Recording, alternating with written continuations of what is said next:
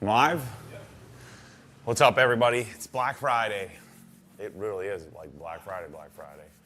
So we're live in Middleton, hopefully with our fiber connection here. Hopefully we'll be good. We have a good, stable connection. But we're going to do a hang here today and wash my M3. I saved it. I didn't really save it, but I haven't gotten a chance to wash it. I got a bad feeling that I'm going to have all kinds of contamination on this thing, so we're going to deal with that here today. But I think what we want to do is talk very specifically about process and product and dig deep into all of the details of washing a car. And this will be the first wash I've done in the garage on the Swiss tracks, but I think this is a pretty good setup where I just get all the cars out of the garage. Everybody seems to panic about mist hitting the cabinets. As long as I don't shoot the pressure washer directly at the cabinets, I mean, it's not a big deal. I mean, the cabinets are powder coated. I mean, they're designed to be working. I mean, the garages in Florida are gonna be pretty humid anyway. So, I don't think it's not that big of a deal to wash in the garage. But I'm waiting on my PPF. I need to call Chicago Auto Pros, or I guess Car Supplies Warehouse. I need to call Jason, get my PPF sent. I think they were cutting it for me, so I gotta ask him about that so I can take the cellophane off. But the garage is coming together. I'm waiting on the TV until I get hopefully a Sony LG dealership set up for Obsessed Home Theater. So anyway, let's get set up. We moved the Comet over here for now. This is where the door is gonna go. So we put the Comet on here. I got our final production prototypes of the OGDI system, and I decided we're gonna put it over here. So the OGDI system is gonna go right here, and then my shelves are gonna go here. These bikes are gonna exit. The kids, they're not really using the bikes the way I thought, so we'll probably just, the bikes that just kind of leave around the yard, which is good for me. So what I'm gonna do is my big travel, my high tower is gonna go to Helen. This medium high tower is going to Helen, so we're going up next week. So we're gonna take those two bikes. The Yeti will be Michelle's sort of family bike. I already have it set up for her. So I'll have my Blur, my Crux, and then we'll have the Yeti over on, hanging on that side out of the way, because I've realized I don't really want to have to take a car out. I want to wash over here so that way I can put it in the two-car bay. So that's the plan. And so let's get set up here. I've got my little temporary Comet set up here plugged in, and then I've got a 75-foot hose on board. Comets are on sale. Everything's on sale. 10% off, free shipping. Like, shipping on this is probably like $80. It's freaking heavy. So let's just kind of get rolling here. I think if you want simple, so many people love that darn giraffe pressure washer. It's a worst pressure washer thing I've ever tested. Just complete garbage, and it's like $400, $500 if you buy the fanciest version. This is $750, I think. So you buy it today, it'd be what, $675. You spend, a couple $100 more, and you get like a legit serviceable. This is an Italian pump, so it's not a Krenzla, but you get a legit serviceable setup. I would highly, highly recommend you head down the path instead. So, and we have this package is the simple package. I think we call this, I'm not sure which version we call this, but if you go on the site, this includes Mosmatic fittings, the OG spec Mosmatic gun and wand, and then you have the pressure washer, but you use the hose that comes with it. If you're going to do this permanently, step one, buy the pressure washer. You can easily take 5 minutes to mount it to the wall. It operates on a 15 amp circuit. This is a non-dedicated 20 amp, so it's fine, but it operates on a 15 as well. If your 15 is loaded up with lights and stuff like that, you may have to do something. But generally speaking, even with the foam cannon, this will work well on a 15 amp circuit. And 4.0 nozzle, does like 1.9 gallons per minute, has the pressure switch, so it will turn off and on its own. I'm going to show you how I have it set up. I'm just going to run my garden hose right from the side of the house into this, and so I have my quick little setup. for most of you, if you're not like super into this, I think this is the way to go. You know, there's all these new garbage. They're all the same thing. You have to remember with a pressure washer, you know, I learned this in buying 100 of them, testing them all. There's like no free lunch in this. We got 110 volts to work with. Unless you're going to go to 240 volt, which of course none of the consumer companies are investing any tech or anything into that.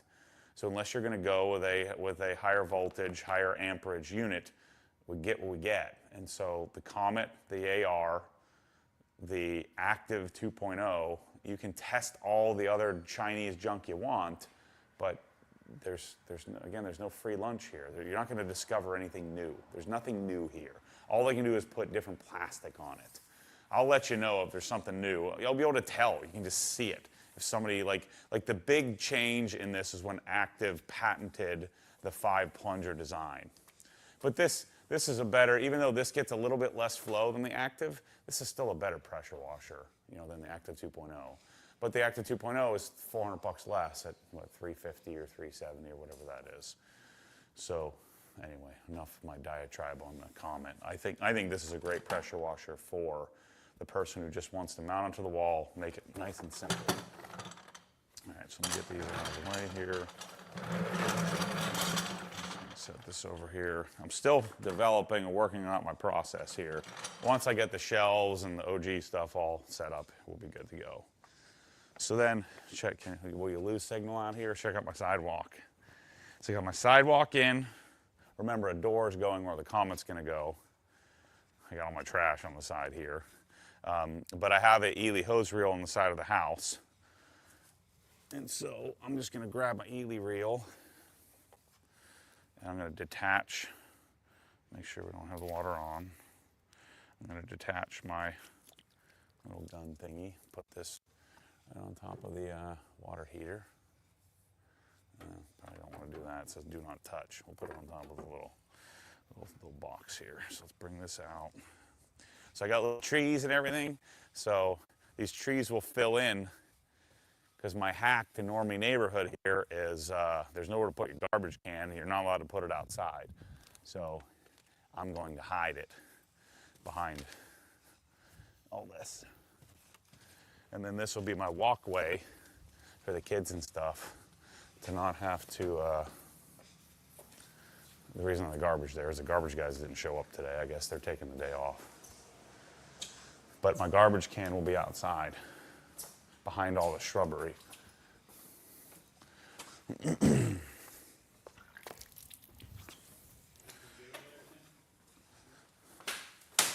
Okay, so I just pull this around. So you can do something similar to this where you have a multifunction garden hose, and see then I just very simply connect it. So I'm plugged in, garden hose on the side, nice easy setup.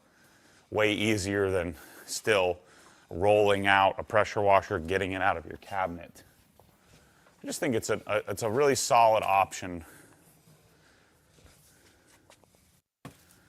I mean, if you really, really value washing, I would highly recommend you go Krensla. But this is a really solid option for us all. Okay, so I like how that's nice and clean. This is going to be a 4.5 hour wash and talk for you, Mike. You told me to go deep on the. Yeah, we need a deep discussion on how to make your washing experience better.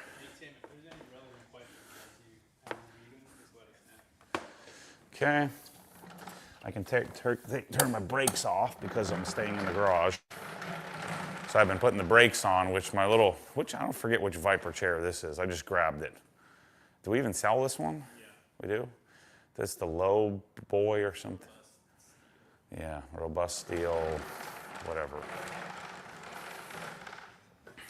It's dirty, I gotta clean it. All right, we'll do this wheel first.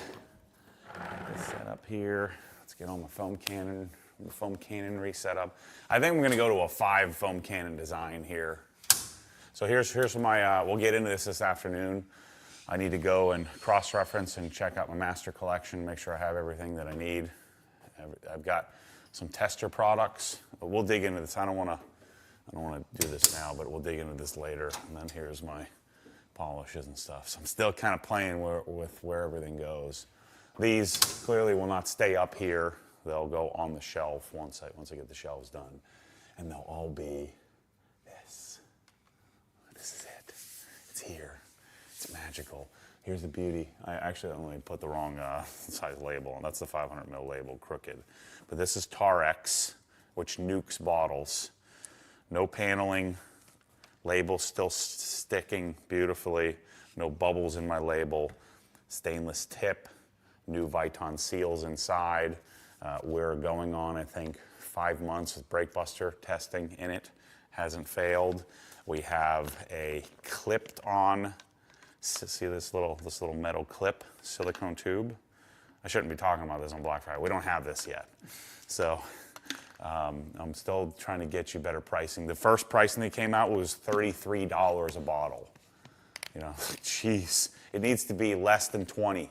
At least I want it to be $18.95, so I'm trying to make that happen by buying enough of them to make it work. Fluorinated bottle, and so the fluorination means that products like Tarex won't seep through it. So this is even though this is an all black head, it's the industrial version of the head with new seals, and then it is freaking magical. The atomization is great, the action is great. Even if I just do a little 10th blip, it's freaking good, man. Stainless T. I think these are 304 stainless tips. Once you get it set, there's not really any need to adjust it. It is just perfection. This is N914 in here, so it's not going to hurt anything. The blue 500s are BOGO right now. Oh, blue 500s are buy one, get one? We're going to need to clear it out. So So yellows and blues, blue 500s, both of the yellows, the 1000s, the 750s, and the 500s. I think we have all three sizes. Those are buy one, get one free, and then they'll probably be 10% off on top of that. We need to clear those out, but they are not. So this is the blue 750. These are not the new design. So what'll happen is, I mean, I've been using these for a year, and the only thing that fails on the current version is with high alkalinity, or if you have some like ammonia or something like that, it'll eventually eat through the seals. And then you'll have tip failures. And so what I always do is I've got like the dozen tips just sitting here, and once in a while I'll have a tip fail. The other thing you can do to help with your tips is after you use it, just back off a quarter turn on it, and that'll help with some of the pressure that happens on them. But what if, let's say you did buy BOGO and get these, clear these out, or you buy the current ones, all you do is just have some extra tips, and they're fine. I mean, they're decent. These are freaking great. And so Tarex doesn't work. It works in the bottle, but the labels will fall off. Everything else works in the bottles. Everything else works with the sprayers. You'll just have some occasional tip failures. But even this is still, what is this, interior cleaner? So the atomization isn't quite as good as the latest version. But these, you've seen me use these for years. So anyway, let's get what we need here to wash the car. So I need... So Mike, the shirt, I got a problem. I was thinking about this. If I'm gonna wear this Carhartt shirt, I'm gonna have to stop doing squats and start just benching and doing curls only, because my arms aren't big enough. See the little pooch here? I'd have to get, I'm not real man enough for this shirt. So you're definitely not real man enough for this shirt. The Carhartt shirts are live. Yeah. It is pretty sweet. Go a size down. I mean, this is a large. And it's, they're big. So if you like a baggy shirt and if you get an XL, if I had an XL, I'd be swimming in it.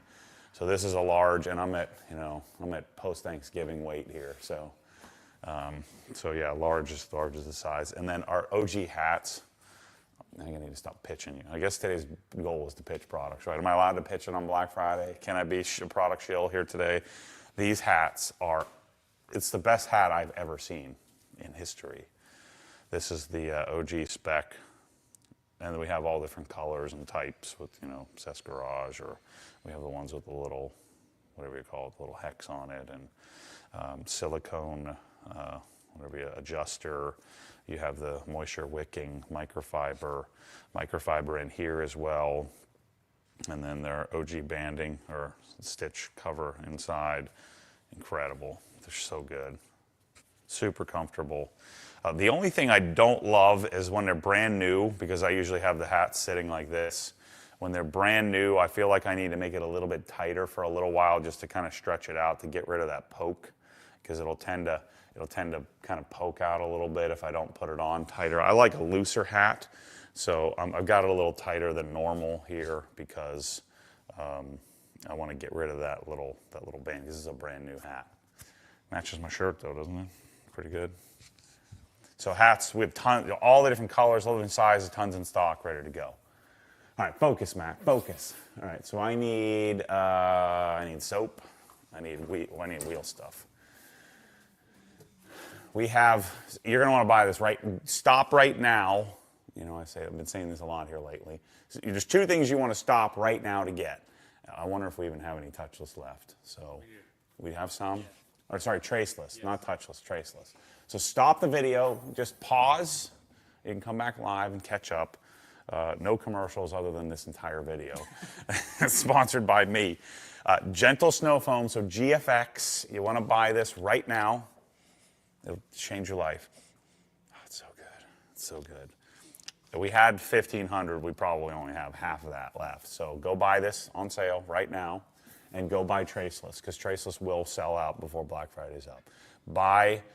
I would suggest you buy, somebody watching this at HQ, grab me, I need 3 more bottles of traceless because I have one at my office upstairs, I'm gonna have one in the kitchen, one in the bathroom, and then one in the garage. And I think traceless will probably nuke the old Press-All bottles, so I need to wait on the new bottles. Actually, no, it's not traceless that nukes. It's touchless that nukes bottles. So the touchless has a special liner inside of the gallon. So touchless is a little bit problematic, and it'll eat through and seep through like a normal HPDE bottle. But we have plenty of touchless, so you don't have to rush. Although you should probably buy that too, but you don't have to rush. But if there's 3 things you want to buy, 2 things, GFX, buy that now because we'll run out of this. Traceless, we'll probably run out of this. It's really hard to get here because it's like hyper flammable and we can't air freight it, and so it has to come by snail mail on a slow boat. So buy these 2 right frickin' now. Go get those because they're going to sell out. This touchless won't sell out, so you can take your time and get that whenever you want. Anyway, so we're doing GFX, which I already have mixed up here. So I got my GFX ready. And I think I'm gonna have to, I got kind of messed up because we did the, okay, that doesn't have the metering tip in it. So I think I've gotta fix my setup here. This will be coming soon here, but I have the rip and rag. This is the 12-inch Pearl rip and rag, but I've got it on Bryce's little magnetic. This thing's pretty cool. Not available yet. I shouldn't show this to you, but this is pretty sweet. It's like super magnets. So I took it out of the box. Anyway, a lot going on here. I'm all over the place. I don't know how to do live. I'm nervous. You're going to have to take a break for a week after this. All right, yeah, that's what I thought. So I kind of messed this up here in that something was going on. The metering wasn't working when I was at HQ, and I was doing something. At HQ doing a live stream at the Cars and Culture event, which was amazing, by the way. We had like full parking lot. So I imagine we're going to need more parking lots coming up in the future. All right, so GFX is already mixed up, 150 milliliters. So I'm not metering it with the metering tip. A lot of people are asking me about this little pink tip here. We'll see what tip I need to use, if I can use this on the double Krenzla. But this one worked well. So there's a tiny little hole in there. So all it does is take the normal siphoning, or the normal Venturi siphoning, and it changes the orifice size of siphoning, and so you can use more concentrated soap. But right now I have diluted soap, so I have 150 mils of soap and then rest water in my foam cannon. So we'll roll with that now. And then we need to mix up some built hamber. I'm gonna have to just gonna have to punt this, and we'll start fresh. It's always good to mix it up and show you how to do this.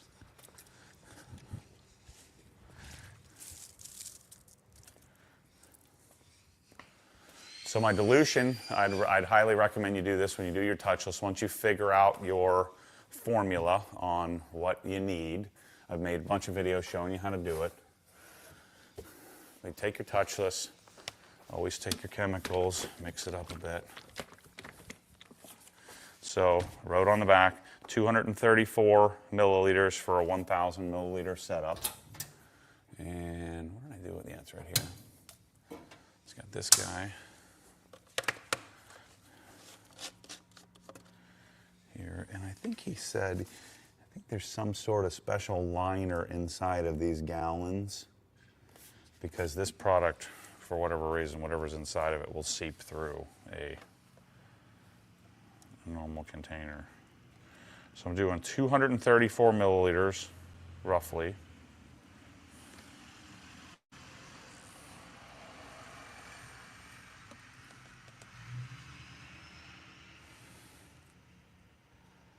That's 225. That's an unacceptable. I'd rather go over than under. There we go. So got that. I'm gonna walk in the kitchen, fill the rest of the way up.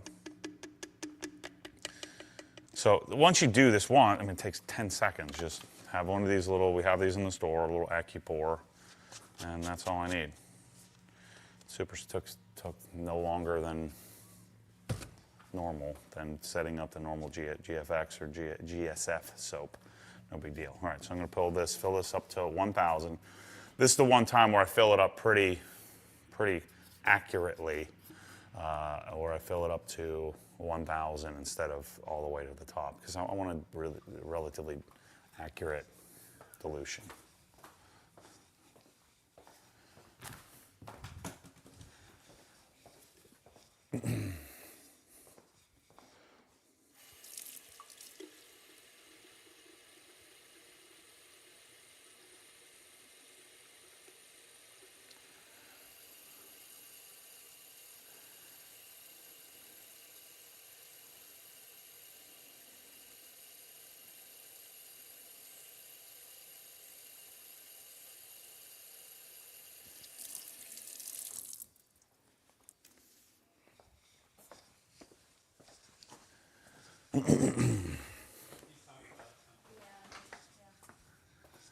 Yeah, I'm gonna have to stop squatting.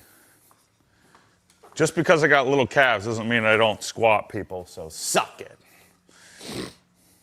If you're crossfitting, you're squatting. It's part of the deal. All right, so got my built hammer mixed up here. I have a little cross-contamination there of the GFX that was in there, but we'll deal with this. We'll put this back in later. So GFX, built hammer touchless. You won't need either one of these guys. And then the other thing that's coming will be our squeeze bottles. This is GSF in there. So let's see. So let me get the foam cannon for wheels. So got this guy here. Get our wheels ready. And then what? Why 5 foam cans? You were saying you might go to 5. What? Why Oh, 5 foam cannons. Oh, sorry. I'm like, why 5 foam cannons? What are you talking about? Why 5? So what I'm finding is if I'm metering, so 5 foam cannons, if I'm metering, so I need a foam cannon for touchless. I need a foam cannon for brake buster. I need a foam cannon for GSF, but I'm metering GSF now. See, in the past, I would mix up 150 milliliters of GSF in a 750 ml total solution, so 600 mils of water. I would use that on the car, and then the foam cannon was empty. So if I then wanted to switch to reset, in which I use often, or I was going to decon, which I would do often, I would have I would have an empty foam cannon to work with. But now I generally won't have an empty foam cannon because touchless, half the time I'm only going to use half the solution. So half the time touchless is in the foam cannon. I always have non-diluted brake buster in the foam cannon, and now I'm going to have non-diluted GSF in the foam cannon because I'm metering. So I would want a fourth foam cannon for reset, and I guess a fifth foam cannon for decon. I'm in the business of selling stuff here, so I know it's ridiculous. Or you could just not be lazy and just clean it out. Or what would be probably smarter, actually, instead of being baller here, just get empty containers because they have an empty container with a cap. I'm not doing that. I don't want to do that. And so if I'm going to do non-diluted soap, then I'm going to put it in the foam cannon and leave it. And if you have just the caps, you wouldn't be able to mount them. The other thing you could consider, I bet you the thread doesn't match up though, because the Griot's foam cannon has, let me see this one here. The Griot's has the little screw thingy, because Griot's is designed to fit on a Griot's bottle. Yeah, the thread pitch is different.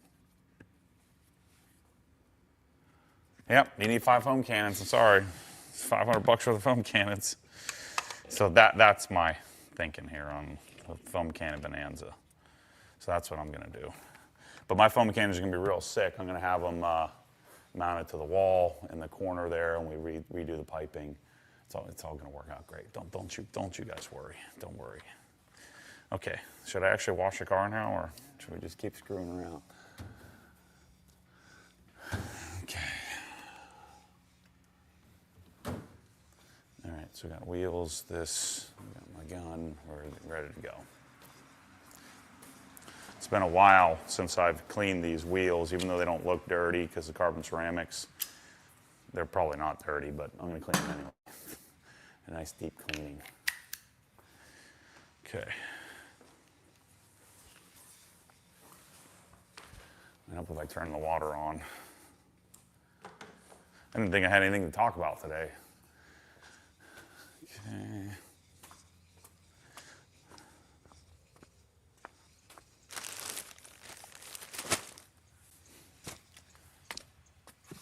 Where am I going?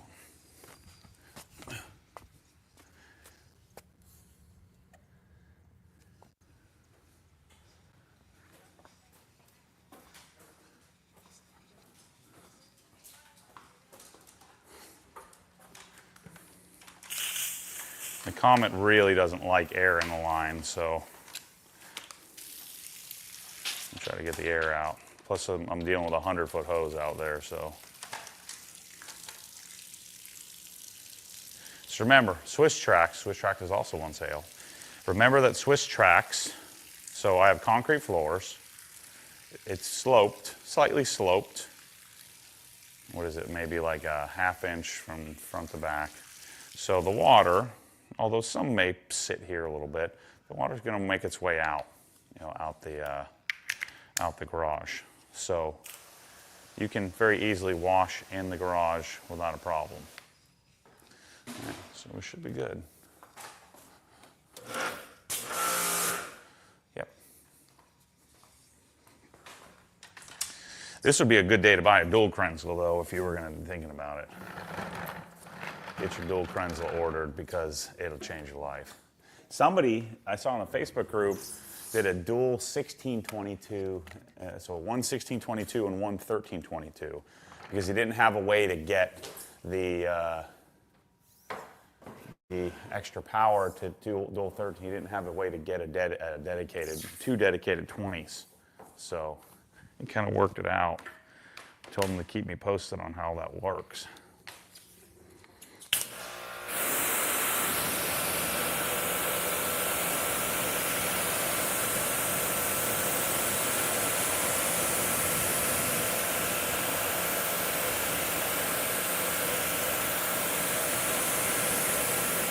So these wheels are Deluxe Gliss is what's on them. And then these are carbon ceramic brakes, so they stay pretty clean. But I haven't done like a full cleaning to the wheels in 3 months, so it's time to do that.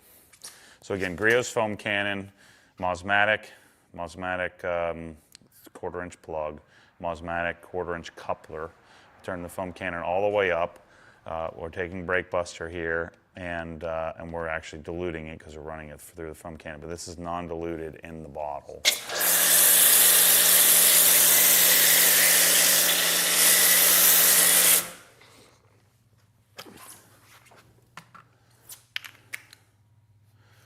And then on these wheels, I think most of it I can do. So this is an Incredibrush. This is the Incredibrush flat. But I don't love the handle on this. It's a little too floppy. And so I actually like the Detail Factory handle. And so you've seen me do this before, but so I throw away the detail, this is expensive, but I throw away the Detail Factory insert or whatever cover, take and buy a Incredibrush flat cover, and then you have to take the tip and cut about 2.5 inches off at the end, so this will fit. But then I have a better handle and a better, whatever you want to call this thing, better sponge cover.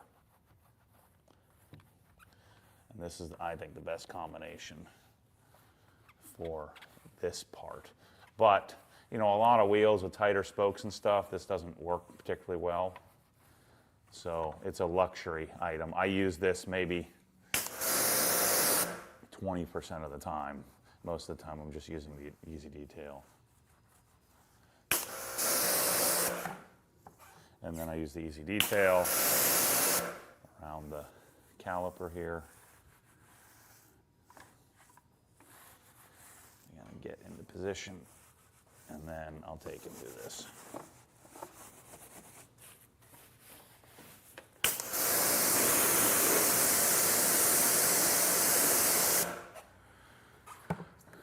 Then we'll hit with the, I think the Race Glaze is still the best brush of the lugs.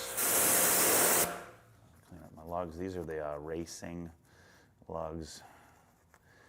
This is my favorite car of all time to wash. My E92, especially this one, because this one is freaking sweet. I promise, if the dirt comes off, I will never let you get this dirty ever again, I promise. This was a bad streak. I will never park you outside again overnight. Just let it come clean here. Then I've got the Flexi Pad, or the OG lambskin mitt. I'm kind of playing with the Rag Company one. There are some pros and cons to both.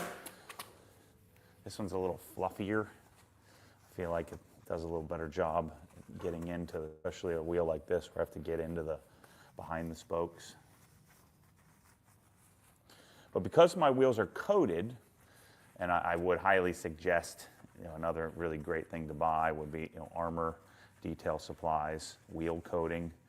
That's a brand maker. That product is the Armor wheel coating is absolutely amazing.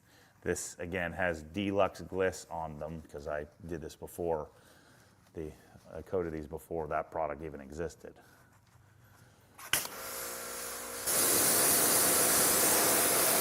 But Armor wheel coating is pretty sick. So then I've got, let's see if I've nuked my spray head. Nope, the spray head's still good.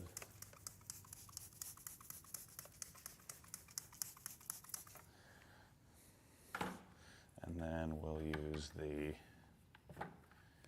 Detail Factory wheel brush. Tire brush, sorry. So remember, my philosophy here is that my wheels are coated, so I don't need a heavy-duty wheel cleaner. You could consider just using touchless and GSF on your wheels. May not be a bad idea.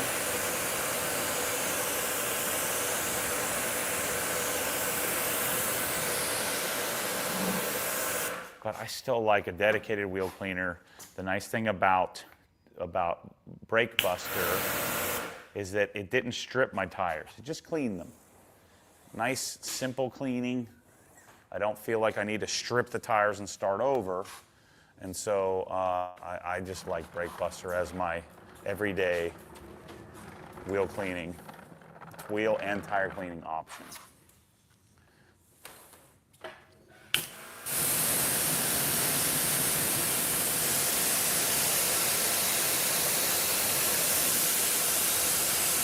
This is a really important step with carbon ceramics. Carbon ceramics get squeaky. The dust is much, much finer than regular brake dust. At least I'm assuming it is. And so I want to get the carbon ceramic dust out of the, out of the rotor, out of the caliper, out of the, the whole area of the wheel. And the only really way to do that is to have to have some water movement at speed, and so a pressure washer really helps with that.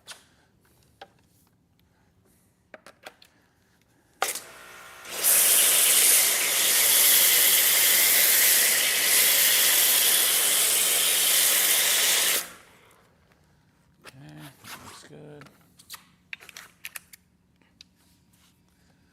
So see this one here, if I use the regular credit brush,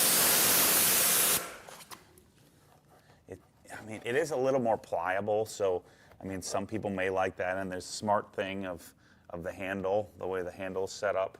It's soft, so as it hits the wheel, it doesn't do any kind of damage. The detail factory is also soft, but not as soft. So I think some people may prefer the traditional. I just don't like how impliable or overly pliable it is. It's just kind of floppy. And that's why I like doing the detail factory modification. This one does fit behind the smaller rear, except this one section.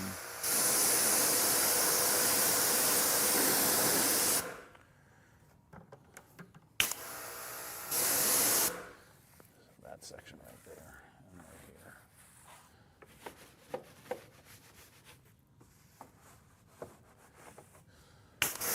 Tomorrow, we're going to start to dig into the Raptor. So you were yelling at me for years about doing clean cars.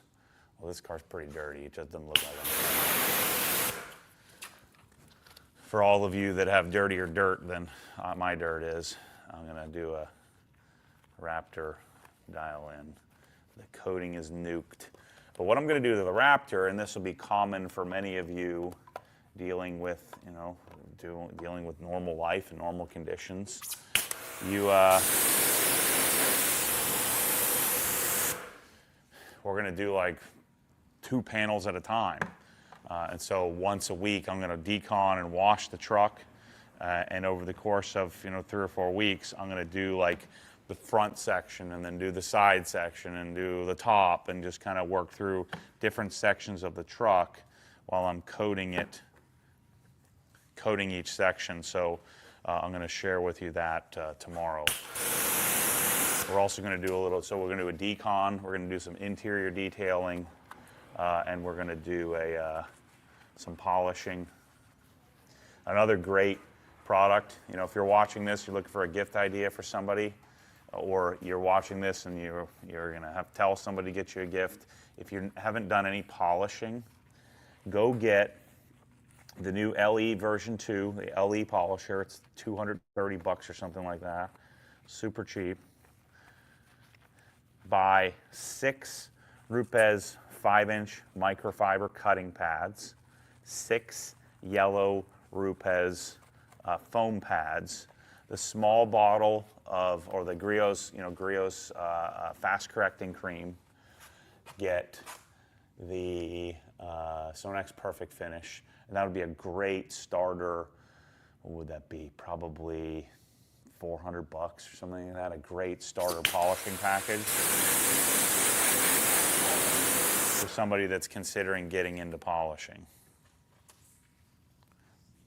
Just buy it for yourself and then give it to somebody to give to you, which I think is a stupid thing, but Michelle seems to like doing that. Anytime I order something this time of year, I have to send it to OG because she'll steal it and wrap it. Like, no, I ordered that. I ordered toothpaste because I needed it. And she'll take it and not let me have it.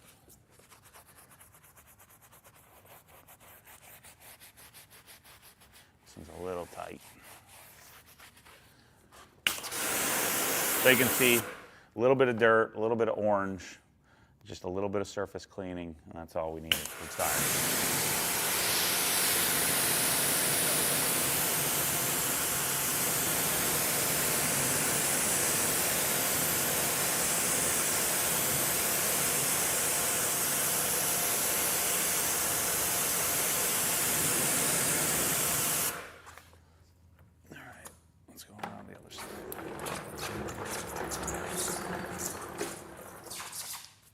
Yeah, this is a nice garage experience, nice washing experience.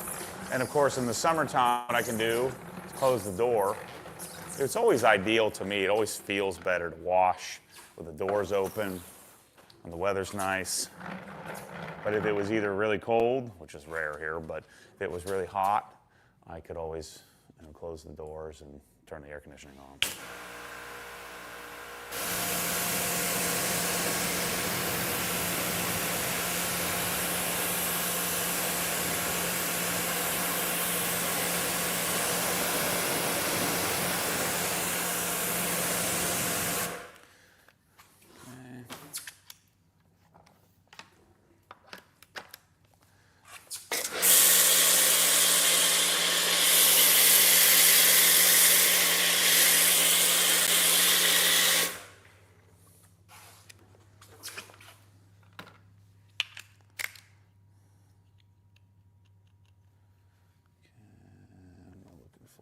This guy.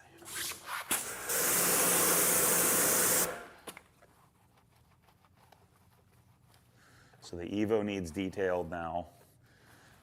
The coating's done. The Raptor needs detailed. And then once I get my life in order here, I'll probably get my outdoor kitchen done, my home theater set up, I'll start tearing into the GT3 RS, take the PPF off, polish the underlying.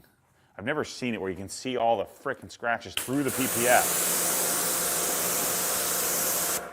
I think it might be S-Tech PPF on that thing. Should be a shame to tear it off. Yeah, but I got to take the PPF off and start digging into that car. I still haven't put the Dundon exhaust on it. It's gonna be fun though, in like a nice normal garage here, normie garage, working on projects. I think it's gonna be cool.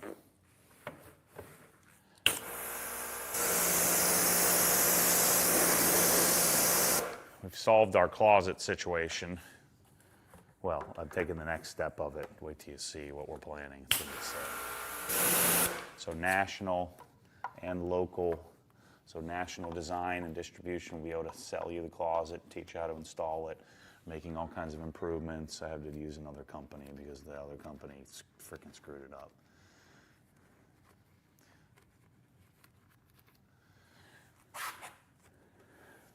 So hopefully the guy that made a comment on the latest Wash and Talk about, I think he had a damaged Cox hose reel. I don't know where he's sending emails to, but I know that our tech support team here doesn't miss emails. He's here running the live stream. We don't miss emails, but some guy said he sent an email 2 weeks apart, and it was poor packaging, which we don't do. In other words, UPS probably punted the darn Cox hose reel and jacked it up.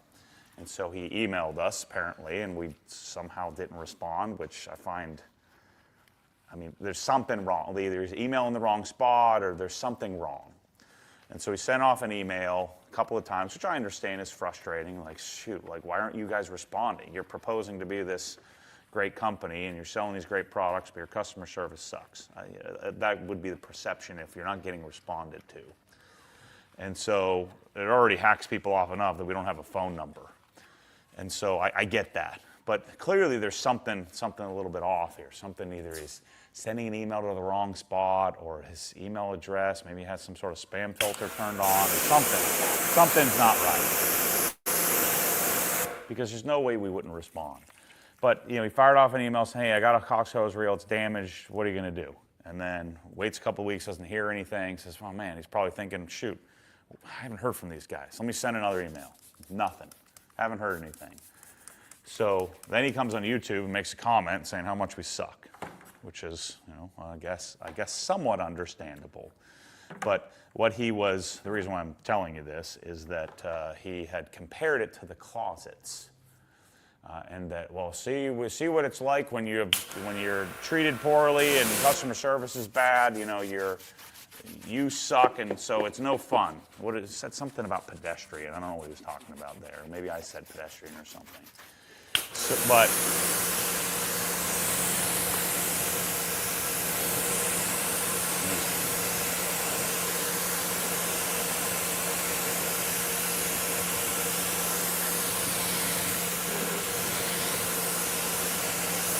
So anyway, I get in a normal situation, you buy something, it's damaged, you want some support, and then some people, tend to get really entitled about that. I didn't get that sense from him in the comment, that he was like, man, I demand, he wasn't, I didn't get that tone from what he typed up. He's just like, hey, you're complaining about your closets being janky and not getting great service.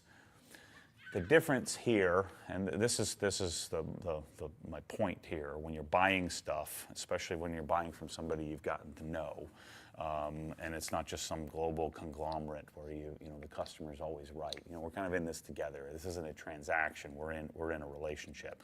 I appreciate you honoring the source, but we're just a couple of people shipping out stuff and doing things as best we can. And if we just give everybody every time they have an entitled whim, and just sent everything out for free all the time, I'd be out of business, and then we wouldn't have this relationship.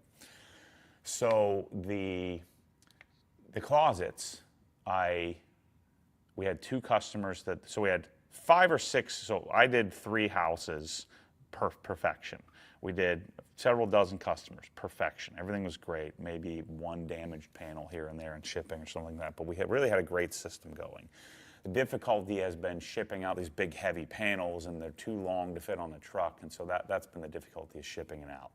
So a few guys had ordered it, and then they had to older gentleman got his, and he had to the truck guys were, well, you got to get this off the truck somehow. And he's had to I guess hire some people to come help him out. So that's stuff we've had to figure out, and then we offered a white glove delivery, and so we figured out all this stuff. Perfect. And so then I had 2 customers, the last 2 customers, total disaster. Holes weren't drilled right, the material was different, the edge banding wasn't the same, and so we were working with the company to try to figure out what the heck's going on. Tried to, the one customer just gave him all of his money back and canceled his order. The other customer, I gave him 75% of his money back, of which I paid almost all of that. The company didn't want to pay it at first. They said they're just blaming their machine. I'm like, well, it's your machine, and I want to cancel out any profit we had and then some, and let's make it right with the customer. Let's give him his money back. As much as money back as possible. They didn't want to do that, so I talked him into that. So that was the first time I was frustrated. So then on my closets, I ordered in June. Paid in full, and I want to video this whole process and continue to build this case for why I think these closets are the best closets. And so I called them and said, look, I understand you changed machines, you changed software, you changed the factory, but what I need you to do so I can video this, if we're going to make this case for people, first of all, you got to fix the problems, and then you got to pre-build it before you send it to me. And so we had a 2-hour-long conversation about this. Otherwise, I'm just going to cancel this and I'm going to figure something else out. And so they said, no, we've already made the material, we can't cancel it. I said, fine, well, let's do it, but make sure it's right. And they sent me the biggest disaster you could possibly imagine. Nothing works. Mike and I are having to custom cut everything. A closet that should have taken us Should have taken us 3 hours. Took us 3 days. I had to bring 8 people here just to decipher what each panel was. So we're 40, 50 man hours into it. 6 or 8 calls with them, FaceTiming, sharing with them the details. What I'm getting at here is that sometimes we have to work for it. And I worked for it to the point to where I don't think I can deliver this to a customer ever. And so there's entitlement that, hey, my thing is damaged, you owe me, get it done right this minute. I didn't get the sense from him. He didn't come across entitled. There's just a communication issue here. We're not connecting somehow. But a lot of people, if I can give you some solid advice in life, and I didn't tell the whole story of the closets. If you live your life entitled to, I'm always right, customer's always right, same thing's going to happen to you in whatever business you're in. And you're always going to be behind, wasting time, demanding on the entitled side when something doesn't go right for you, and you're always going to be getting your time wasted by other people demanding the same thing of you. Because I believe that you tend to be surrounded in life by people that are like you. You tend to attract people that are like you. And so, for example, this gentleman with the hose reels, what I would do if I was him, say, man, something's not connecting. Maybe I should send an email to Matt. Hey, Matt, can you connect me with somebody to get this taken care of? Because I already sent an email off twice. Instead of this going on YouTube and telling us how much we suck. Instead, hey, there's something wrong here. I got to work for it a little bit. So the moral of my story here is I literally could not have worked anymore, and I should have quit 20 hours into the trying to solve the closet equation. I actually should have quit before they even sent it to me because they messed up 2 customers and didn't want to make it right. And I wasn't asking them to completely make it right. I was covering most of the cost. I gave the shipping fees back or paid for, paid way above because they got way more profit than I did. And so moral of my story here is if you drop the entitlement and you work for it, we're in this together, and you try to work with companies where you have a relationship with them, develop that relationship, we'll take care of you, as much as we can. But sometimes it means there's nothing worse than when you get something you had planned for it to work, it was damaged or didn't work out the way you had planned, and it throws off your schedule. We all have that tendency to start throwing blame around instead of saying, you know what, sometimes this happens. Let me see if I can figure out a way. Let me work. I know I'm going to have to work for it a little bit harder, and that's part of the deal. Like we had several damaged cabinets with ProSlat. It threw off our timeline, but there's no entitlement. Hey, I always offer, can I just buy another cabinet? And then they'd say, no, we screwed this up. Let me send this to you. So anyway, what I'm getting at here is if you take the positive tact, I know because my face, the way it looks, everybody thinks I'm negative, but I'm actually a really positive dude.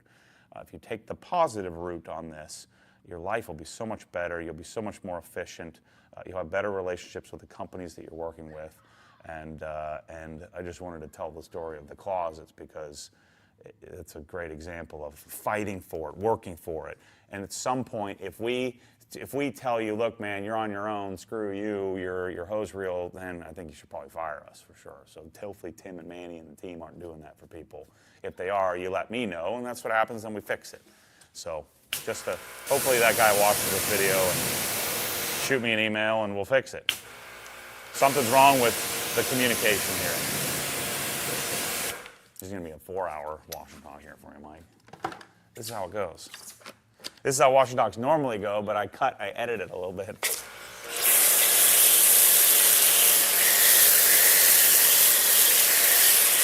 Maybe I should eat some more bread. It gets me fired up.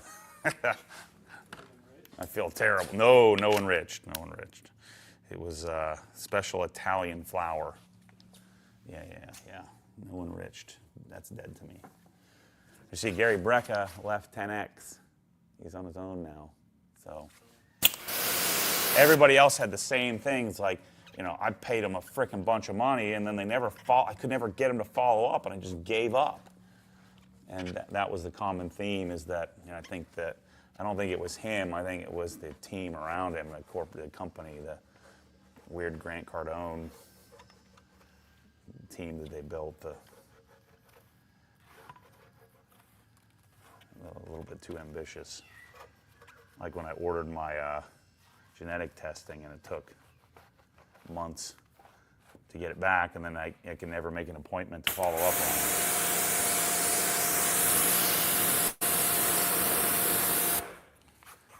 Ring that out. What else do we got going on Black Friday that's exciting? Nothing but excitement.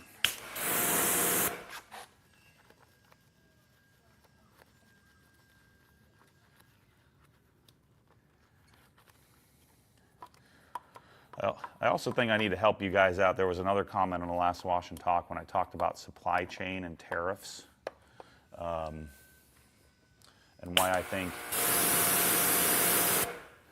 long term. So remind me to talk about that as we get toward maybe drying the car. But I've observed some things. I have a much more unique vantage point, and even versus other business owners, I think about things quite a bit differently. And so there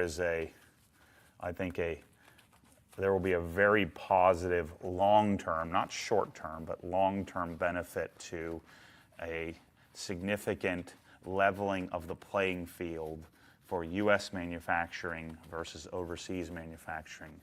And one way to do that in the short term is by using the tariff system in order to make U.S.-made products more competitive.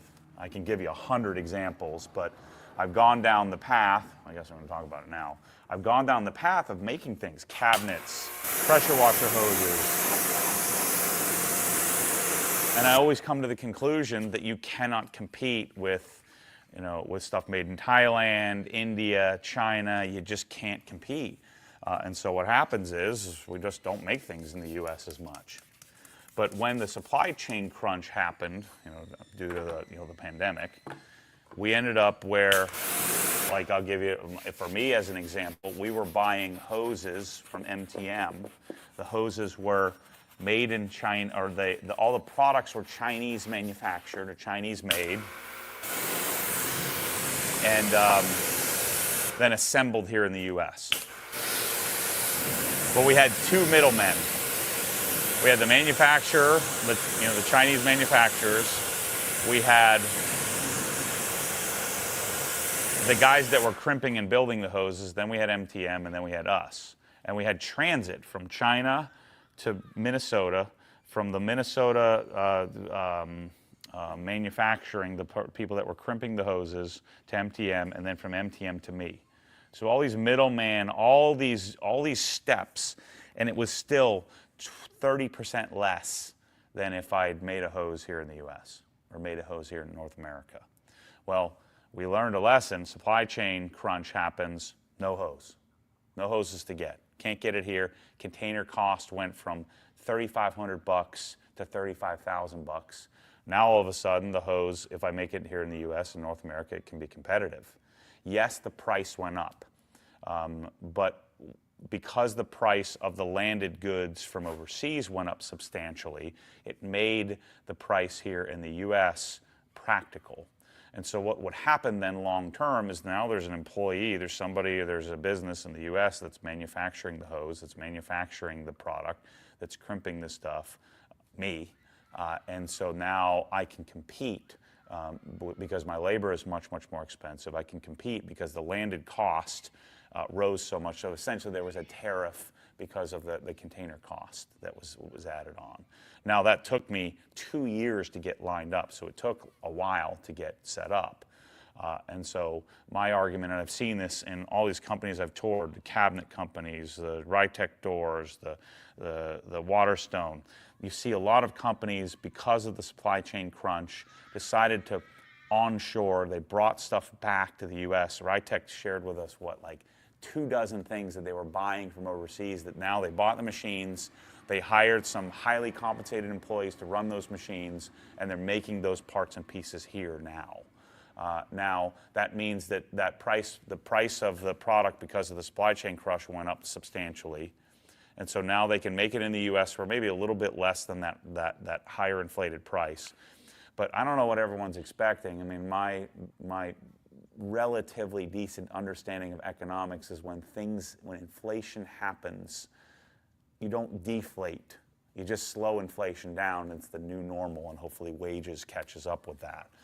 And so if the new administration, what I was talking about, is being relieved, that I think that there's going to be a renaissance in U.S. manufacturing if they do what they say they're going to do, and they start to make a level playing field for U.S.-made products versus Chinese, Indian, Taiwanese, Thailand, stuff that are made over in areas that have less expensive labor. I think that we could possibly have a renaissance here in the U.S. We'll make a lot more products like not this pressure washer hose, but the OG spec hose now becomes viable. I would probably be able to make, we're making pro slat cabinets here in North America. We can start to see manufacturing come back over here because now we can be competitive because the pricing of the stuff coming from overseas is not making it cost prohibitive to do it here. Hope that makes sense. It's quite a bit more complicated than that. I understand that. If you're thinking short term, you're thinking, well, shoot, a 25% tariff on Chinese stuff means that it's going to get passed on to the consumer. Yes, it will in the short term. So that I can't deny. But in the long term, we can see a substantial economic benefit. Let's get some polishing soap here because I probably need to clean this up.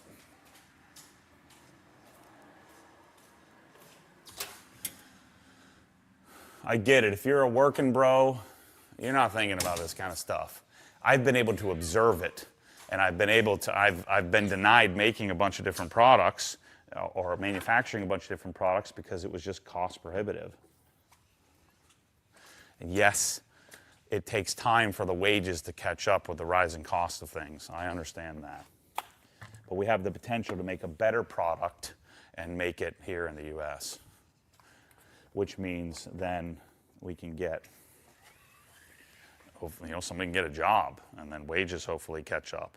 But that takes time, and it takes a commitment to short-term pain. I totally get the short-term pain. It's the short-term pain or complete long-term failure. Too far?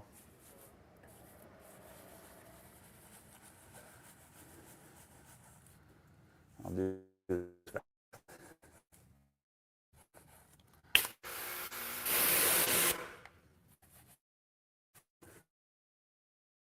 Wash and talk, you always get more than you bargain for, Mike.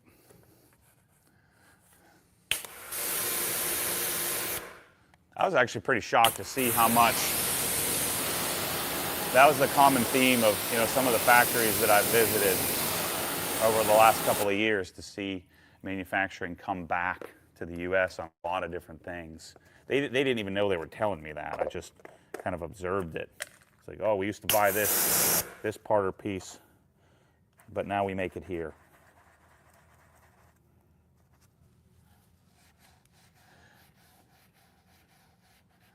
And there will be some short-term suffering to companies that rely 100% on Chinese manufactured goods. Like Tool Grid is one. But it would mean that they probably need to respond long-term. Short-term pain for long-term gain. So this is P21S polishing soap. Don't buy 2 of them or 3 of them. One of these will last you the rest of your darn life. Just buy one. It's like $20 or something like that. And this is a great solution to clean up your exhaust tips once a month or so.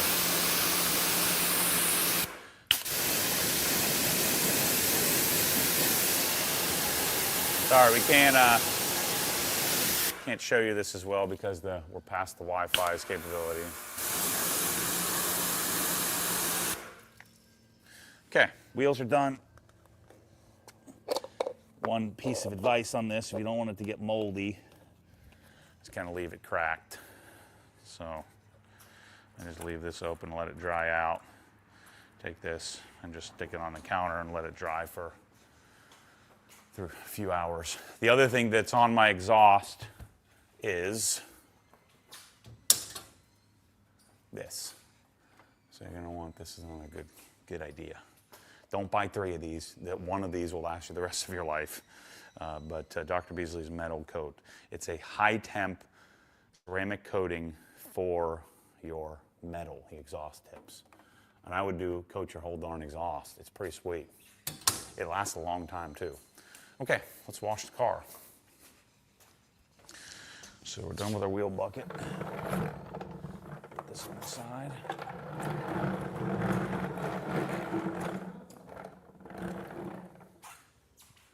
I still think the best gift that you could get, or it's a little bit more of a like wife to husband type gift, is the bucket package, because it's pretty expensive.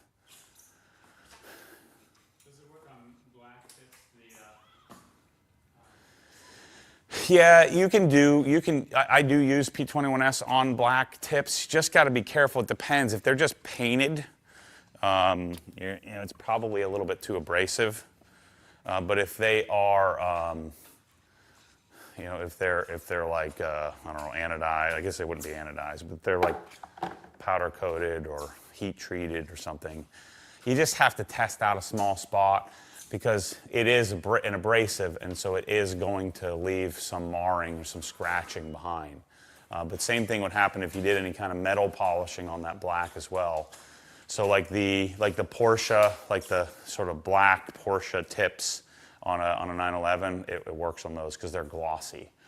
The other product that you would want to have, which is the next step, is Carpro metallic cut.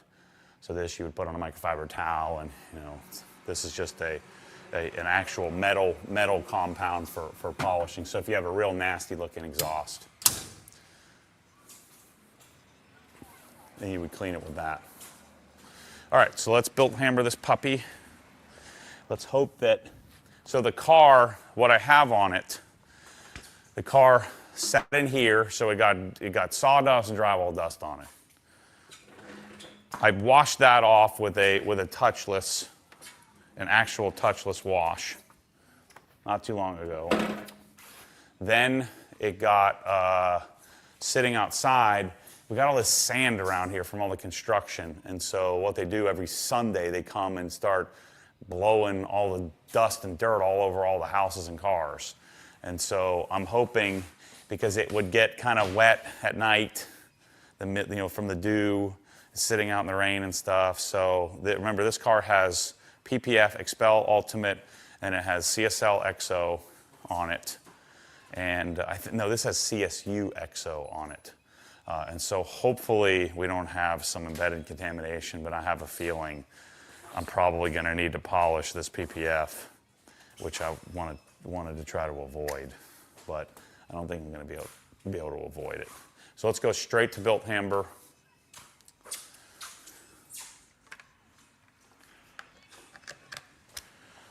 Oops, that's not built hammer. That's GFX. This is built hammer. So let's get this on the car and let it sit.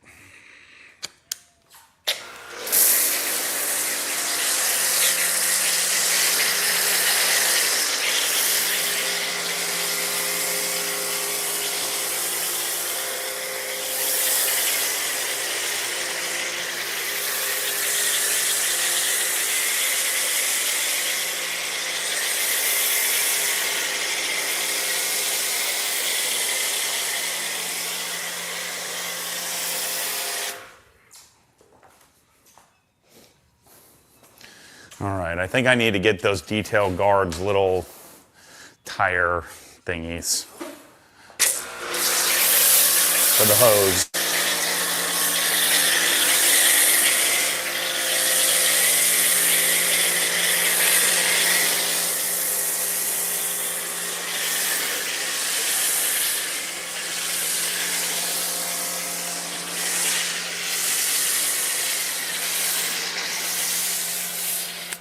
All right.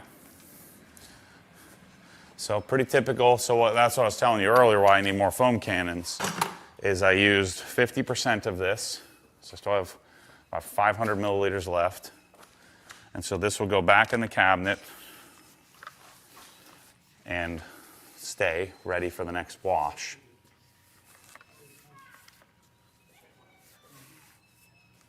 We lost it. It was just people were complaining about audio, but it's freaking loud.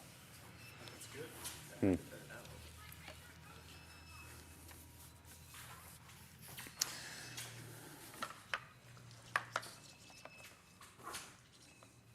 So this is clean, ready to put back in the cabinet. So when you're washing, you have two different pad options, I think. I think these are the two that you consider. So you have Incredipad XL, and you have Deli Pad, which is not an XL. Pros and cons. In order for the Deli Pad to work, they had to use a different foam inside of it. So the Deli Pad has more microfiber content.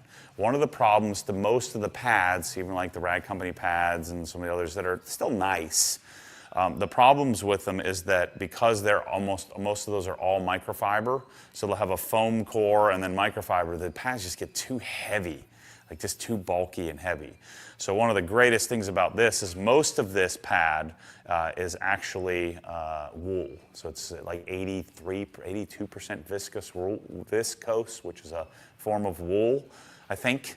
And then just the blue section is the microfiber. So the white is the wool, and then the other is the little thinner white, and the blue is a microfiber. And it's a 70-30 blend. And then they perfected the material inside of here. The disadvantage to the Deli Pad, it's a little bit stiffer in the corners here and never really softens up, or this will soften up. I've got some older ones here. They get, kind of a little bit different. So let's, here's ones that I've used a bunch. So this does round off a little bit more. So here's a brand new one. And here's a slightly used one, so that starts to round off a little bit more and does kind of soften up a bit. But this is designed for paints that are softer that tend to scratch. This is designed for all paints, but it also depends on what you prefer. I don't like mitts, I like pads, and you can see the size difference. If I were you and you're considering it, buy one of each, but I promise you, whatever you're using is in a different class than these. So if it's not a microfiber madness pad, then you're not getting the best experience. I can promise you that. So I would highly, highly recommend, and nothing's better than a brand new one, but wash it after every wash in the washer with your microfiber towels, and I wash it with rags to riches. But these are the best on the planet. All right, it's been about 5 minutes of me yapping. I got to make up for my my no yap period there at SEMA when I lost my voice. Guys asking why his pressure washer flips the breaker when he's running his foam can. So if your pressure washer is tripping your breaker when you're using your foam can, and I almost guarantee you it's because you're using a 1.1 millimeter orifice, and your pressure washer probably needs a 1.25.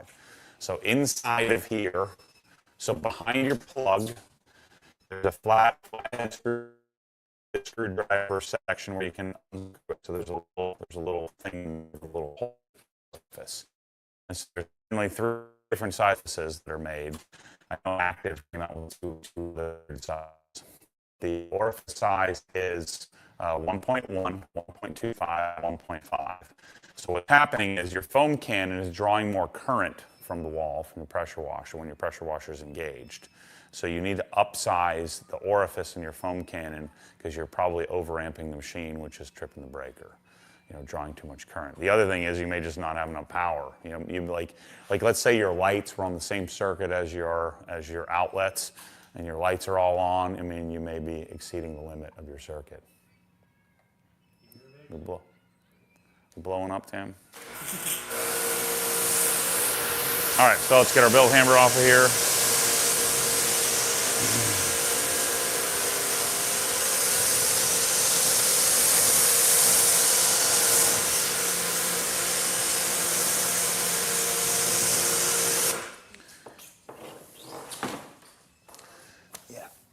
I need a boom pole is what I need. We'll get a boom pole at the design studio down the street.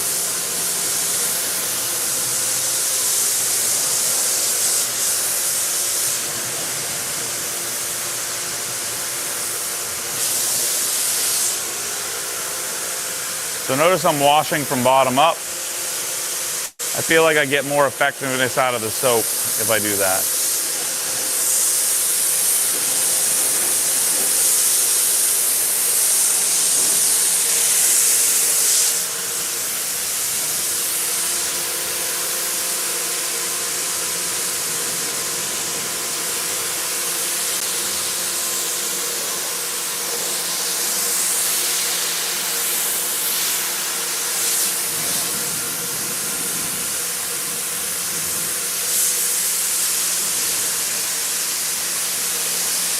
You know, one of the things I wish I had done is I wish I had done a frequency test.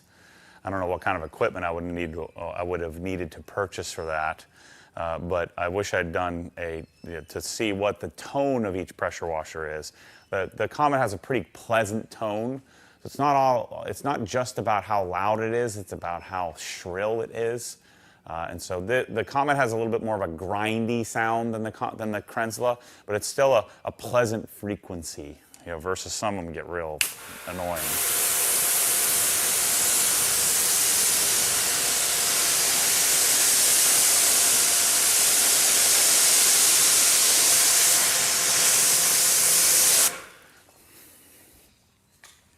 So leave the top for last, just kind of go around. Now, it's not critical to get all this completely off the car because we're going to foam it again with GFX.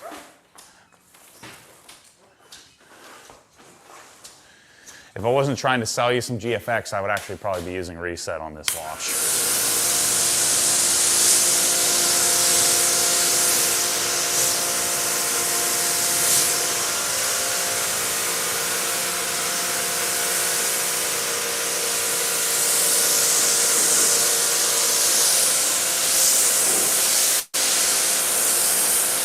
So Rusty that bought my house, he's moving in, so he's been like me, hasn't been able to wash his cars. He used the dual Krenzla for the first time, and he said, "You normally oversell things, or hard sell things." He's like, "I think you undersold how amazing the washing experience is with a dual Krenzla." Remember, when you go dual, so right now our inline pressure on most of these, decent, pressure washers is around 1,000 PSI. So I'm holding 1,000 PSI in pressure. So when I pull the trigger, notice there's like no kick. Just a little bit of kickback. If you do a bigger pump, so a lot of people always say, well, now instead of doing duals, why don't I just do a bigger 240 volt, 30 amp. Those almost always hold more in. I would need to actually get my full hand on it because there's a lot of kick. So when you do a dual low pressure, higher flowing setup, you get the same kind of no kickback. It just makes for a better experience, I'm telling you. And then I would have been rinsed. I would have had this car rinsed in half the time.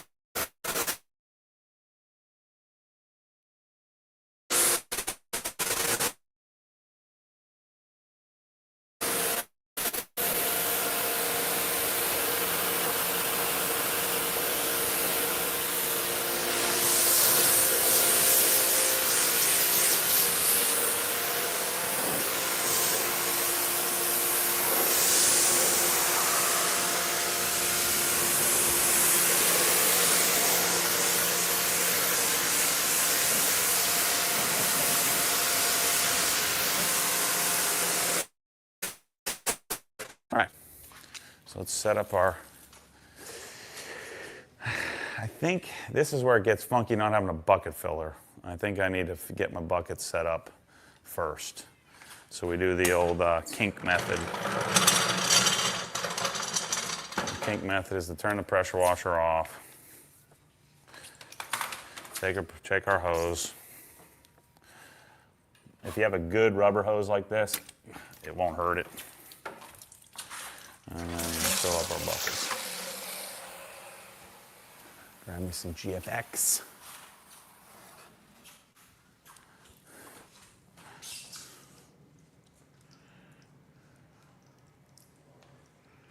I'm like a chef. I don't need no stinking measuring cups for that. I just know how much spice to put in the bucket. I don't know. I'm a bit of a soap whore, and then I use probably more soap than you should. I don't know that I would do that if I didn't have access to infinite amounts of soap at wholesale pricing.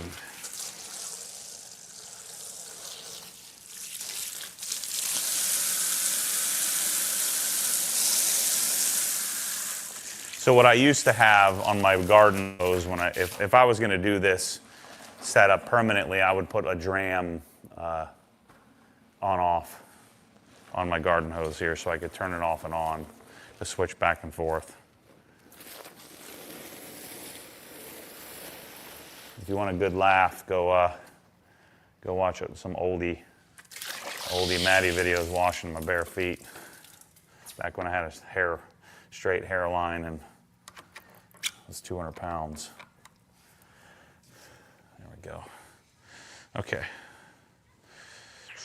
So let's foam the car, and then we're ready to wash. GFX is about to smell real nice in here. The other cool thing when you wash in your garage, and your garage smells like GFX for like a week. Oh, I'm gonna turn it back on.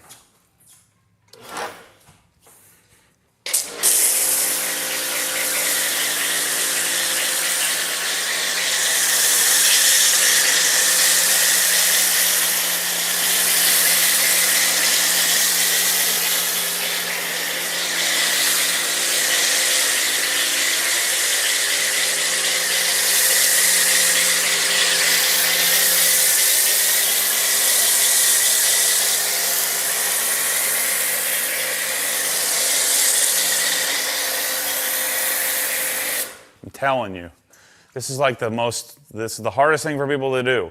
Smooth. Every time I wash, if you ever have the chance to wash a car with me and you're using the foam cannon, just be smooth. Be smooth with it. Cover the whole surface.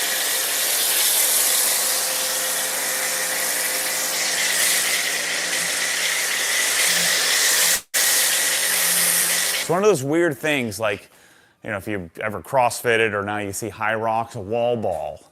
Why? It's the easiest movement to do on the freaking planet. And no one can do it. Almost no one. No one with a brain. And so all these people do it wrong. Same thing with this. So there's something that isn't connecting with my brain and most people's brains.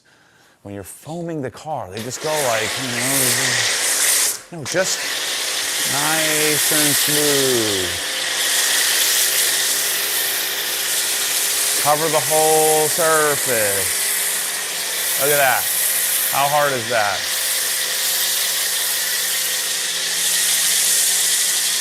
Stay nice and organized.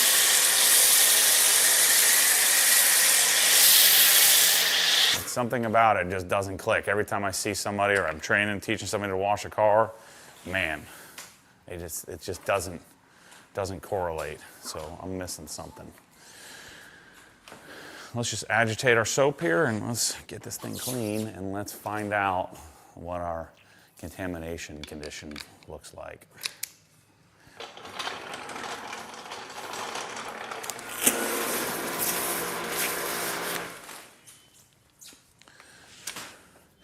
I got some sad news. My slat wall vibrates when I'm in here jamming with my frickin' core sub. God dang it. Slat wall.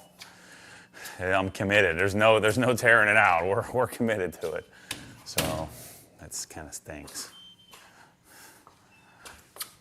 And I don't think you could just silicone the joints because the whole darn thing just has a resonant frequency to it.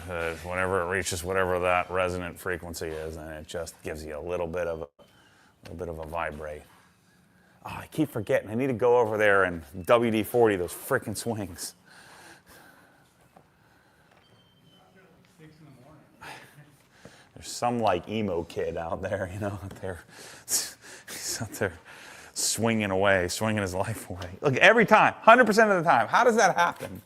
We need to go back and mark the video. You need to teach me. Speaking of teaching people something, how does that happen every time? This leg in that spot.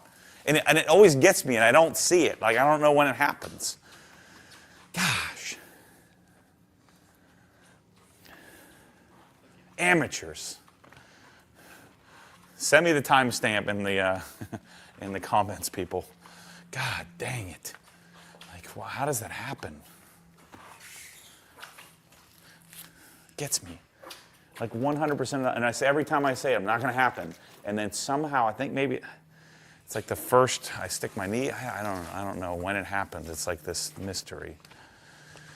Speaking of broken brains, I'm telling you, this car is the best car to wash. Just something about the proportions, the way everything sits. The only bad part about this car are the darn little vent scoops, the intake scoop on the hood.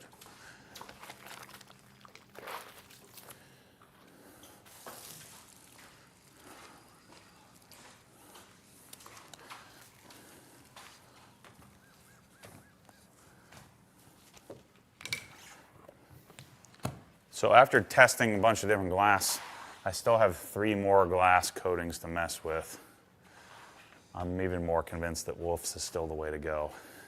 So on that Art to Shine, you saw me on the Wash and Talk, the Clarify Phobic doesn't work. Smears crazy. The Diamond Protect is pretty terrible. The V2, I need to give Bradley some feedback. The V2 of the Armor glass coating, the prototype also didn't work for squat. So I have the Glaco stuff to try. I have the new CarPro glass coating to try. I have, what else do I have in there? Try H2Go again from Angel Wax.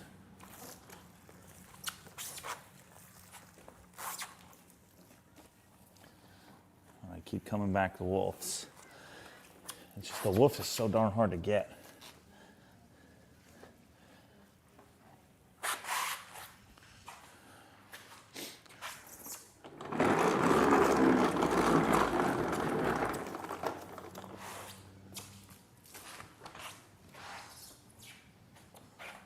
Oh man. Shoot. Shoot. It's contaminated to crap. Shoot. I think I might be able to save it. I'll show you guys what I'm going to do here in a minute. That sucks. I have a feeling it's all good on the side. Just the tops.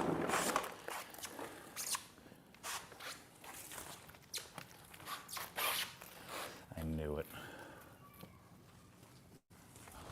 Just letting the contaminants sit out there and bake in the sun for days on end.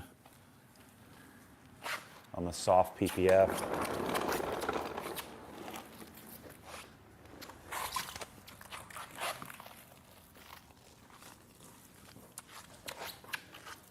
Yeah, all the sides of the car are good.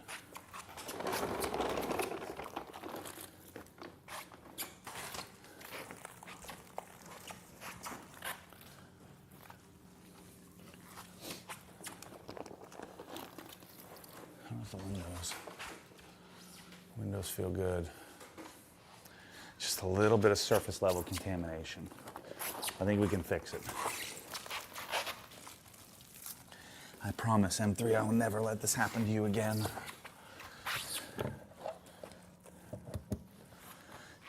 The M3 doesn't run for squat. I'm gonna try changing the plugs, get the gas out of it.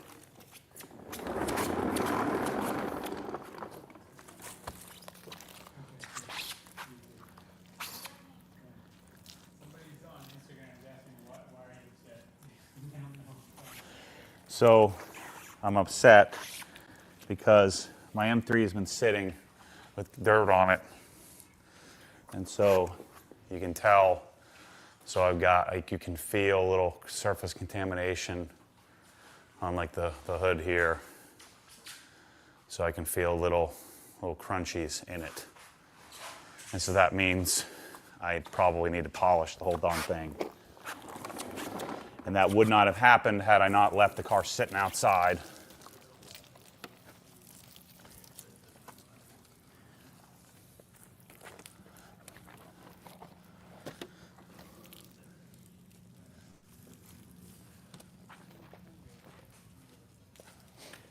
Okay.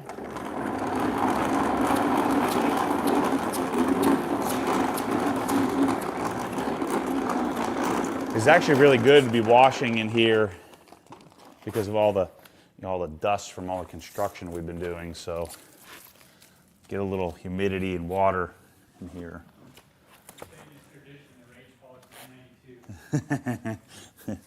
I don't want to rage polish anything, Mike. I want a happy polish. God dang it.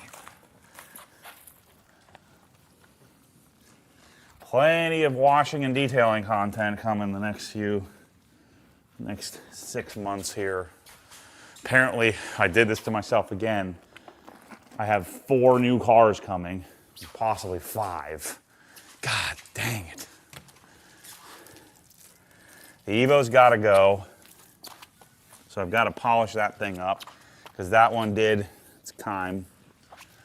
That one has a bunch of contamination sitting outside. I got 2 Amiras, a Bronco, GT4 RS, and I do want to get a Tesla Model S. All right, so let's rinse this thing off and let's see if we can fix this.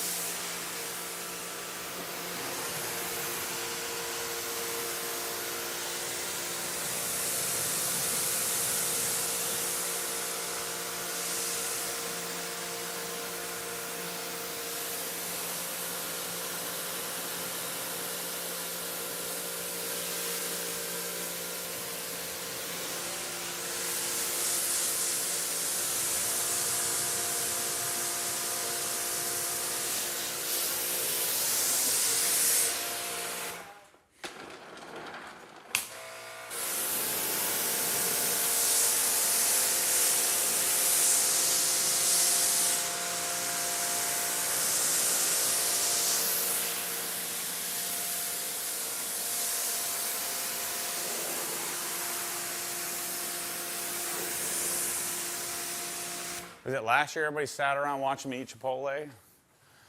Or was that 2 years ago? No Chipotle. I've got to fast after yesterday's disaster.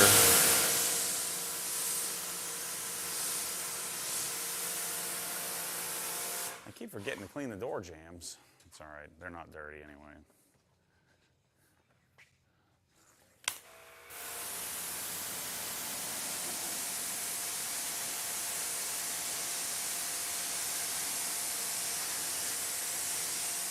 So those baseboards that Mike put in, those are PVC or composite baseboards, so they won't have any issues with the water in here. This is the worst floor ever. These guys on crack. What floor is he doing? If I had epoxy in here, I would have torn my ACL by now.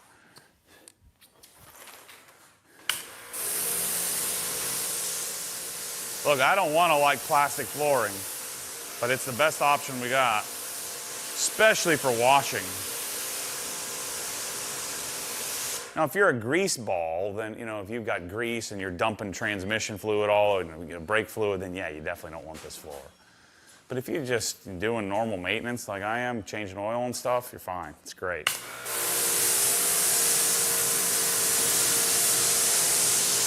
I want to love epoxy, but it just doesn't work. There's too many pitfalls to epoxy over Swiss tracks.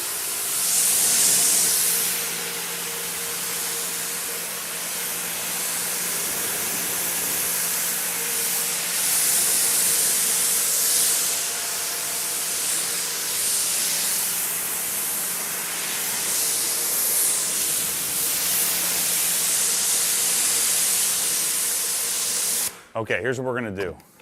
Because I got contamination on the top level, just a little bit, not a ton. And I'm gonna run the risk of marring this, but because it's PPF, there will be a little bit of potential self-healing, even though I probably defeated the self-healing by putting coating on top of it. So I'm gonna take my McKee's.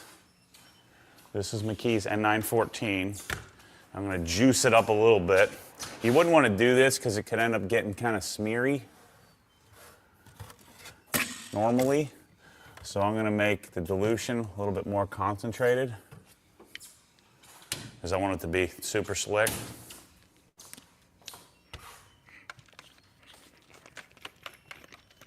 I'll take this, put another 6 or 7 ounces in here. I'm going to go fill this the rest of the way up with water.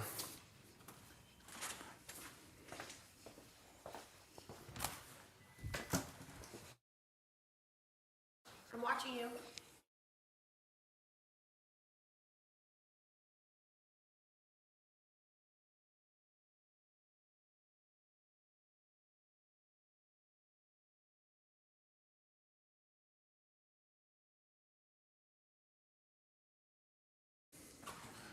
So, ooh, this is the new sprayer too.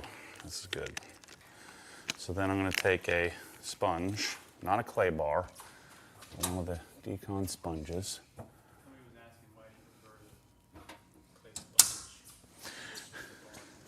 Well, the clay bar is tiny and it's difficult to deal with. You can wash this, and it's almost as effective, unless I had like massive overspray or something on the car.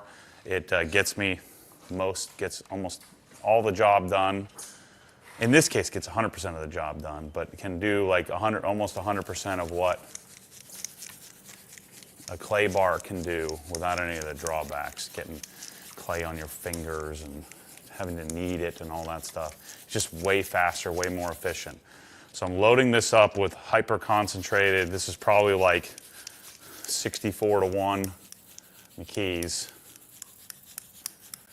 And the reason why I say I'm okay with doing this now or over concentrating it is because I'm going to rinse the car and I'm going to go super light. No pressure.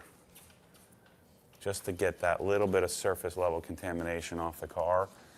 I'm technically marring a bit here, but I think I'm going to be okay. I don't think you're going to be able to see it. But normally you don't want to do this if you can help it.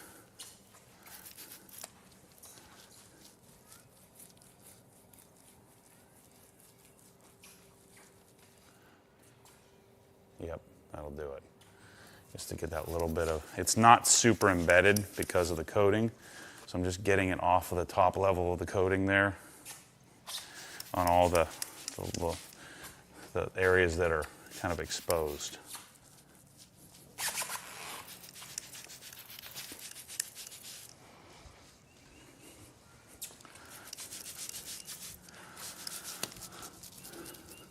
doesn't matter.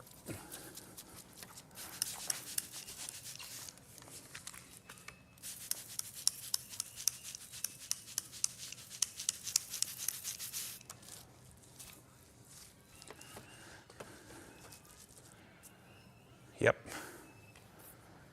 Nice. Okay. Crisis averted. I think you're going to be okay. And then hopefully the sun comes out. I got some kind of little leak in my line here.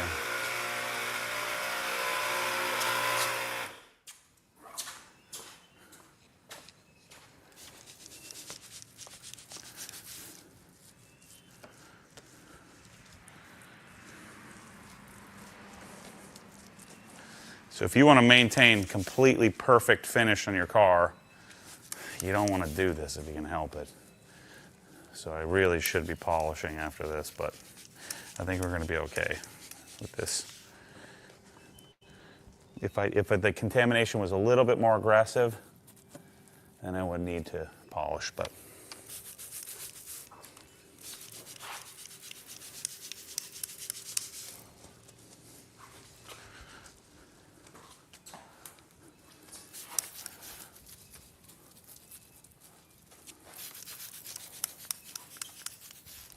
a little bit more. Oh shoot, that's wet.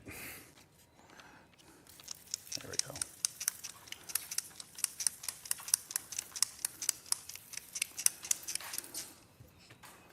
Windows are good, I think.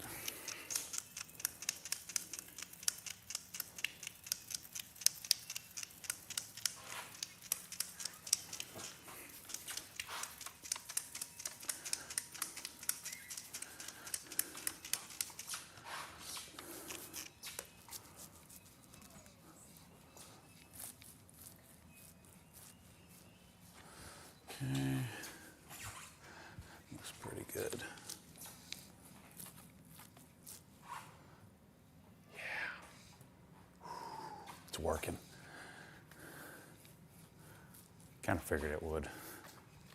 Obviously the coating is still here and still performing.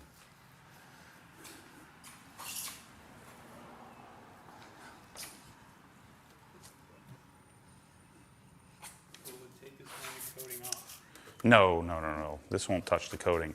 I'm just worried about marring the PPF, you know. That's why I want to be real. The only thing that will remove a coating is going to be polishing. But when you do this, you know, we're using an abrasive on the surface. This is an abrasive. And I'm hoping to lubricate it with this. That and the fact that the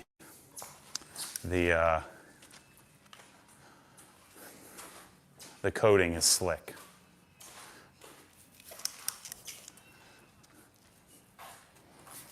But yeah, this is not ideal. Not what I wanted to do. That's why I'm being real gentle, using lots of product and over-concentrated product at that. So if I let this product dry on the car, it'll get real streaky because it's, you know, there's too much of it.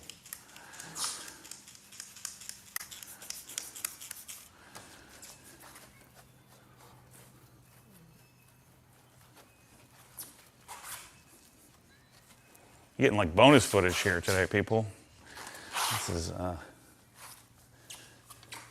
do's and don'ts of don't leave your car outside for a month and not frickin' wash it. Don't do that.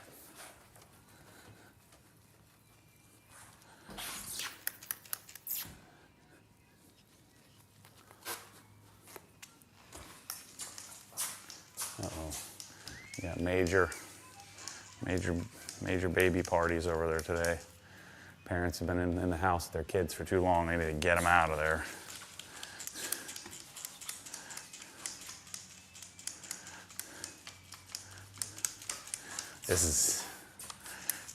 Can't wait. Gotta place my order hopefully this week. I'm just trying to get the pricing negotiated.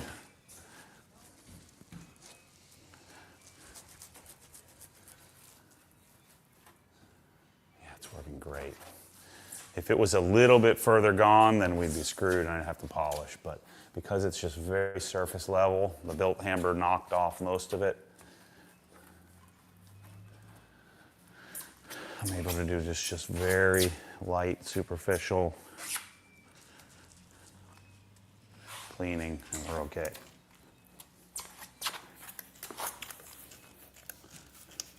Somebody's asking if he should upgrade his hose on his 11.2. Oh, no, you really can't.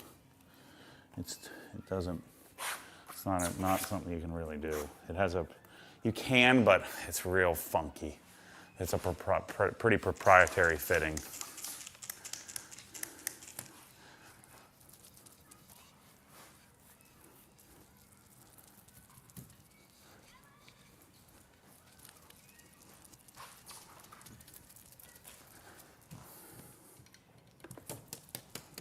We're going to reapply Wolf's. Shoot. I think we're good.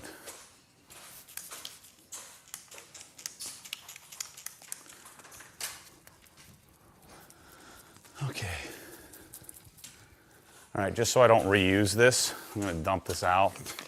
As if I reuse this, it'll get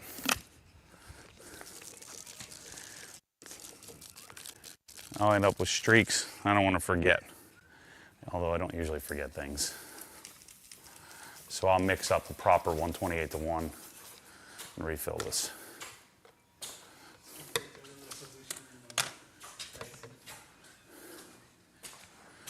All right, rinse it. Turn this back on.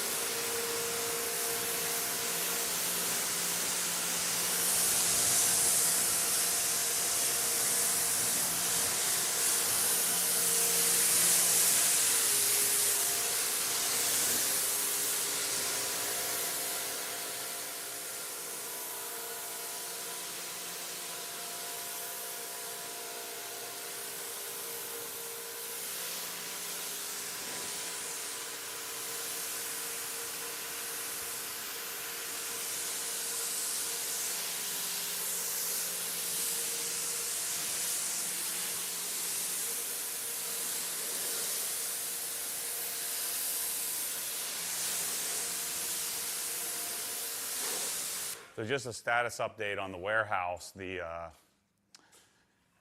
We opened up inside the hex all week.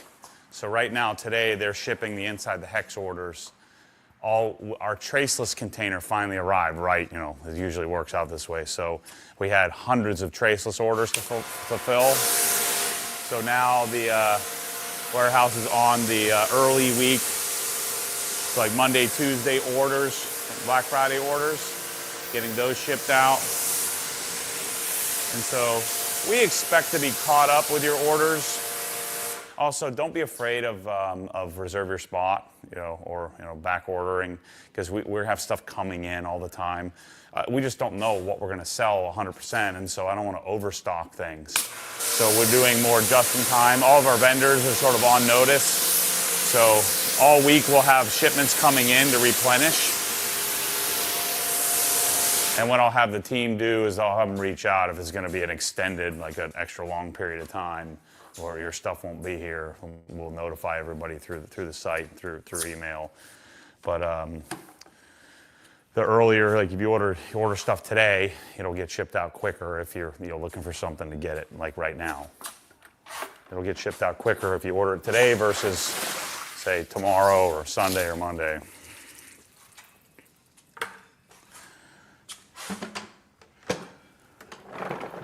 Buckets. Looks pretty good.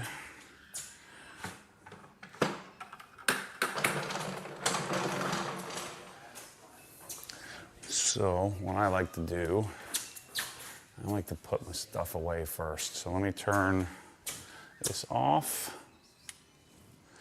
Let me turn the hose off here.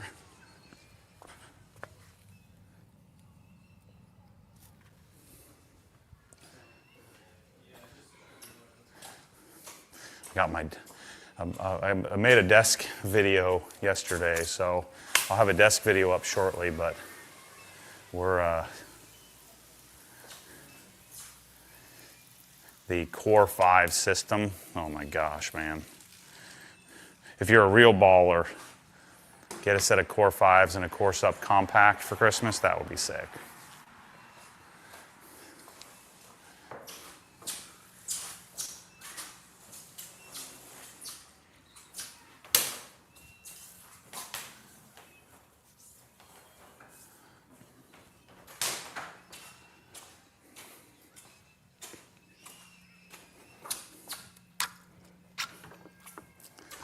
This out of here. See, it's a pretty simple setup to break down.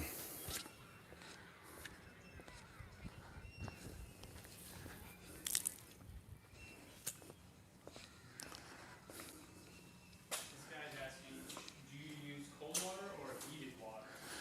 Question was, do I use cold or heated water? I use cold. If I was in a colder climate, I would want to use warmer water. It would just make for a better experience. Also helps with your soap and foaming and stuff as well. The only disadvantage to warm water is your soap will reactivate a bit more, like when you're just trying to rinse it off. But yeah, I'm using just regular tap water. Now I do have a softening system on the house. Otherwise, right now I'd be rushing to get this. The water's pretty hard here. So I have a potassium chloride softening system, which helps.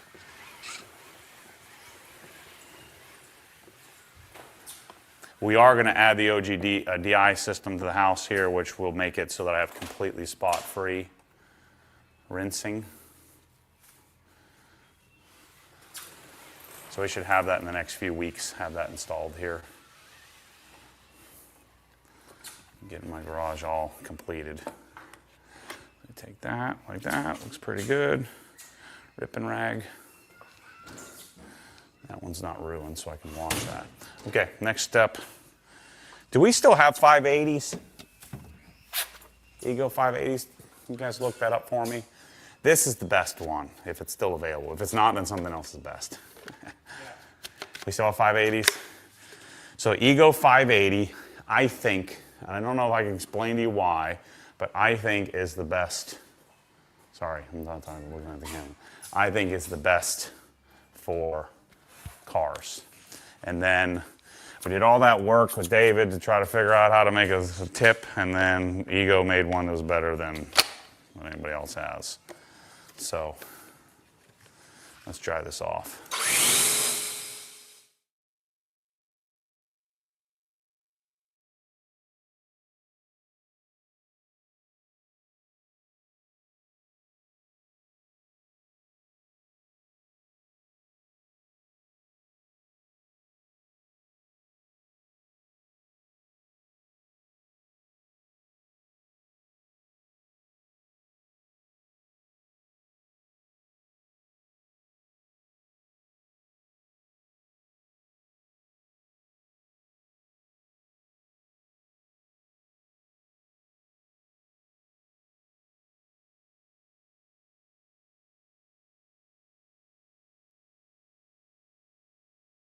Hey everybody, hate to interrupt this video, but I never do this. This video is brought to you by me, Obsessed Garage. Black Friday sale, I wanted to make you aware of it. Normal Black Friday day, Saturday, Sunday, and then Cyber Monday. We run it through those 4 days. It's the only sale we run. Get things like the Merca Polisher, the Krensler Pressure Washer, OG Vacuum Solution are 3 of my favorite things this year. So go to obsessedgarage.com, click on the banner image or add stuff to your cart, and take advantage of our only sale of the year.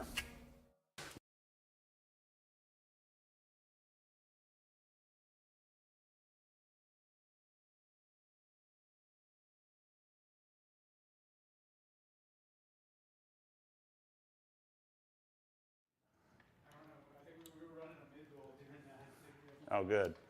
I don't look like an idiot then.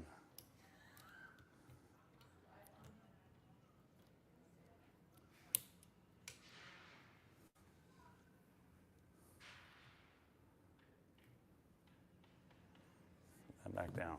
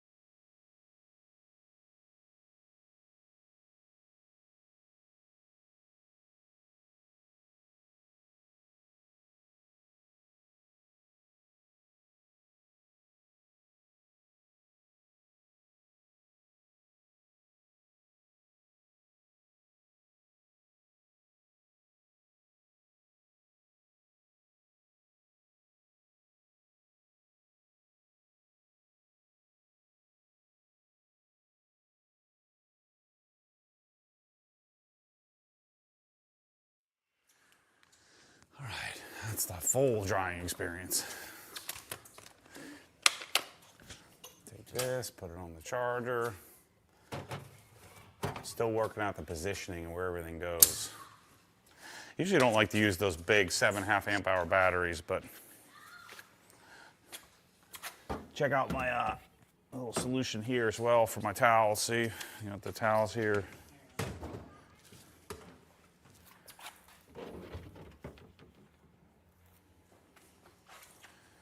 Here's my towel solution.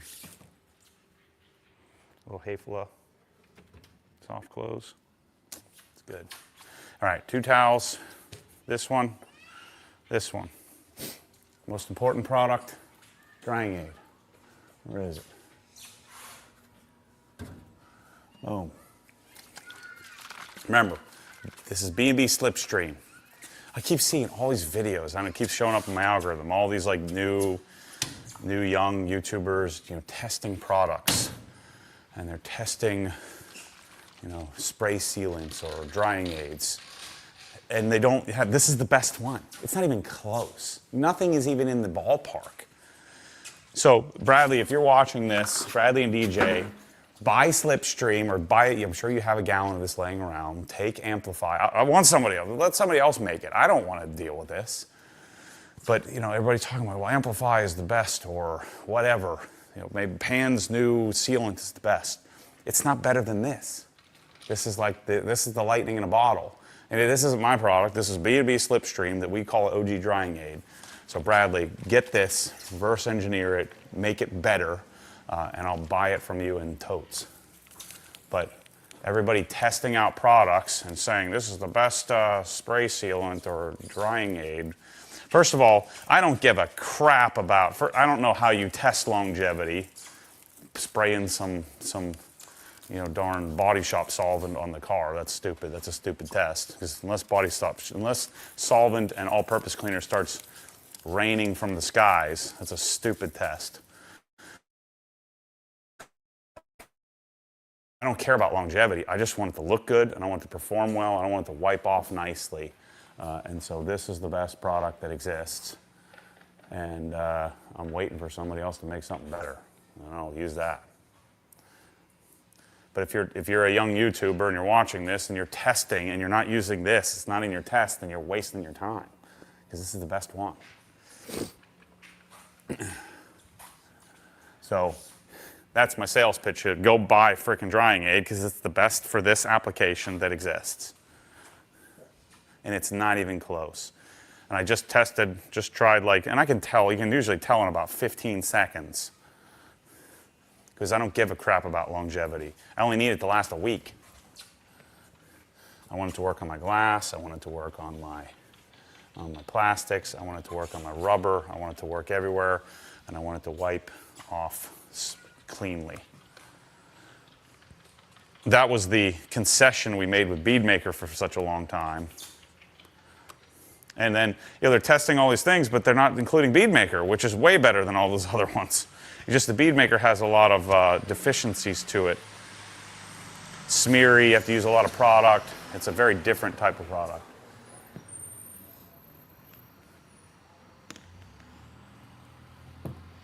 But this is the one, I'm telling you. Look at that. This freaking flashes, wipes right off. It's beautiful.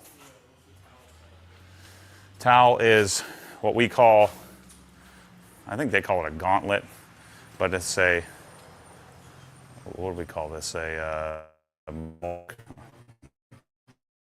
This is the drying aid towel. This is the low pile drying aid. So these 2 towels will dry the whole car. I like to keep 20 of each in the cabinet, but that's just because I get lazy on washing. I don't want to have to wash my towels after every wash. Every car wash, I don't want to have to towel wash.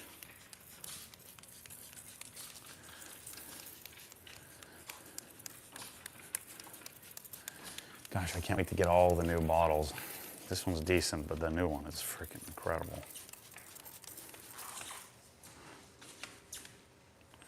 So what I'll do is I'll take and flip the towel periodically. The towels, as they get damp, they perform even a little better. So I think we did okay. We got the contamination off. Bought myself probably a year before I need to polish. I don't know how many polishings I would feel comfortable on my before I just replace all the PPF, but that's a $7,500 move to pull the PPF off and start over.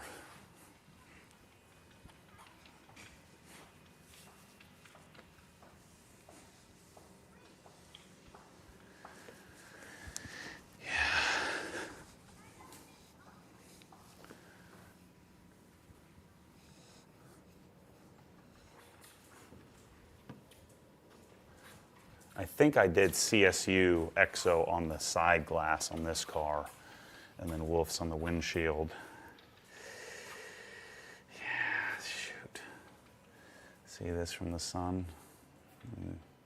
The coating start to fail on that spot right there. Combination of dirt. I don't know if you can see that on camera, but a combination, it's kind of grayed off a little bit. So that's dirt sitting too long, and then the coating sort of embedded in the coating. And so now my trim there, it's kind of jacked up. I'm gonna have to polish that in order to fix that. Because that, I don't think, has PPF on it.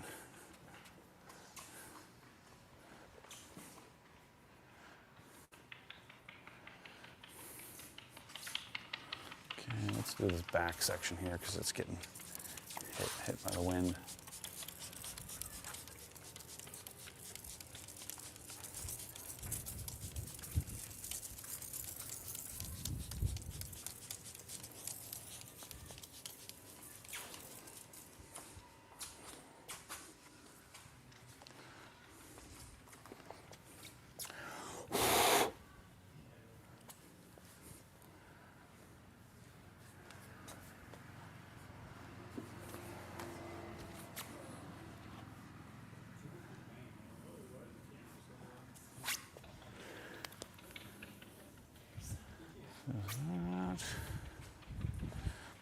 So what I'll do, I'll dry the whole surface level with these two towels, and then we'll do all the jams after. I don't like to do the jams mid-process, just in case I pick up a little bit of dirt, but the jams will be clean enough.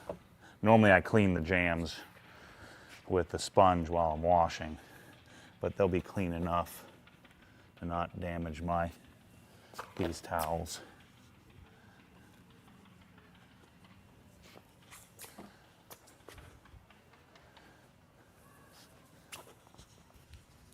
So you see I use this to follow.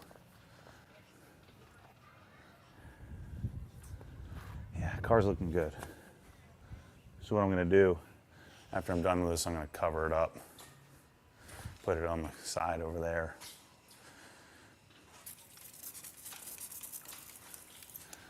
And then work through the other cars. And again, I gotta get the fuel out of this thing. And I ordered some new spark plugs. I'm thinking it might be the plugs from just bad stale gas. Is why it doesn't run for squat. And then it might be injectors.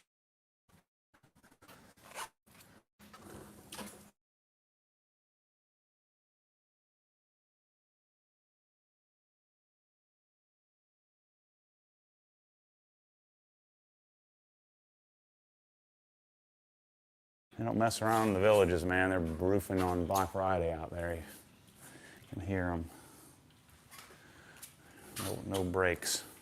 That's how they build these houses in 6 weeks.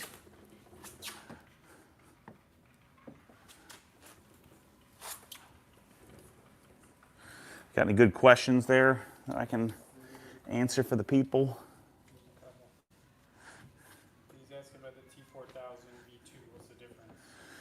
Slightly different chip, so it has some slight ECU tuning. So it's a little bit more torque, and then it has the detachable power cord. But other than that, I mean, even if you had the two side by side, you wouldn't notice a difference. We're going to use that tomorrow, so I'll break it out and do a little bit of polishing tomorrow to the Raptor. And this guy's asking how the new OGHQ build going. So I talked about this in the last several videos, but the current HQ is going to become just warehouse. So that's where tech support, purchasing, warehousing will all happen there. And we're going to be building a design studio about 150 yards down the street here. And so that's where I'm going to build my garage, showroom, and all that stuff. So we're not going to do that here.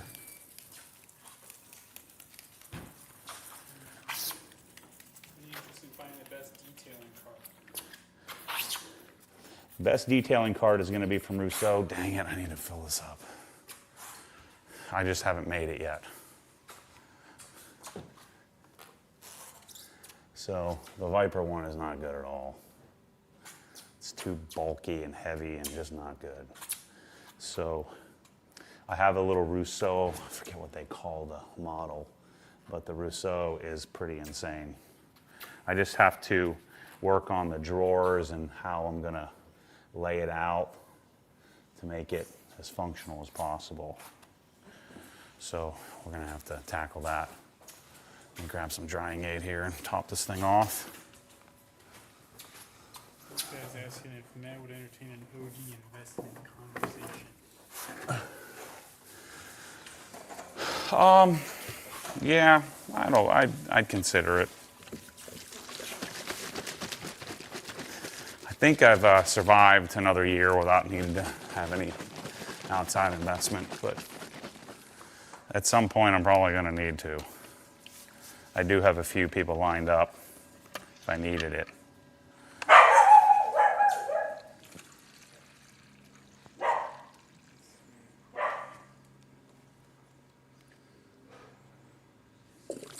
Wall-mountable fans. Now that the Vipers are out of stock, what do you recommend? Air King quiet, but they're not very quiet. That's something that is sort of ripe for development at some point.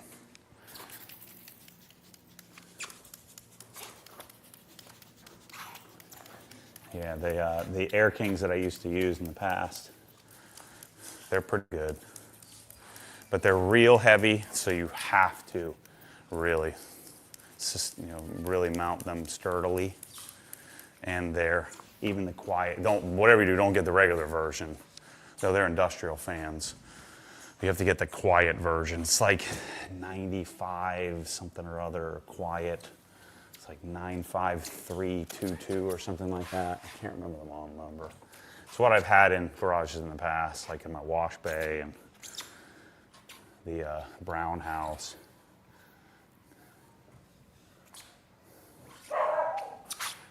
Your recommendations, which version would you go for? If I could only get one Viper chair, what's the one that the one that's long, that's narrow and so wide but narrow? I think it's the Low Pro. That's the one to get if you can only get one.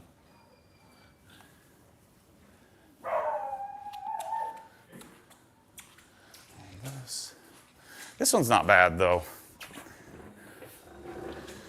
For washing cars and stuff. The robust steel, the one with the adjustable seat is the best one, but it's not as functional because it's too big and bulky. He's asking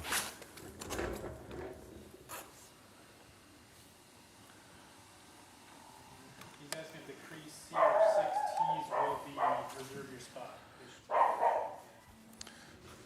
Yeah, can we reach out and get those because they didn't order enough of them. So let's get those and reserve your spot because there's tons of them available in the US, so it's only as simple as us placing an order. So, and can you send them a message and get those, and Tommy get those up on reserve your spots? We probably sold out of those in minutes.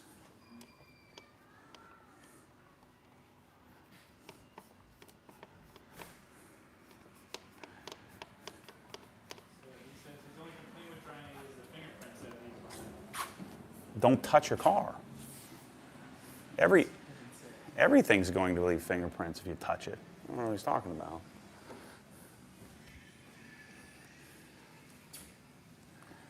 If I have just the coating on the car, I'm going to fingerprint too. And then, how are you liking the bed sheets from Cozy Earth? Terrible. Don't get them. I can't remember the ones. I found the ones. They're perfect. But I got to figure out the model. I ordered like 4 different sheets at the same time. Yeah, the Cozy Earths are horrible. We threw them away immediately. Bamboo is for college students or something. It's gross. Does that thing work? You got another one? Mom's been bartering me and Bartering with you? Yeah, Cozy Earth, not good. Not good. Crap, what was the... Might have been EgyptianSomething.com. I don't remember. I've got to get it figured out. My BDI desk, though, I'm telling you, it's freaking sick. I'm pumped. Pumped about my latest office set. You guys know I'm good. Good for an office remodel. So yesterday, I realized I had a problem. Michelle's like, "Hey, you didn't know this?" So yesterday, the entire day, from like 8 a.m. till about 10:30 p.m., I was shopping for pens. Pens and pencils. So I found this guy. It's like, I forget what his name is, but he has some sort of podcast and has an old school like blog. And so he has like a top 5 page of all of his favorite pencils and pens and stuff. But he has like, I don't know why, he's got like 20 different top 5s. And so I ordered 22 pens and pencils, one of each, different sizes and colors and stuff like that. And then, I spent the whole day. I also bought some paper as well. Looking at the car. We're live on YouTube. Don't mess me up. You guys have to come back and check it out. I'll give you a tour of the garage when I'm not live. Yeah, my name is Matt. Obsessed Garage.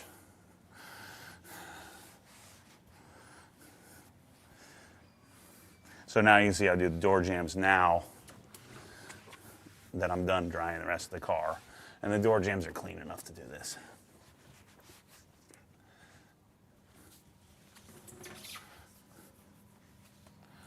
All that, nice and clean. So then,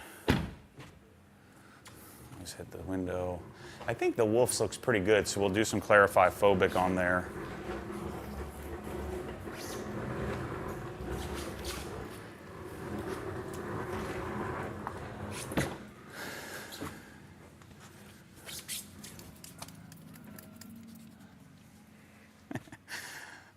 I realized that I've been told by people that, like, not everybody's as good at that as me, as just saying, don't mess me, and just saying what's so. Apparently that's a hard thing to do.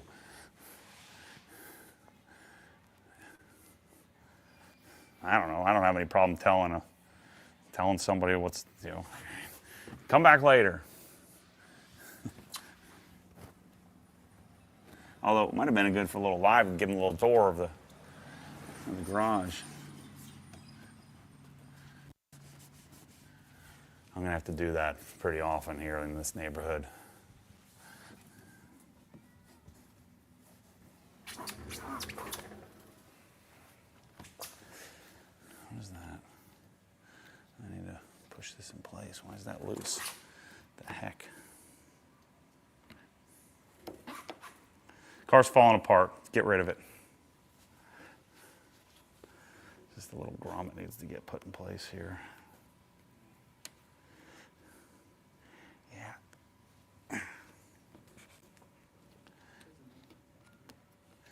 Why did this grommet pop off? There we go. So, yeah, my GT4 allocation finally came through. Doesn't this slide into here? Yeah. Right when I don't frickin' want it.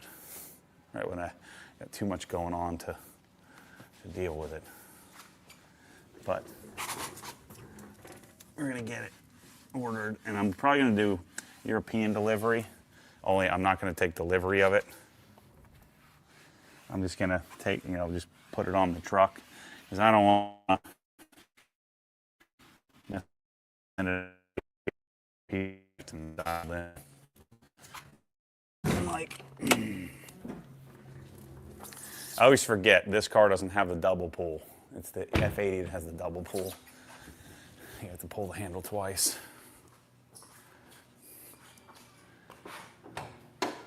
Engine doesn't work, but it sure does look pretty.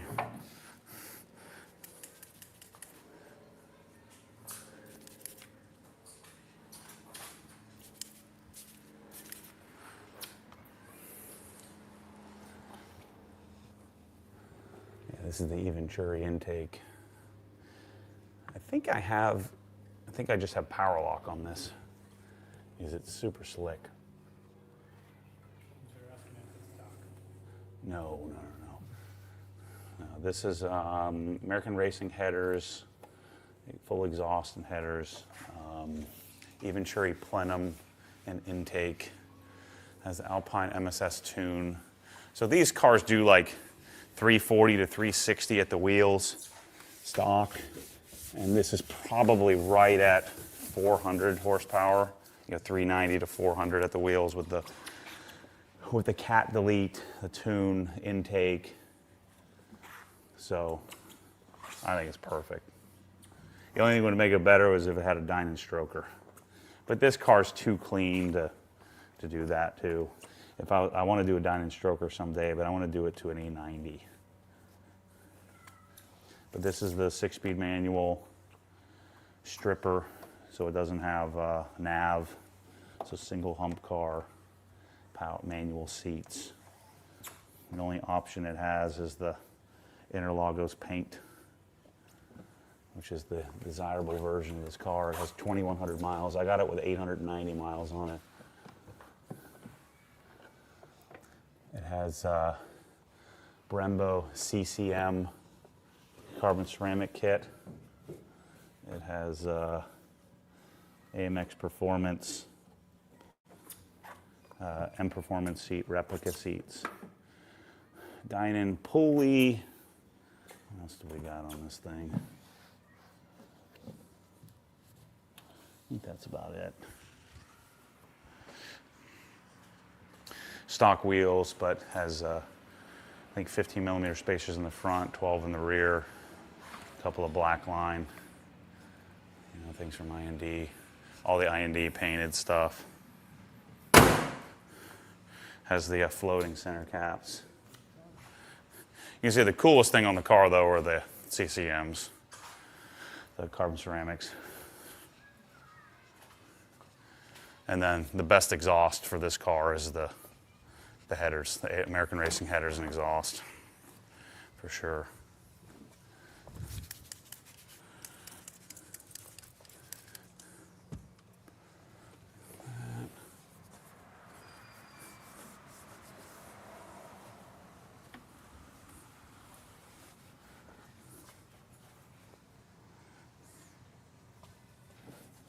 So we got to do the wheels, and then we're done. Only took me. Oh, yeah, you got to spend over $250 to get free shipping on the site,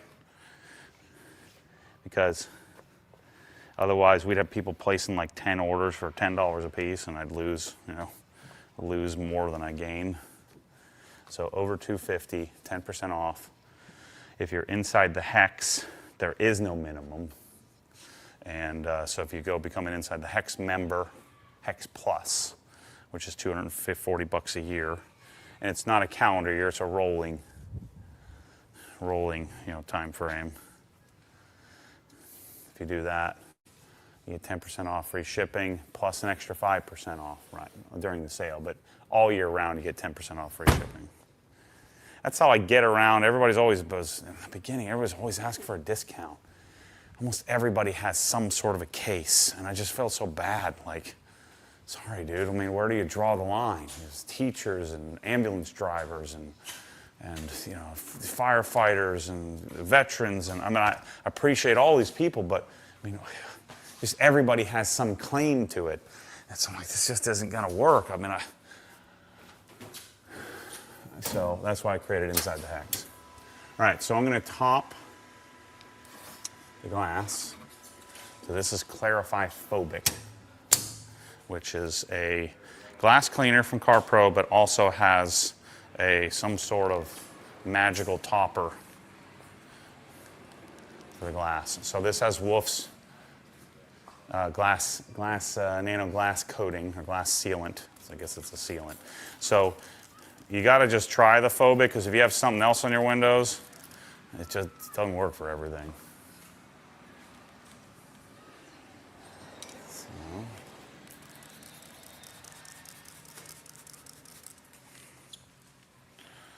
And watch how slick this wipes off magically. Beautiful.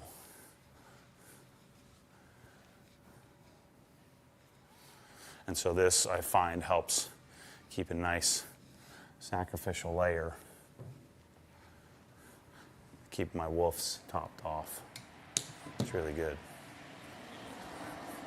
But I used it on that Art to Shine stuff the other day. It was street crazy, and I had somebody else notice that as well. I had some other coating, it just didn't play well with it. So it doesn't play well with everything.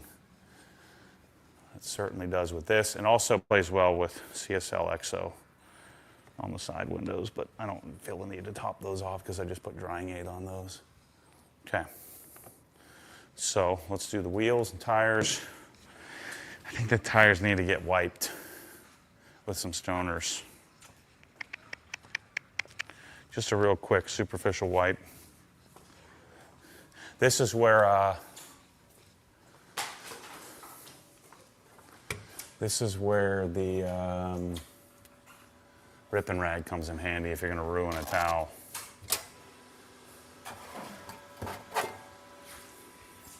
So I'll do this periodically. Stoner's Terminator, grab a disposable towel, and I just want to superficial wipe these tires prior to putting the drying aid on.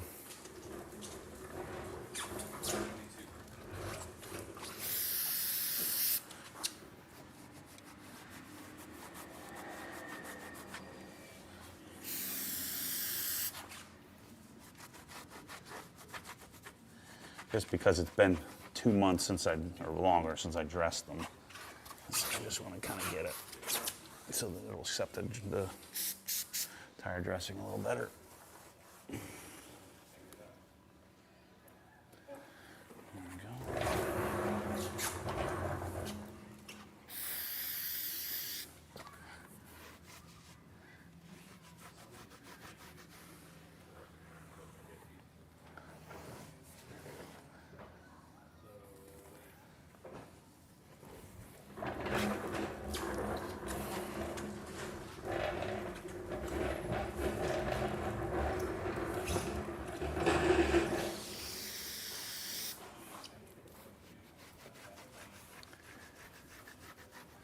So I'm actually going to work with Stoners to bring a non-aerosolized version of this, which I think would be much, much better. They're going to sell it to me in totes.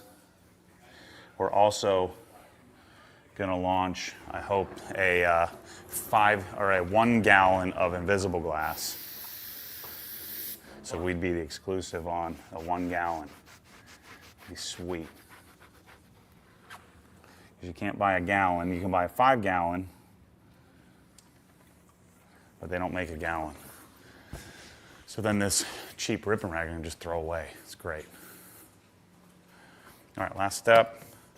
Get a couple of tire towels, 12 inchers. Actually, I think probably only need one. Grab my tire brush,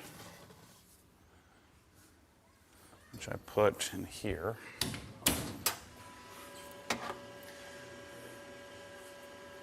And then tire dressing right here.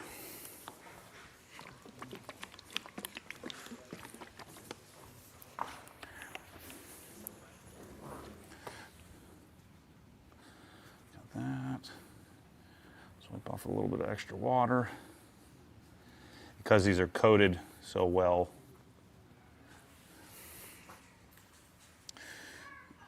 almost all the water came straight off.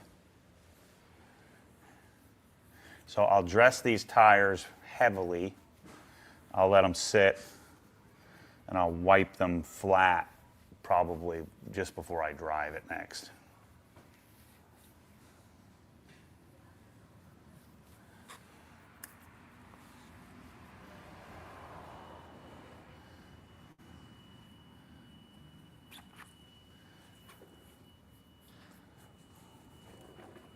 So this guy's asking, you got enough money to do one of the following: lev rack, lighting, or twist tracks?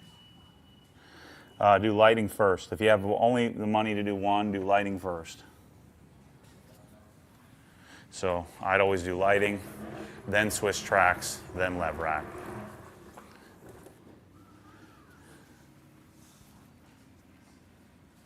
Lighting makes a mess, usually, so you'd want to do that before you put the Swiss tracks down.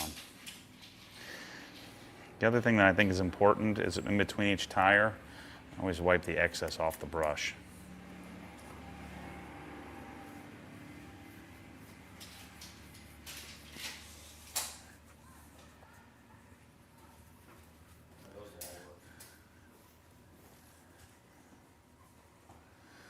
Okay. So, I think that's a wrap for this stream. I'm gonna move the car and cover it. I have a Cover King satin stretch car cover for this. So I'll tuck it in the corner on this side, out of the way. And then this afternoon, we're gonna do some cabinet organization, work through the detailing master collection and the details of that. We'll be back in an hour. Yeah. We're gonna keep this same stream rolling. Okay.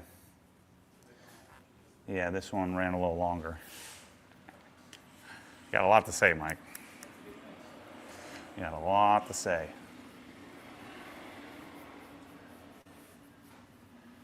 Make sure you guys are going to obsessgarage.com. The reason I'm doing this is so you go buy some stuff, so we can survive in advance here.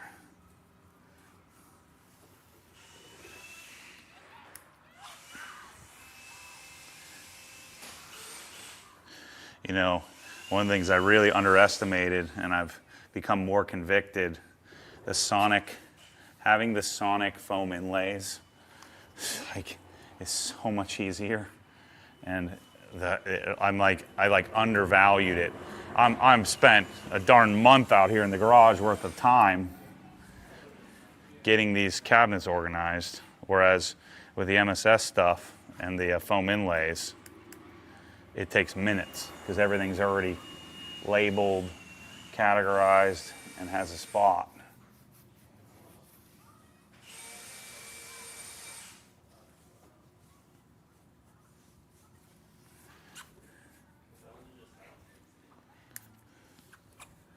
All right, is that a wrap, wash wrap?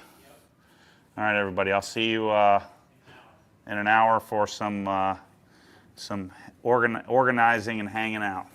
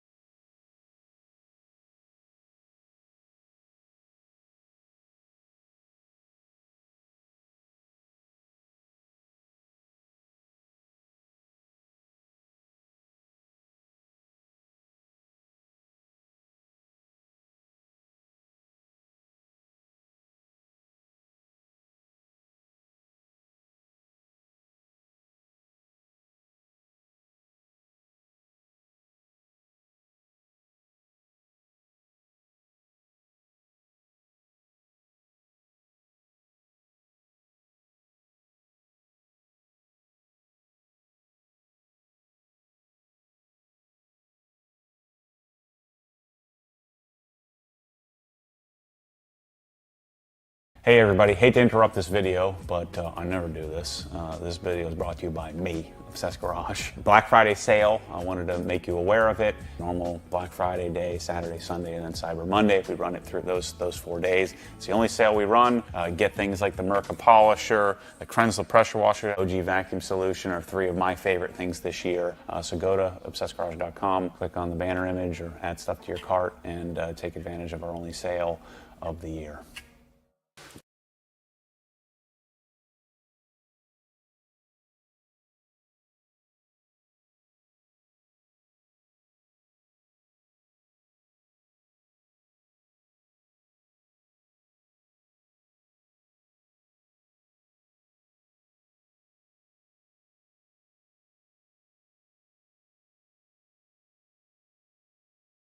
Okay, take 2. Now we're live. All right, we're live, take 2. So I was just looking at this drawer here, thinking about organizing it. Before we get into it, a couple of announcements. Tool Grid, so the Tool Grid boards. So we stopped selling the big boards. Somebody was complaining about how or maybe it wasn't complaining, maybe it was just stating a fact. I always hear people's voice. It always sounds like this. These boards are too expensive. When he's probably just saying, hey, the boards are a little bit more expensive. So I need to start thinking in a different tone of voice. But the 6x6 boards, so we have our own version with our own hex on them. Instead of it saying Tool Grid across it, it's a lot cleaner with a little hex on there. And so we sell them in black and gray. And we have a flash sale going on. Is that just today, Nick? Yeah, that's throughout through Cyber Monday. So the whole Cyber Monday, whatever you call it, Black Friday through Cyber Monday, the boards are on sale, 20% off, and then all the other things. What we're hoping to do, and I'm probably not supposed to say this, but we're hoping to sell you these. So these are 10% off, and then the boards are 20% off, because you can't do squat with the boards without the other stuff. So that's my secret trick to scam you into buying some extra stuff. So the original boards, there was like TGB04, TGB06, they had drawer size boards, but they would never fit exactly correct, or it was very difficult to have them fit exactly correctly. And so when they added the 6-inch boards, I knew I wanted to go all in on these, because then I could set it exact to the exact dimension of the drawer. So if you look at my Wera Hazette drawer here, I've got it nice and tightly snugged up to the edge where the board doesn't slide around at all. And so these boards, they work a lot like Swiss tracks, where it has like a loop and peg, right? And so a board goes like this, and then you can pop it, snap it in place like so. You can put it on top of like a drawer liner, or you can just put it directly in the drawer. Like the screwdrivers, I left the drawer liner under it, so there's a little cushion. But then some of the bigger stuff, I took the drawer liner out, like the wrenches and stuff like that. The drawer liner I took out of the bottom here. So what I'm going to do here today is just kind of show you quickly, well, maybe not quickly, but show you over the next few minutes, show you how to organize a drawer. Now I don't have all the stuff here for my hand tools. So this drawer I'm calling my Milwaukee hand tools drawer. The drawer above is where I have all my insert bits and all of that stuff. And so this, I don't think I'm going to grid. I think I would waste too much space. So the Grippy Pro Slat drawer liner helps kind of keep everything in place here. So, is he stealing my concrete bits? Bet you, look at that. Mm-hmm.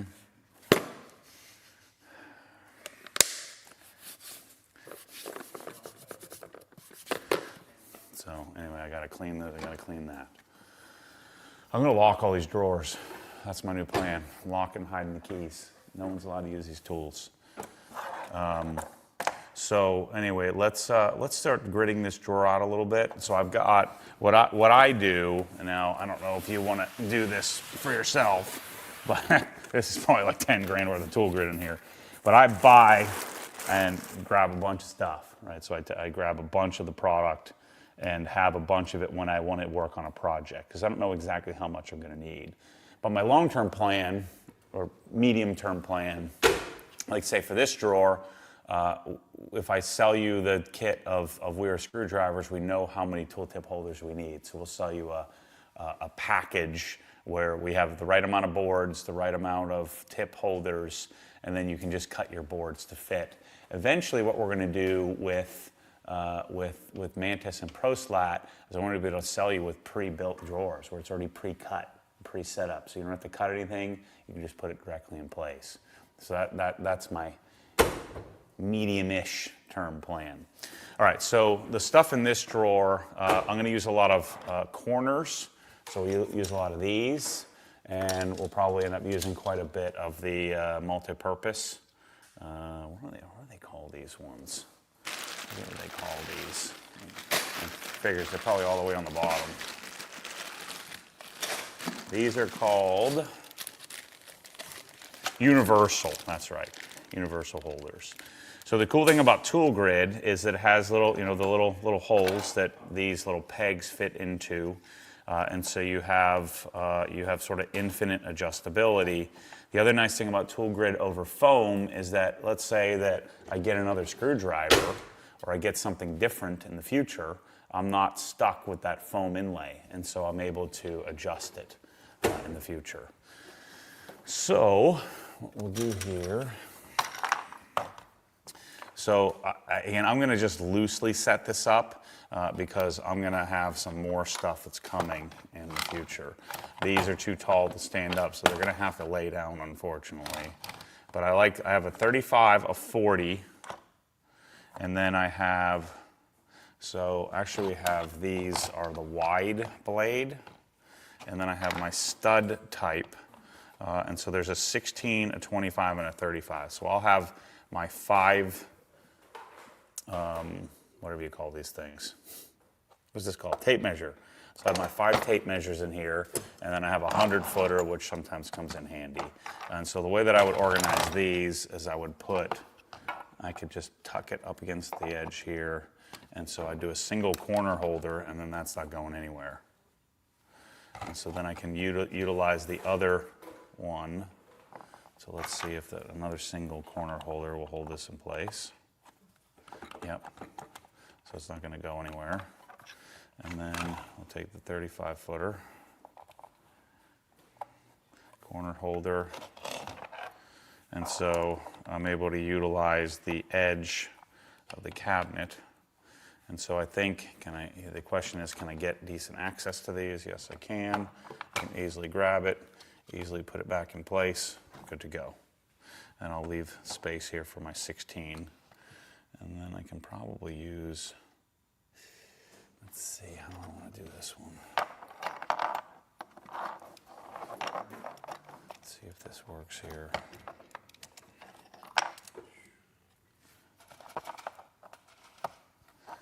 So put this in place here.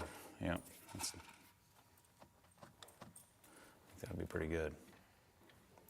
All right, so my scissors. Yeah, I know. So these aren't going to stand up either. So I might be able to just kind of turn them slightly. Utility scissors. So again, I don't want to get too crazy here because I'm going to end up redoing half of this, or adjusting it when I get the rest of the tools that I ordered. Let's just see how this works. So ProSlat is on sale as well, 10% off, and always free shipping. The shipping is included in the price in ProSlat. ProSlat, I think Sonic is not, right? Sonic Tools are. Sonic Tools has a promotion as well. If you spend $10,000 in tools, you get $2,500 back. If you spend $20,000, you get $5,000 back. So 10% off, free shipping. Inside the hex, 15% off, free shipping. But if you spend $10,000, you get $2,500 back. Yep. So that's like a crazy deal. And the more time I spend with this darn tool grid and setting this up, the more I'm convinced that most people should just buy the Sonic set because it's freaking awesome. All right, so what am I doing here? Oh, the corner holder. Let's see. I think these are going to slide around a bit too much.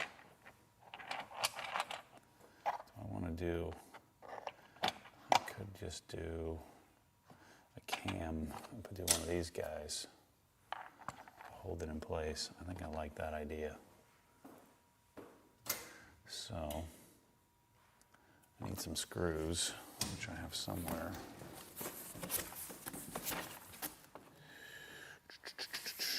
Let me get that here.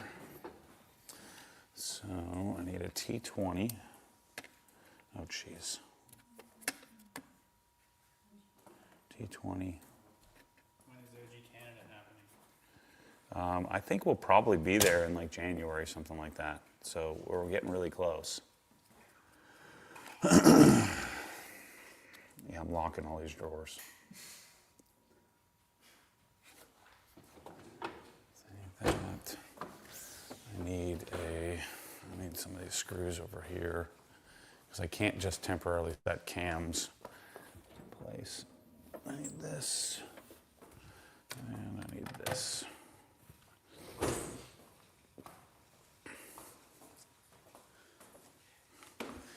Yeah, I like this deal here.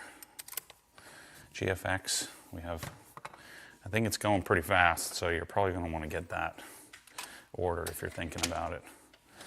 Yeah, so we'll do this. We'll take these, and I'll lock this in place.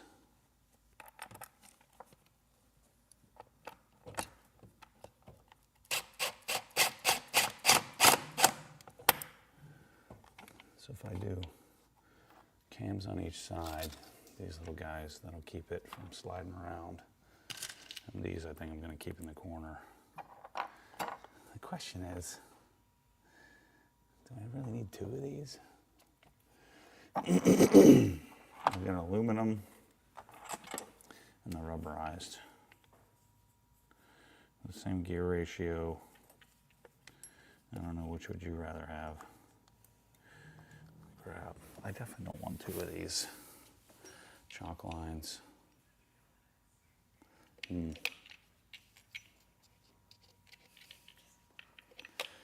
don't know. What do you guys think in the comments? Would you rather have an aluminum chalk line or a plastic rubberized? Shoot. All right, so I'm gonna put this in place here. Take this thing back out.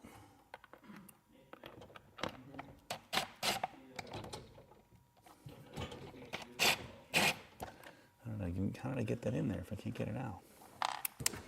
Let me extend this.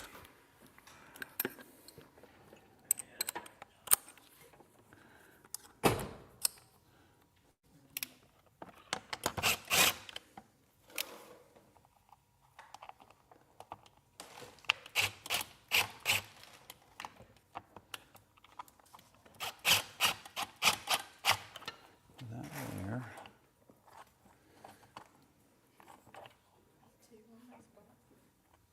And this one here.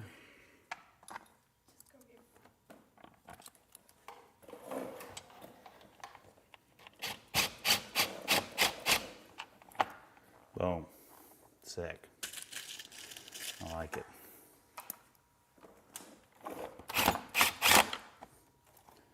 Yeah, we're going to go with the aluminum. That answers that. Okay, and then I'll keep my chalk refill right next to it. Right here. I think I might want to double this up. Like this. Keep that locked in place. How many hours of tool grid are we in? 50 hours of tool grading, something like that. It wouldn't take as long if I had like a template, because I'm having to sort of reinvent it from scratch. So, yeah. And I don't want to screw these down if I don't have to, because I might have to make some adjustments here. So, I had a little square, I don't know where it went. I had a little square, and then I have another one of these things somewhere. But I just... He's asking if they could just buy the sonic foam, but then put your tools in there. But obviously, No. Yeah, the tools, the foam was made specifically for the Sonic tools. So yeah, you can't, it wouldn't work. So how do I want to do this? Yeah, I think I'm going to need to come back to you guys on the tool gridding of this. I think you get the idea. I need to get the rest of the tools before I lock all this down.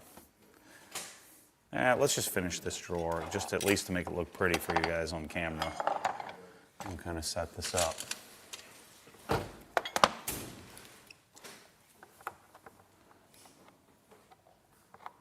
On how I think I would do it, because I won't use this very often. So I think I would put this up against the back here, up and out of the way. The universal holder. So that would go like that. These guys as well. So I'll probably put another one of these here. So there's no exact science on how you do this, you just kind of work through it. Just go with your initial gut and then you can adjust.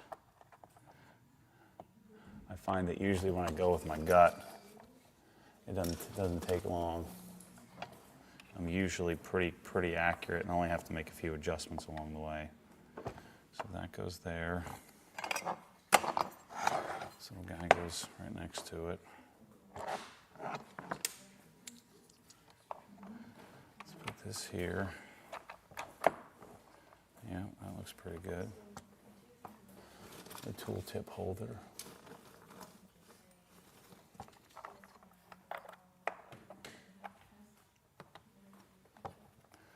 Have to go back one more.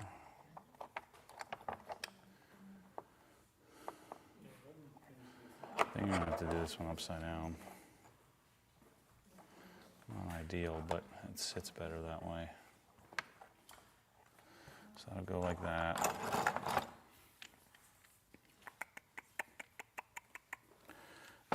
This can't stand up, it's too tall, so it's gonna have to stay down.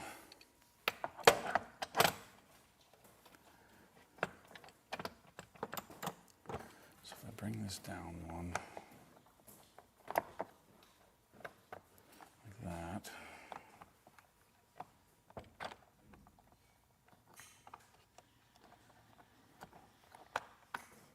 Put this down like this.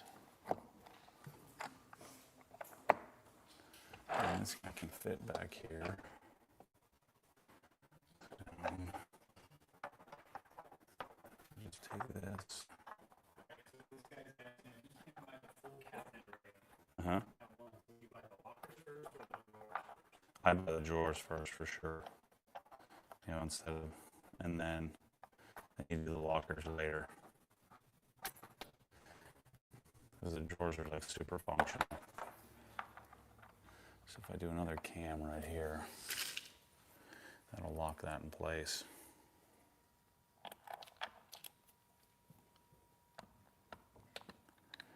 Just do it down here.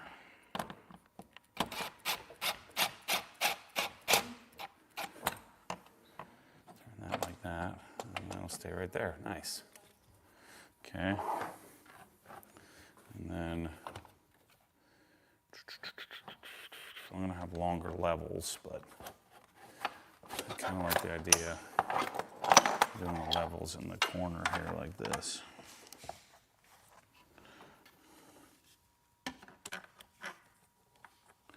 So if I put that there like that, I can't get it out. So this one's going to have to go second. We'll put the little torpedo in the corner here. It's going to be too sunk. I have to come out one. So out one. Put this little 18-inch guy here.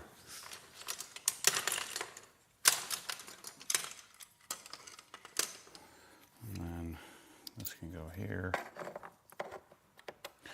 So it's great to get yourself a stool. It'd be awesome if you had some nice audio out in the garage, and you just kind of resign yourself to taking one drawer at a time. Because I find if you try to do too much at once, you'll paralyze yourself with too many choices. And so I find that taking a drawer at a time makes it a much more enjoyable experience, and then makes it so that it's not too big of a thing that I can't handle it.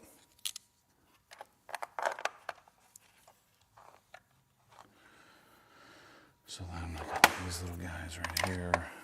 1, 2.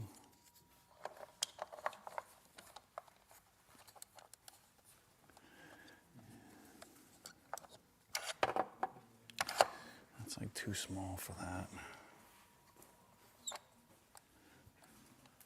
I think that would work.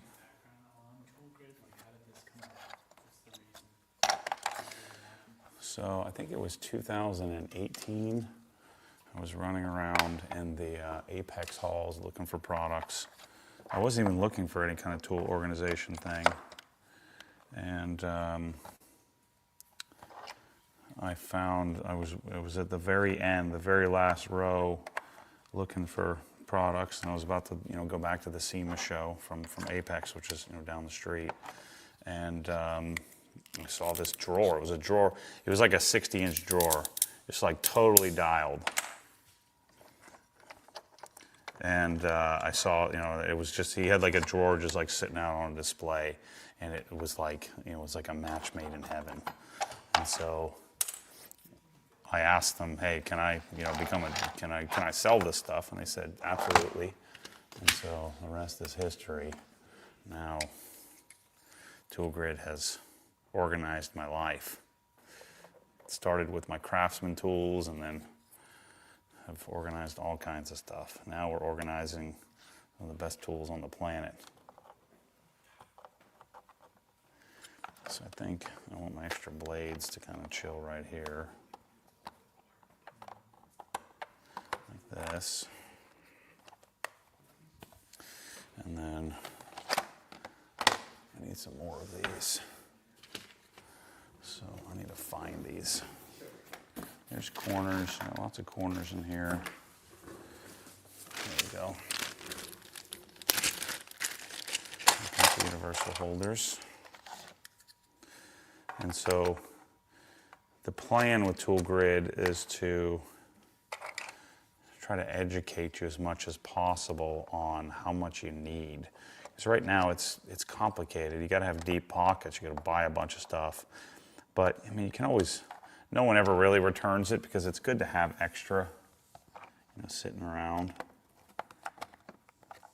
But the last thing you want to do is work on a project and then run out of it. You can't finish it because you didn't buy enough of it. And so that's one of the things I think that's the struggle for a lot of people is they want to do it, but they want to be able to finish the project. And so that's where, deep pockets comes in, where you got to buy a bunch of it. And so I'm hoping to eventually be able to sell completed tool packages with exactly what you need based on the cabinet that you have. We have a Milwaukee flash sale. Okay, so what does it look like? You can actually share your screen. Gotcha, okay. Let me just finish this, and then I'll show you all that stuff that we have on flash sale that is, I think, a pretty sweet setup.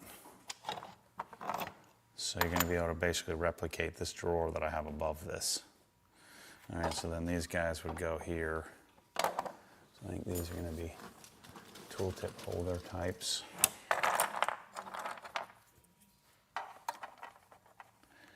So if we put this here, yeah. And this here.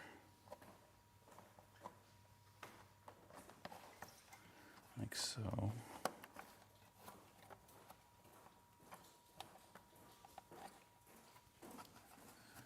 Kind of like that offset like that. It sits nicely like that. So I do the same thing for this guy.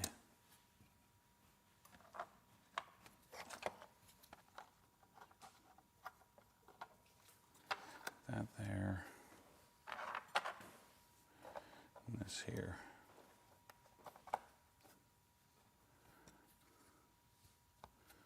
think that's pretty good.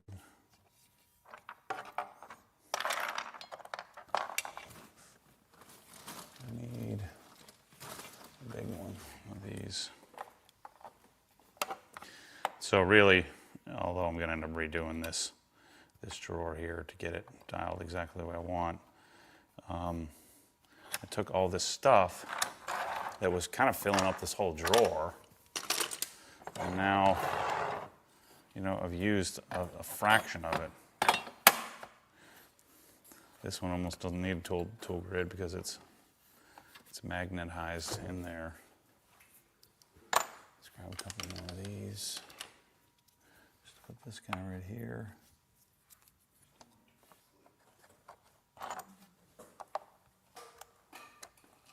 This is a pipe reamer.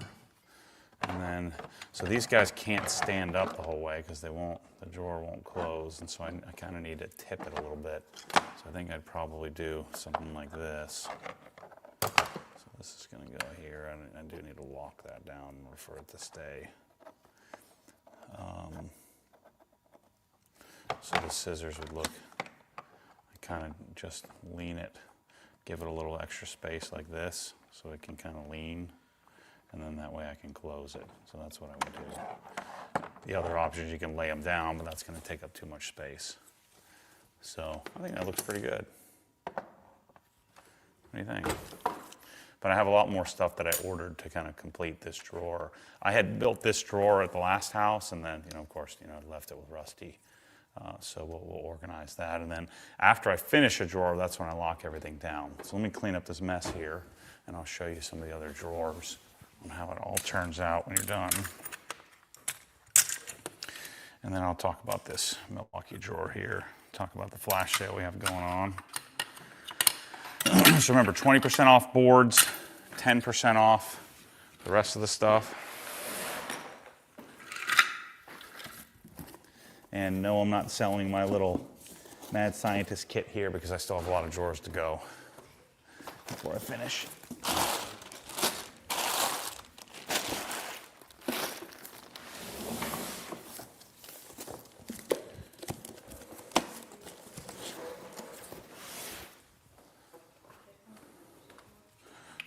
Back in here for now. At least keeps my drawer looking decent.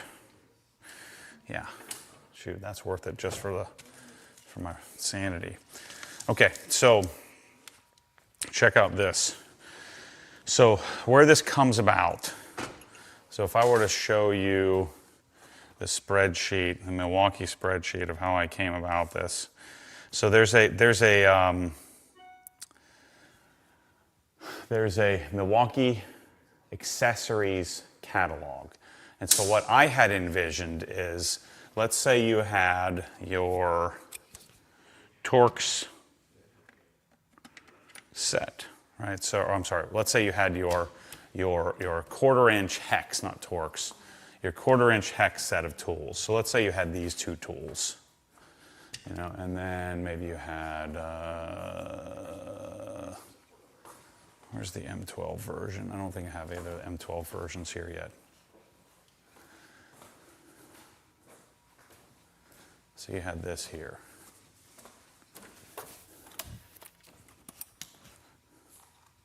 Found it. Locking it. T25. So let's say you had these three. So Surge, and then you had your two regular hex impacts. Well, if I had those, I would want a robust set with redundancy of Phillips and straight. Straight you don't use as often, or straight blade stuff you don't use, flats you don't use as much, but I would want it in case. I would also want to have Torx and hex, so I've got some Allen bits as well. I would want to have extensions. These are insert extensions. Insert depth extensions, and then I would also like to have this right angle thing. I wouldn't want any concrete bits or metric or SAE drill bits. You could use it with these, but it's not as good of an experience. Step bits and step bits I wouldn't want, but I would also likely want to have a set of insert bits. So these guys for these tools. And then I would probably also want to have square. I put square and countersink together just simply because oftentimes you're going to be doing cabinet work with these kind of countersink bits. So ultimately, with these three tools, which are the most useful tools you'll have in your, in your Milwaukee arsenal, I would want 1, 2, 3, 4, 5 different bit sets. Now you can go to Home Depot and they'll sell you a simplified kit that has some of these, some of these, some of these, some of these, and some of that. But it doesn't have the full set. And I'm convinced that Milwaukee doesn't make the best in each one of these, but this is a lot like Sonic for me, where I'm looking for a a complete system, and then over time I can come up with a curated version of maybe Bosch makes the best Torx bits, and DeWalt makes the best Phillips, and we can kind of put it together. But for the time being, I had access to the Milwaukee catalog, and I put this together.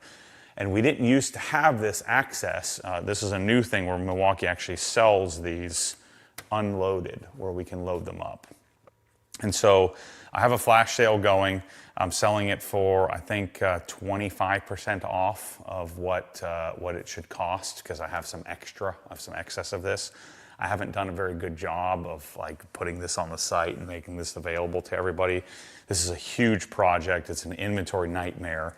And so I had the team, I basically had a giant pallet that I've had sitting in the warehouse for 3 years now. And I kept building my own versions of these. And so I feel like I finally have a completed set or completed version. And so if you go to, are we sharing it on screen right now? It's somewhere on the site, on the flash sales portion of the site, on the garage flash sales section, you can buy, most of these. I don't know that we have all of them up yet. But we have most of them, built for you. So if you had a 1/4 inch impact, I think you want all these 1, 2, 3, 4, 5 kits. So you want the insert bits, you want the square, you definitely want the Phillips and flat, and you definitely want the Torx set. And so then, if you happen to have cabinets like these, or any cabinets really, then you can I just bought like a little Dymo printer and just made made my own little label on it. The one thing I don't have yet is we're going to maybe try to make some sort of custom label. But for now, this is what we got. I also have SAE drill bits. I think that they may now sell something like this, but they're always missing sizes. I want all the sizes. I don't want just some of the sizes. I want all of them. The only problem is I can't fit the big fatties in here inside of this, and so I just kind of set it up this way. I broke one yesterday. I gotta get an extra one. But having metric and SAE drill bit sets, I think, is a necessity. Every man should have that. These I would complement or put with the drill. So we're going to have, not for this weekend, but we're going to have in December, I'm going to put a flash sale together as well for whatever we have left of these, if you guys don't buy them all this weekend, and then also put together. We're changing the Milwaukee Master Collection from 51 tools down to 20. I really had to have a heart-to-heart and sit down, and we're always out of stock. We're competing with Home Depot, and so where I think we can provide you some value is to create these complete sets. Like, this is a drawer that you want. The problem is this drawer is probably like $5,000 worth of stuff, something like that. It's a lot of money. But this is what I think every man should want, to have this drawer where you have these all set up. You could fold them all up. You can open them all up. You can kind of set it however you want. You can put them on a shelf, because these things do stack nicely. They actually fit inside of each other and stay in place. And so this, can sit like so or like this. You can take it with you. But having this in a complete set, not what the Home Depot buyer decided you should have, but this is what I think you want. And so if you want to start building this out, eventually I'll have all of these done and set up. We also have this as well in the flash sale, where the second drawer has the, I'll pull it out here. So the multi-tool blade kit. They actually make one that holds multi-tools, but it's never available, and so I decided to say, screw it. We'll just put it in the little tight pack out here. So multi-tool stuff And I have a couple extras here that I need to toss in here as well. We have the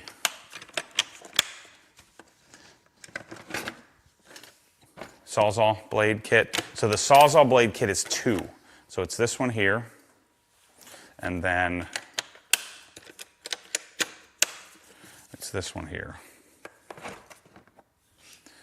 So this one doesn't fit as nicely because we can't fit with these larger blades. Can't fit the black insert. But this is a combination kit, and then the last kit, which I can't find anything that fits this great, is the jigsaw blade kit. So if you do the D-handle jigsaw, so if you had this guy, the top handle jigsaw, I should say, this is a freaking awesome combination. So this is what you want. You want that with the Sawzall and the Hacksaw. So you want this, and you want this guy for your blade kit. Because they sell you like a 13-piece blade kit. I want the whole frickin' thing. I want every blade they make. And so that's what this is designed to be. And then I have it all here, set up, organized, structured, where then I have it in my drawer like this. I think this is what you want in life. So then these are the hole saw kits. And so the hole saw requires two containers, but I also have hole saw stuff as well. And so these are also available. So check it out. I think it's something when you want your drawer to look like this. I just opened up a bunch of tools. So there's a bunch of new tools. So what our flash sale is going to be, these are the current tools, and then there's like 12 more or so that I had to order because they made some new versions of it. So the flash sale is going to be last year's versions of a lot of the tools, and so we're going to try to sell off as much as I can so we can revamp our inventory. And so the Matt Mormon Master Collection is going to be something like 5,500 instead of 15,000 because we've narrowed it down to the tools that I think you really need. Some of the nail guns and stuff like that is nice to have, but I mean, unless you're building stuff, I don't think it's really super necessary. Then you can kind of sprinkle in the tools that you want. I'm going to get you like 90% of the way there, and you can get the last 10% by adding a few of the very specific tools that you wanted in the future. So the plan is to have accessories and then the tool kits and have everything built and put together. So I just opened this up yesterday. This is all going to go in that corner cabinet over there is my plan. So back to tool grid, the goal I think for you to have is for the drawer to look like this. So like this is the 1/4 inch Koken, and so what I'm going to do eventually is have this set up. So I spent time labeling. I just ran out of numbers, but see, I have it labeled my SAE and numbers. So if you had a 10 millimeter out, that's where the 10 millimeter goes. On the 1/4, you can see it on the side here, so I can see my labeling. And then this drawer took about 4 or 5 hours to put those labels on. I'm working through this drawer, and so the nice thing, I'm using the Knipex tweezers, this is Mike's idea. I never really thought of this, but put the number on the top so that way you can see it as you're pulling the device out. So that's always a common question. How do you know what size it is? So that's how. You just have to put in the effort to put all the labels on. So I got to do that drawer. I got to do this drawer. I've got to do all the drawers, kind of work my way through it. This drawer here, many of you haven't seen this yet. This is the Knipex drawer. I think this drawer here, I think it's about $6,500 worth of tools. Now there's a lot of excess in here. So what Nick and Tommy and I are working on, to give you an example, let's say this drawer, I think this section of the drawer, the 1/4 inch section, I think it was something like, maybe like $4,000, $4,500 worth of tools. But you have a lot of redundancy here. We have Koken Z series, which is a specialty, sort of thin, really shallow socket. Doesn't work for everything, but it's nice to have, not necessary. This is Nut Grip, which is the ball bearing style. Nice to have, but not necessary. This is 12-point nut grip, and this is 6-point nut grip, and that's SAE. Then you have deep well nut grip. You have Z-Series nut grip universal. You have non-Z-Series nut grip universal. And really all you need is this section right here. So when we build out the essentials, we're going with, I think you need Torx. I think you need external Torx, and or you don't need external Torx, but you need regular internal Torx.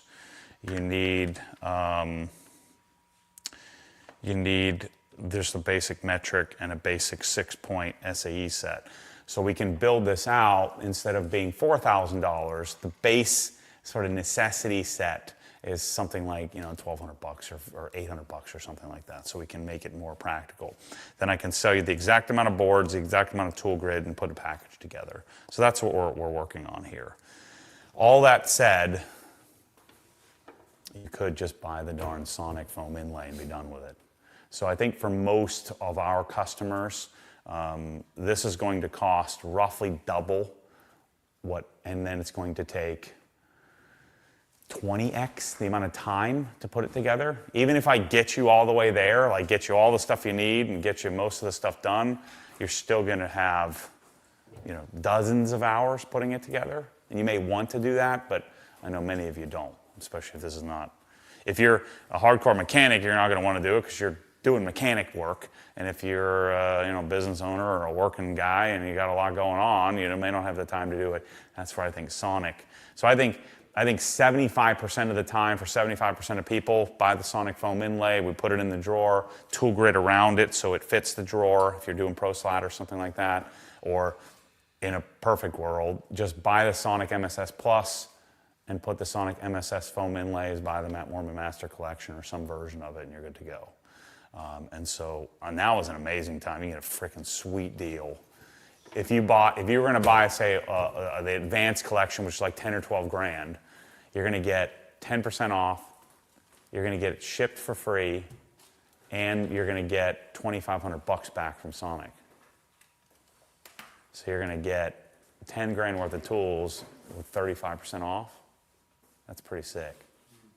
If you do 20 grand, so if you bought the full Master Collection, you're going to get the $26,000 Master Collection for something like, 17 grand or something like that. So these aren't really ready.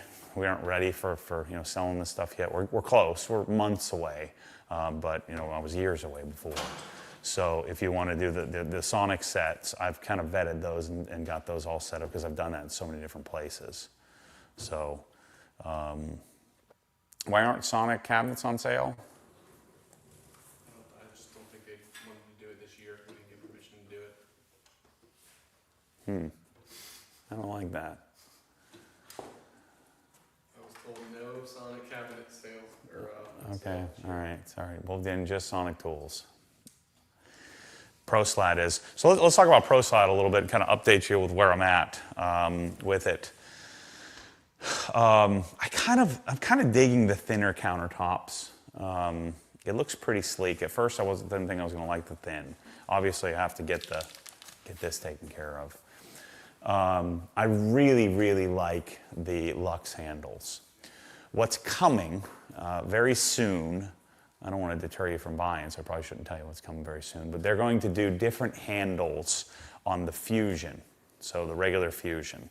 So those handles, so if you look at the core toolbox, so I tell you what, if you buy the Pro Slats, get your discount locked in, and if you wanted to wait, the handles are only like weeks away, and in fact, the next batch might have the new handles. Do we know that yet?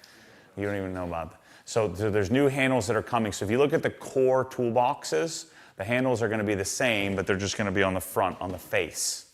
And so they're going to have black, and then they're going to have a brushed aluminum looking. So they'll have a brushed black and a brushed aluminum handle that isn't as, doesn't stick out as much as this. Because this is a love or hate thing. I love it. I think it's fantastic. And so the Pro Slat Fusion, the thing I didn't love was how the handles were done, like the ones that Wabas did at their house, where they don't love my handles, I don't love their handles, it's okay, we can still get along. The new handles solve everything for everybody, I'm telling you, they look really, really sick. But On the Luxe line, you have the exposed stainless looking door latch thingy, or whatever, door hinges.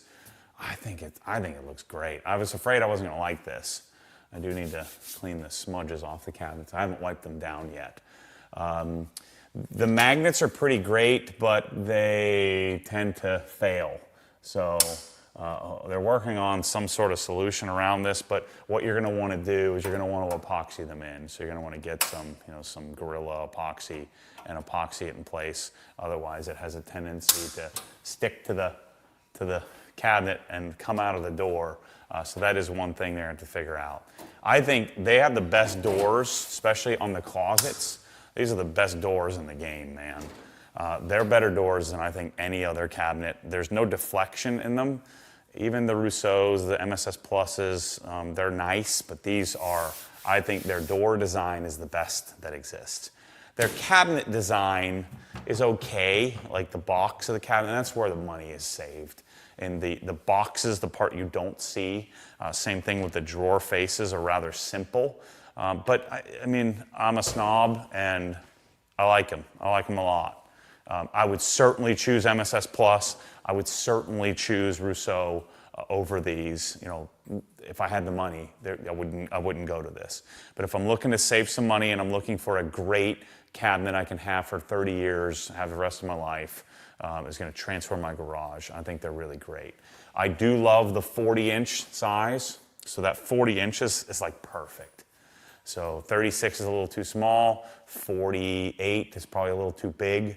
And so this 40-inch module really works great. The one thing I'm trying to convince them to do, they do make like an 80-inch top like this. The problem is it's the depth of the closet. So I didn't want it sticking out above my cabinet because I'm taller, and so it would just make me feel claustrophobic. And so I didn't do that. The other thing we need to figure out is how we're going to do under cabinet lighting. So we're going to solve that for me, and then we'll by proxy be able to solve it for you. So that's something we can work out in the future. The other thing that's not really going to matter for most people, it's a little dicey, is the heft of my Core 59s kind of bows the inside of the cabinet a little bit. You probably can't see it, but it's really stressing the metal. It's not going anywhere once it sits there, but it's a little dicey. What I should have done is wired it to where it was in between the two joints of the cabinet, because these Core 59s weigh like 60 pounds a piece or something like that. So slat wall, I wanted to, I've always been really not a slat wall kind of guy. I'd rather do, backsplash tile. But for this house, I thought it was appropriate to test it out. I'm obviously not going to hang anything on the slat. I'm using it more as a backsplash. The one negative byproduct, if you have a crazy system like this, so if you're going to buy in Core 59s or something crazy in your garage, audio-wise, don't do slat wall because it vibrates at higher volumes. So that is the one thing I wish I didn't do. This TV, this is I forget the model. It's the first generation G series LG that I've had sitting around. I'm waiting to become a Sony dealer so I can do a big Sony Bravia, something or other, at some point. But yeah, the ProSlat stuff, this black finish is pretty sweet. The only problem with black cabinets, again, is you can see every little smudge on them. So if you're particular about that, you'll probably want to do gray or white. But the closets are great. The other thing I'm going to try to convince them to do is they only give you 3 shelves. You need at least 4. There's just too much room. I'm wasting too much space in here. And so I ordered some more shelves. I think I want 5 shelves in each. So especially if I wasn't doing this garbage can, I would want more shelves so I can really maximize my closets. All the Sonic stuff comes with 4 shelves. Rousseau's come with whatever you decide to custom order. But that's something I'm going to talk to them about doing. But I'm really pleased. You can't argue this garage doesn't look good. The whole thing looks great. And then I'm doing more slat wall. So I'm planning to do this more as a functional slat wall. So this here is where we're going to put our pressure washer and everything. So I thought it made sense to try it on the left and right wall, just kind of see what it's like. and then decide, what my recommendation is. Since I was doing such a big amount of slab, I didn't want to do the aluminum stuff. The aluminum probably wouldn't vibrate, but the aluminum is just so bright, harsh. I think it'd be great as a regular backsplash, but to do an entire wall, I don't think I'd want to do aluminum.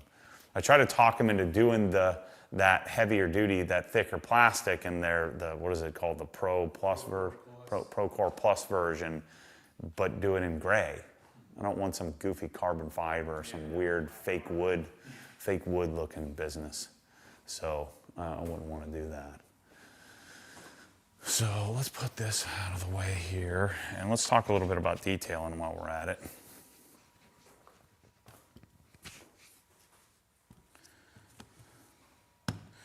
I just brought all this stuff this past week. So I'm going to get this all dialed in. Just one step at a time. Just do one part, one piece at a time. Something I also have decided here just yesterday was traceless. So I need a traceless for in here, for the garage. I need a traceless for the kitchen underneath the sink.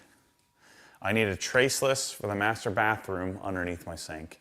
And I need a traceless in my office upstairs. I'm tired of walking around trying to find it.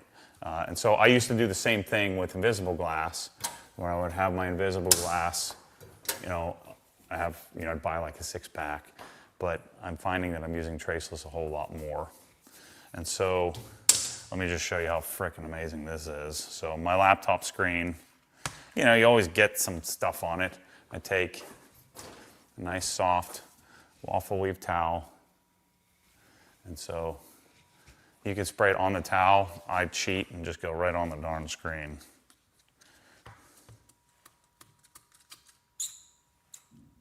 See how it parks? If I do that there's a little bit of runoff, but if I do that with invisible glass, I gotta race it, chase it all the way down. But look at how magical this is.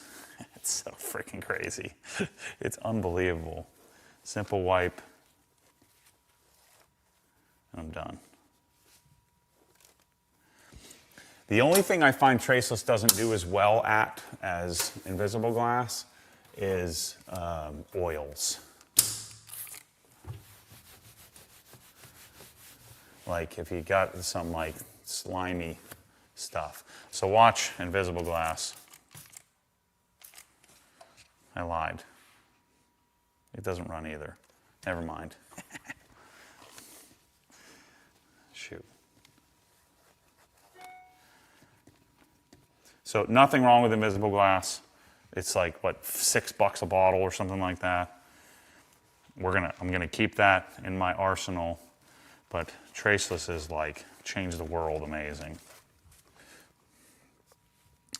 And so cleaning the screen, cleaning anything makes sense. I'm gonna go, so these will go inside the house on the, to make sure I have it all over the place. We have it in stock. We have several thousand bottles, so we should be good for the rest of the holiday. So once I'm done messing around in here and get this garage set up, I'm gonna go and deep clean everything, deep clean the cabinets and everything. Kind of waiting because we gotta cut that door. It's gonna make a huge mess. So let's kind of run through detailing and the master collection here. I should have everything. And so, where is the master collection on the website, Nick? Oh yeah, so if you hover over detailing,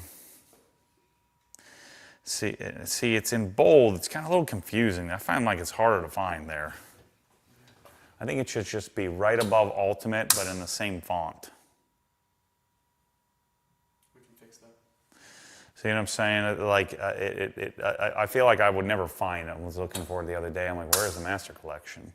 But if you do click on the detailing master collection right now, it's $14,004.12. It's a summation of everything you need without the pressure washer, right? So it's buckets and everything to go with it.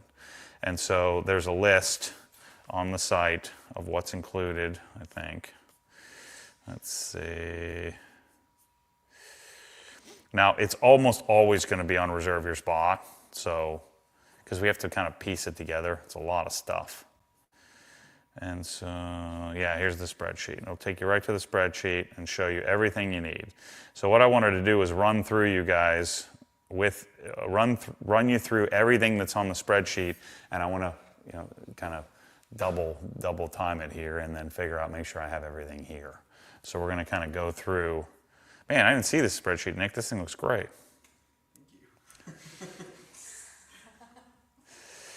So you can zoom in on it. It's a PDF file, takes you right to it. So we stole this idea from Park Tool. And so it shows you everything that's in the kit. All right, so 6-gallon buckets I got those here with the detail guards and the whole thing. So my bucket package is set up and here. Microfiber. So let me take this over here. So we need multipurpose. I can't count them. I think I have the count correct because I got some dirty ones here. So I guess I got to work on the level. Okay, we're good. So multipurpose towel is this one. So I got those. Check. Coating removal towel. Check. Interior towel. Check. Low pile polish removal towel. Check. Wax and sealant removal. Got that here. Pluffles. Are we out of stock on pluffles? I think they're going away. They said that they were going to stop doing pluffles. So I think that's why I couldn't get any pluffles. But I don't think we had any of them. So, are they? I think they are being discontinued. Yeah. So if you love pluffles, I know Billy from Presidential loves pluffles. Billy better buy a bunch of pluffles because they're going to do away with them. Something about how they have to produce them. It's become cost prohibitive or something like that. Waffle leaf glass tile, check. Low pile drying aid towel, check. High pile towel, drying towel, check. Wheel and tire, check. Big drying towel, check. And then rags to riches, I have both of those in the laundry room, so I've got those. So microfiber 3, that's microfiber 2.0, no, microfiber 3.0. Microfiber 4.0 is probably early first quarter next year. So I wouldn't hesitate to buy it. I've gone to other people's houses, like lately, to other guys' garage house, and they have kind of hodgepodge of towels. Man, it feels real uncomfortable to me. My setup is the best. You want to do that for sure. It's expensive, but... You could mention too how the spreadsheet shows Master Collection, Ultimate, Advanced, and Basic. Yeah, so MC is Master Collection, U is for Ultimate, how many comes in the Ultimate package. Advanced is how many comes in the, slightly less expensive version, and then the Basic tells you how many towels you would get. So 5, 10, 20, 20, but the Master Collection has a few extra, things that comes with it. So polishing. Okay, let's check out our polishing here, and this will be an interesting conversation to have. Okay, I put all of my polishing pads up here, and I just did it the other day, so I have it pretty well memorized. So in the Master Collection, very, very different from Basic. I talked about this on the Wash and Talk earlier. When you're doing Master Collection, it's a much, much more sophisticated. You have a lot more options than with the Basic setup. So in Master Collection, so to talk Basic, I talked about this earlier. You would do 3-inch and 5-inch yellow microfiber. You would do 1.5-inch microfiber. You would do 3-inch and 5-inch yellow foam, and that's it for your pads. You would leave the rest out. And then you would do, why does that say 1-inch? So Nick, on our Basic collection, polishing, we have on your spreadsheet, it shows one of white 1-inch pads. It should be one package of yellow.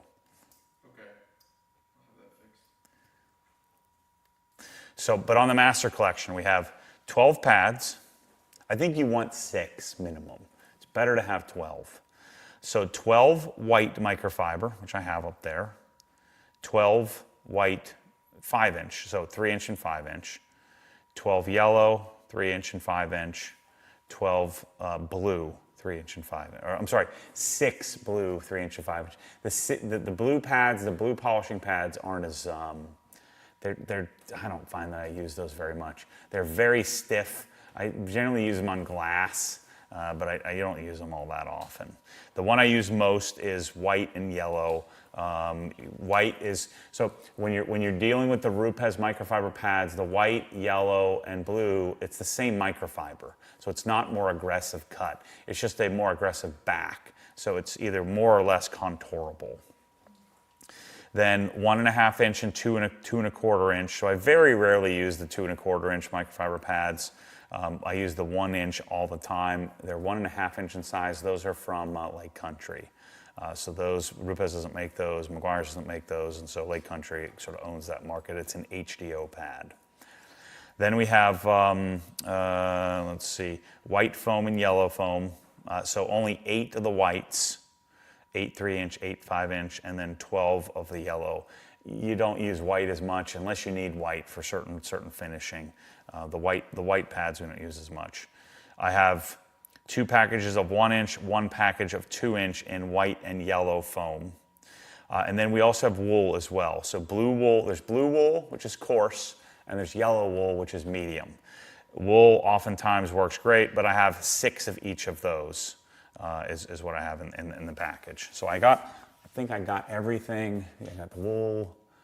Yep, I got everything except for I'm short on my 3-inch yellow Rupes microfiber. So I'll make sure to grab some of those next time. And we have the exact right height for a little tiptoe reach. I'm the only one that can get in those upper cabinets.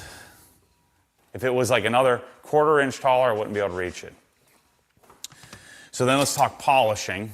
So polishes, I'm pretty sure I got this all licked.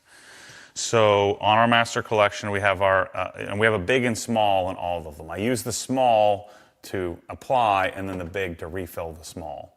But I don't like gallons of polish because I don't polish enough to go through a gallon. But some of the stuff we do have gallons for, but not in the master collection because I don't do gallons in my house. So Jescar correction compound, boom. So Jescar I would call our lightest cutting polish. So it has, I think, the best potential for a 1-step polish. I can't give up the Jescar. I love it. I love having it. I still use it quite often, but it has become, I do use it less than I have in the past because of how good Grio's Fast Correcting Cream is. Then Sonex Perfect Finish, big and little. So I actually have 2 of them, so I have some extra Perfect Finish. Cut Max, big and little, we got that, check. So on the level of aggression, it's Cut Max, then Fast Correcting Cream, then Jescar Correction Compound, and then I almost always finish with Sonex. So I have 3 polishes in here that I don't sell. One is Ultra Cut from CarPro. I have yellow Rupes. I have white Rupes, and then I have Jace Price's last cut stuff in there as well. But that's not on my list. So those are just extras.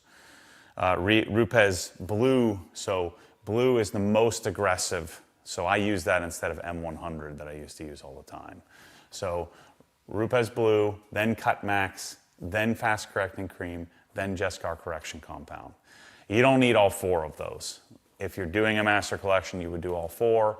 For me, if I had to choose just one polish for cutting or compounding, I would choose Grio's Fast Correcting Cream. It's the easiest to learn on, it's the easiest to use, super forgiving. So I would do Fast Correcting Cream. They only sell it in a 16 ounce, so I just put, in my master collection, I do 2 32s. Again, unless you're a professional, I wouldn't do a lot of gallon stuff because by the time you get the gallon done, your product will probably be separated and ruined. It won't work anymore. Let's see. And then I have CarPro Metallic Cut, which we talked about on the latest Wash and Talk. This is for polishing metal if you needed to, your exhaust tips. 3M Precision Tape. So 2 2-inch rolls I have an extra that I'm kind of working through. 2 1-inch rolls, and then 1 1/4-inch roll. If you're just beginning and you're not building a whole master collection like I have here, you can skip the 1/4-inch roll. You could do all 1 inch if you wanted to. Just do several 1-inch rolls. You can tape everything with a 1 inch. You can do everything with a 1 inch. You can do with a 2 inch. So 1 inch would be the one thing I would buy most often. And this is 3M Precision Tape, which is a Japanese tape that 3M manufactures. Let's see. And then we have CarPro Eraser. So I have a gallon, and I do have that. My gallons are up here. So I have all my gallons in the upper cabinet, and so eraser is in the back. I know I have that. CarPro Eraser is what I use most of the time. So if you were going to choose one isopropyl alcohol, pre-wipe, I would use Eraser. It's not as aggressive as panel wipe, but it's I think a more universal wipe-off solution. I'm actually going to use panel wipe to wipe down all these cabinets. I'm sorry, I'm going to use Eraser to wipe down these cabinets later on. So I have it in one of these bottles, and I have the gallon replaced. So in our master collection, the entire package includes a gallon or a 5-liter, and then an associated press-all that connects to it. There's got to be somebody. Somebody's got to buy the darn master collection for the. Imagine your wife. If you're a husband, mark this video right now. Just go tell your wife, just buy me the master collection. You'll save $1,500. Well, if you're going to buy that, you might as well become Inside the Hex member, and you can save $1,750. We got to ship it for free, which is going to cost me like $400 to ship all that crap. And then just throw everything else away you have. Anything you have to do with detailing, just throw it away. This is what I would do if I was a successful businessman or a successful executive or just a successful human, and I've been hodgepodging this. I've been jerking around all these years, kind of putting this crap together, and then you tend to get hoardy on your stuff. Where you're going to hoard everything. So I would suggest just frickin' buy the master collection. We'll ship it to you. It'll be like the best day of your life. Because you'll have your entire countertop filled, and you get to put it all away, and you'll have everything that you could possibly need. You get to fill all your bottles, put the labels on. It'll be the best 2 weekends you've ever spent in your life. You'd save $2,100 plus shipping if you're a Hex member. Yeah. Crap. There goes my margins. Never mind. Wait till after the sale to buy it. Somebody's got to buy a darn master collection. If somebody's wife has to buy their husband, that would be the greatest gift of all time. That'd be better than getting a darn Rolex or something. Because it would remind you of like the Christmas morning that you had when you were a kid, and you got like a new baseball glove and a bat and a bunch of toys and stuff. I mean, if you want to be the best wife ever, and I think we would pull like 99% of the master collection before Christmas for sure. Even though it shows reserve your spot, there's probably like 2 brushes and 1 spray bottle or something. Yeah, dispensing spout that's out of stock or something. We have almost everything else. That would be sick. We have almost all of the packages in stock. So Okay. if you want to a la carte it and be with certainty you'll get it, you can do that too. Yeah. Man, somebody's got to do that. Send me an email if you're the wife and you pulled this off, because I want to announce you as being the coolest human ever. Yeah, I want to know about that. Could you imagine under the Christmas tree, just get like all of your relatives to come wrap everything? Because it'll be like, It'll be a big Christmas tree. it'll be a bunch of boxes. That would be so sick. Yeah. If I'd gotten that, especially if it's like a new follower who hasn't like started to put the stuff together, man, that would be insane. And then if you wanted to add a share on top, get them an 1122 package to complete the whole thing. So get the ultimate K1122, the ultimate portable Krenzel solution, and then the detailing master collection. That'd be sick. All right, back to work here. It's sick. How many times have I put the master collection together? Like 15? And every time I do it, it's like when I put it in these cabinets, it was like the most enjoyable experience of my darn life. And I've done it 15 times. All right, panel wipe. So we have panel wipe as well. So you would use panel wipe. It's more aggressive. 5-liter taps. The Merca. We haven't talked about the Merca. You guys are crazy. You got to get this done. This is the single best detailing piece of equipment. I almost want to get a new one just so I have a fresh one. This is the single best detailing invention and anything detailing outside of maybe a silicon dioxide, resin delivered coating. So 3-inch polisher, super quiet, tons of headroom. I mean, just watch this thing. You would melt your paint off the car. So it has tons of headroom, $880 on sale. I think we're the only ones that have it with the proper battery package, with the 2.5 amp hour battery. Because when you do the 5 amp hour battery, it gets too big and bulky. And so you want the 2.5 amp hour batteries, you want this sucker, and it'll change your life. So good. We probably don't have a lot of these in stock, so but I'm fairly certain they have them in the US, so we have more coming in. I can only stock so many of these because they're $1,000 a piece, $900 a piece. So if we sell out, we have more coming. It's selling really good. They're actually out of stock right now, but we've sold quite a Is it reserve your spot, Nick? Reserve your spot. Okay. Sorry. Don't. We've sold 50 of them recently. Okay, so yeah, we've sold a bunch of them. So, well, we have more coming, and I think we'll be able to get them before Christmas. Even if you don't get them before Christmas, just buy it. And you want this. This thing is insane. Or it's part of the Master Collection. So just buy the Master Collection. It includes all this. So we have that, the M18 Milwaukee polisher, the nano long neck, and the claw tool.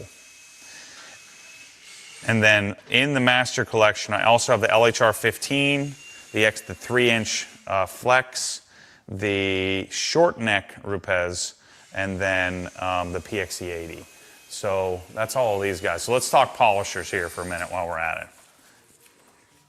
I pull up my cooler here. We got a live stream mess going on. Okay. So if we're talking polishers, first thing, if you're starting out, so if you're not Mr. Ball or lady that I was just talking to a minute ago and you're like a regular person, right? And so you haven't made it yet in life and you're trying to make it. I don't care if you're, I don't care if you're a professional. I don't care if you're just starting out tomorrow. I think this is the best entry-level polishing experience. It rivals like a Rupes, Mark III. I think it rivals the darn Mark V, but Anthony from Rag Company doesn't agree with me. He thinks the Rupes Mark V is some groundbreaking thing. I think it's moderately better. But anyway, this guy.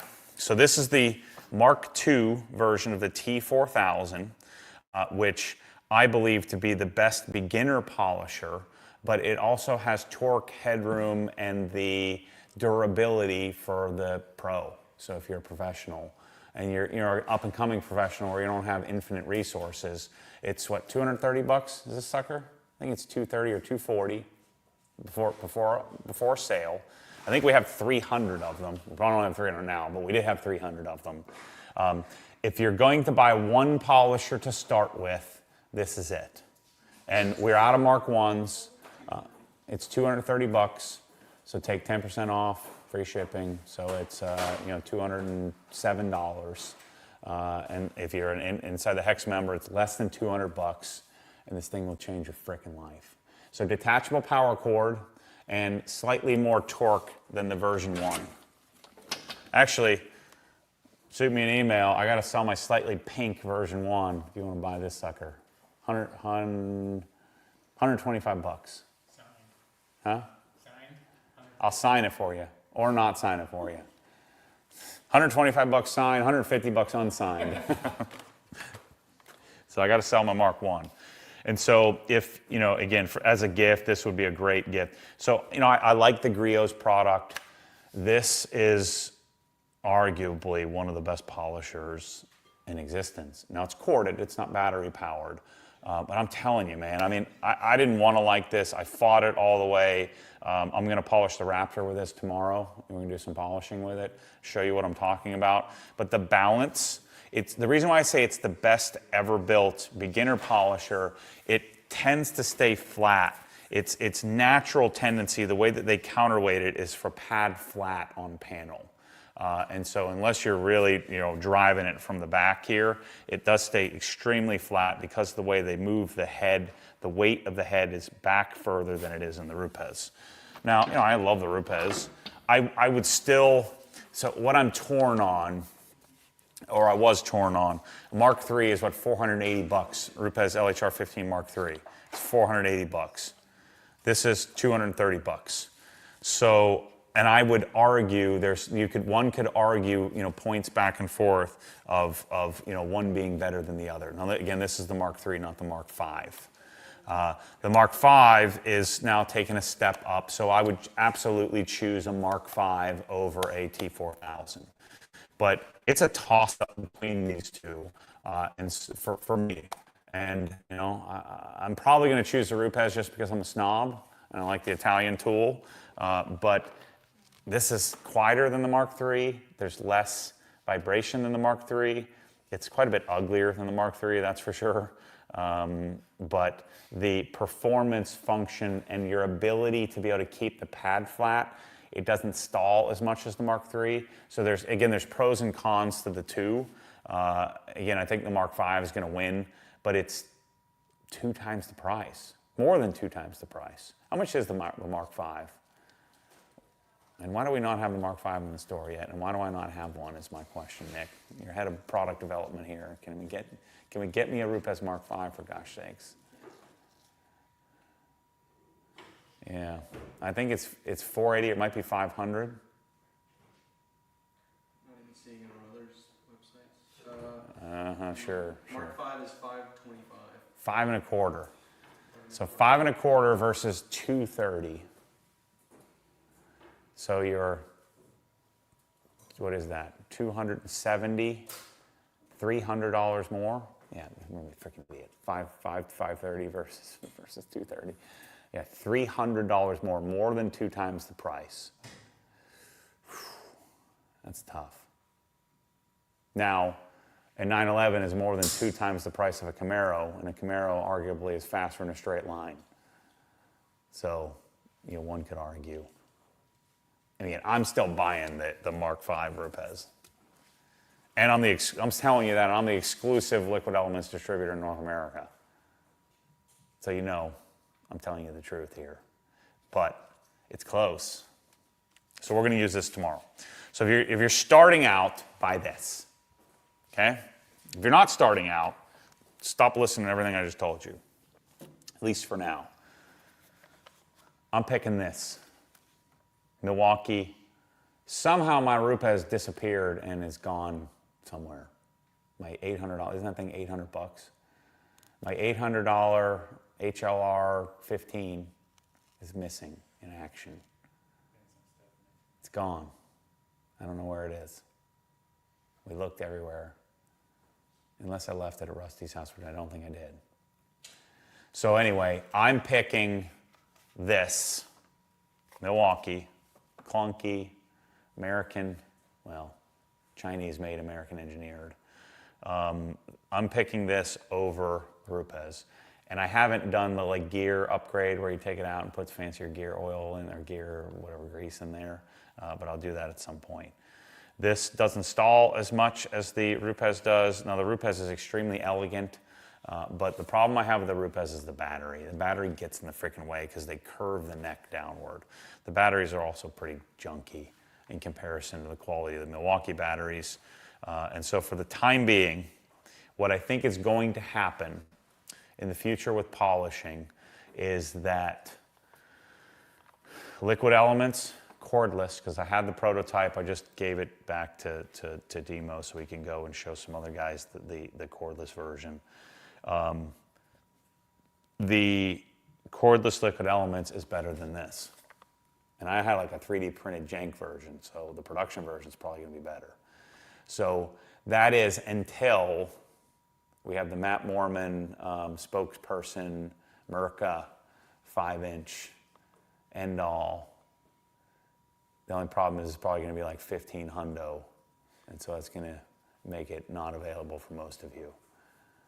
Yeah, and so then I think the Liquid Elements is going to be like 4 and change, low $400 for 2 batteries and a full thing. This one is, I think, $450 with 2 batteries, I think. But for right now, if you're looking for the best 5-inch polisher, what I'm going to use on the Raptor, what I would use most, it's this. Milwaukee 15 millimeter, not the 21, with a 6 amp hour battery on it. That's 530 with the kit. It's 2 batteries. 530 with 2 6 amp hour batteries, 6.0s, and a charger and the bag and all that crap. If you already have batteries, it's like 200 and something bucks. 299.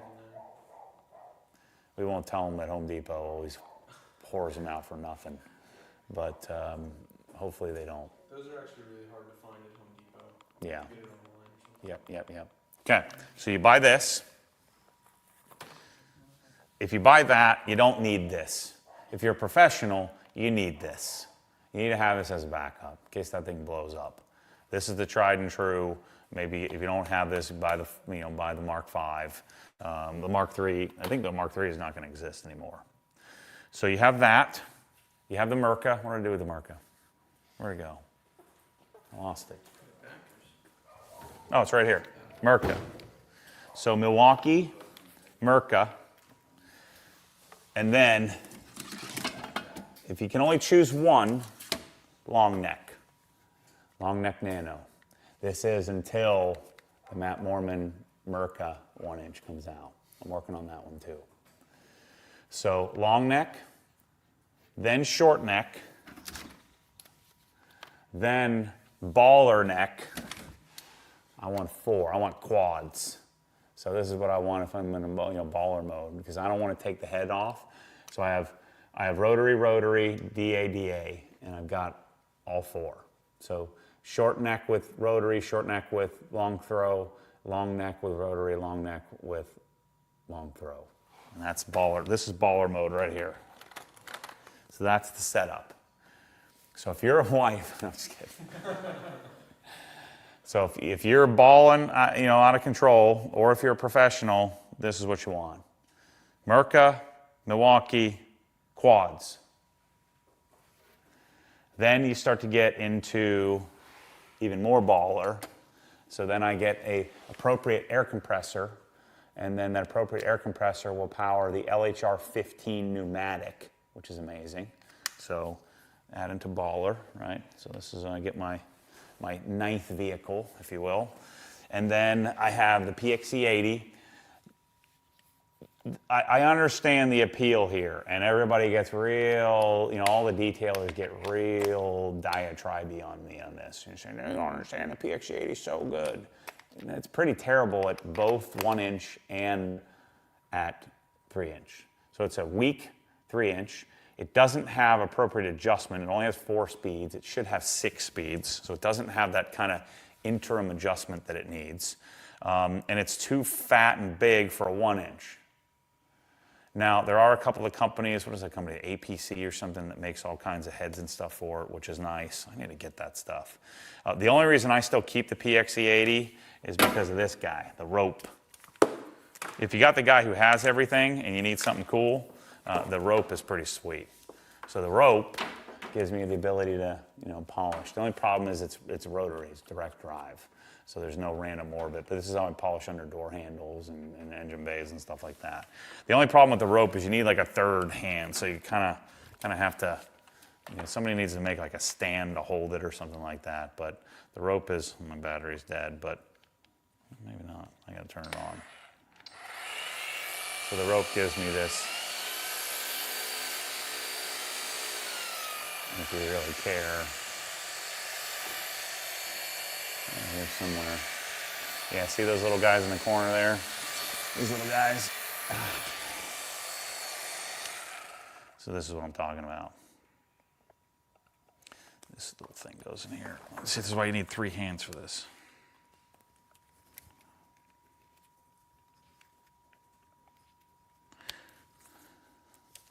So then, polish stuff.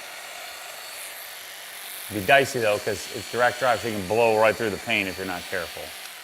But that's why I keep the PXE80 in my baller kit here, baller status. So this goes in the pile.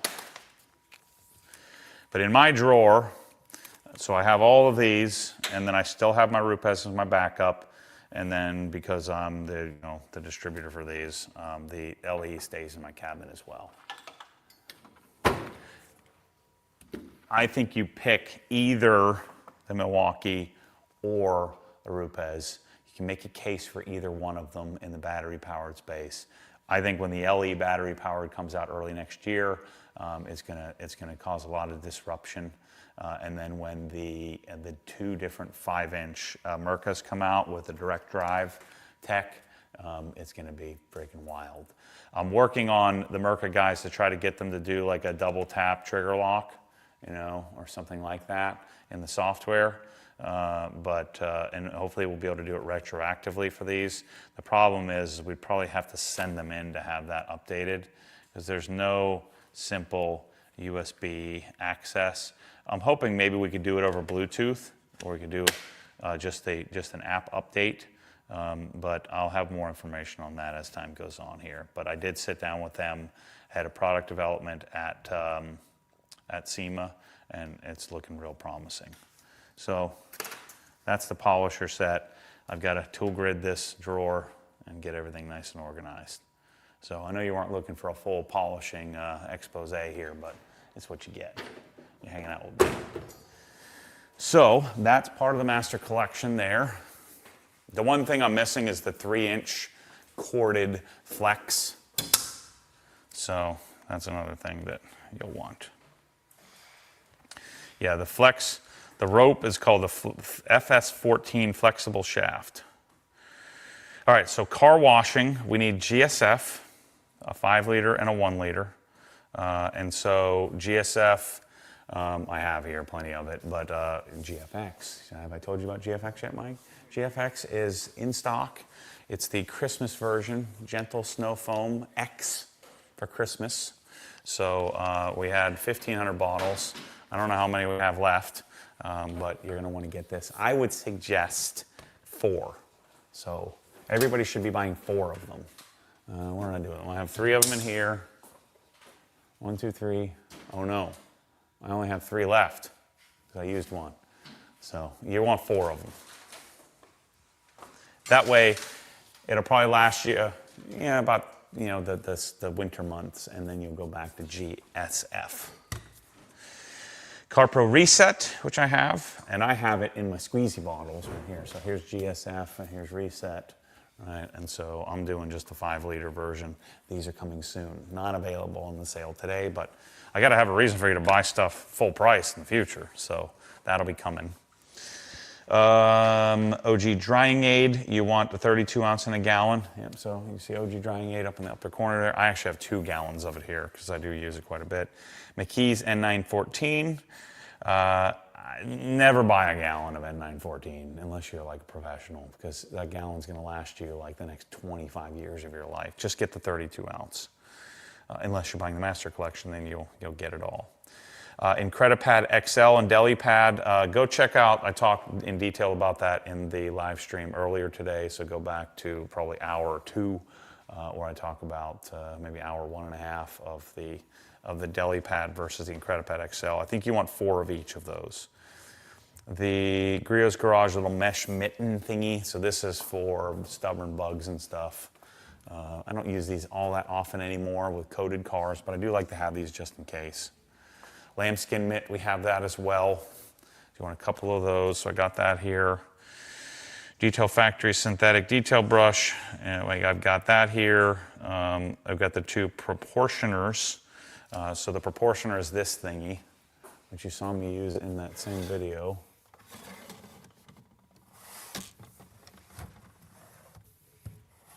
That's this guy, the Pro Blend. So you can kind of little squeezeroo, and it allows you to measure out. Let's see, what else do we got? Oh, Solo. These guys are sick. And we have a new OG version. Check it out. It's blue. And then battery powered. Never gets old. Super sturdy, great bottle. Batteries, I still have never charged one of these things. I don't know, the batteries last forever. Great for Iron-X, iron remover. I keep McKee's M914 in it if I ever want to go and, do a waterless wash or rinseless wash or pre-treat. Something I think you're going to want. I think these things are pretty expensive, but I know a lot of people have just gone and put all their products in solo sprayers and just charge them up and use those specifically. So that's a good thing to have.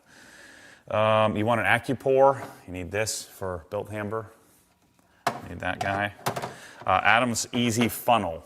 So these funnels, I keep 4 of them in my cabinet. So these things are great. The other funnels from US Plastics and stuff, I don't know where these guys are making these, but these ones are the best. It has a patent on it. I don't know if it's Adam's patent, but these we buy from Adam's. They're great for refilling your bottles. Griot's dispensing spouts. That's the red tip thing you've seen me using. That's this thing. It's pretty good. It certainly looks good. Function is okay, but they do seal up nicely. The issue is when the bottle is fresh and filled, it siphons quite a bit, but it has an on-off function. That's on, that's off. It's pretty sick. So you need a bunch of those for all the regular gallons you have. It doesn't fit on the German gallons from or the Korean gallons from CarPro. So you need some 5-liter taps for those. All right, Brake Buster. You need a couple gallons of Brake Buster. Terminator. You need 4 of these. So you need to have a bunch of these. I've got that. Check. Terminator for tires. It's a great product to have. I'm hoping to have it in a non-aerosol version, which they don't offer. So we're going to have that here soon. Hides is now replaced by Atomac. So you would want Built Hamper Atomac to help with your rusting, which I have here. Shine Supply Wise Guy, wheel and tire cleaner. All you need is a little jug of this, a little bottle. It's diluted. I dilute it 50-50 and use this when I need to have some really nasty tire cleanup. I need to clean my tires, or I need to really dial in my wheels if I got some really nasty crap on my wheels. It's pretty strong. OG tire dressing, Race Glaze XL brush, Easy Detail brush, large and small, Detail Factory curve ball, lambskin mitt we talked about, the tire brush and tire brush XL. So those are and the Detail Factory brushes that I keep, mainly for the Raptor and what will be for the Bronco. So we've got the little brush for my cars, the medium brush for the truck tires, and then the fender well brush. So those are the 3 that I keep. And then I have these, but I just don't use brushes very much. I know a lot of people like brushes, but I don't use them all that much.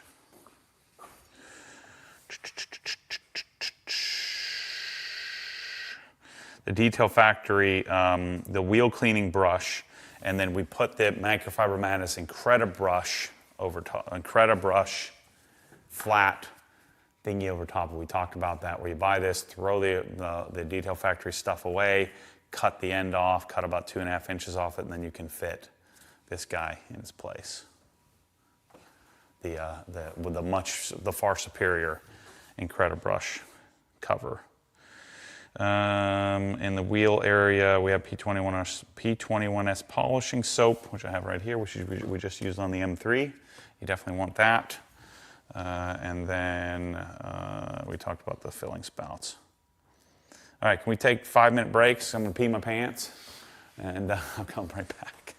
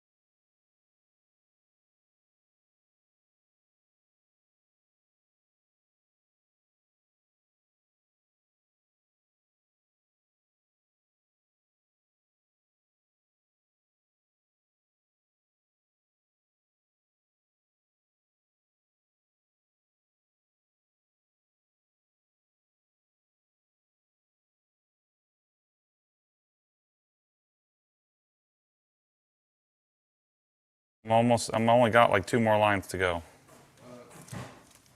Do you have the new press-all labels? You could talk about those when you get to press-all. Oh, yeah. I got them right here. Just launched this morning. Yeah. Where did I put them? Oh, I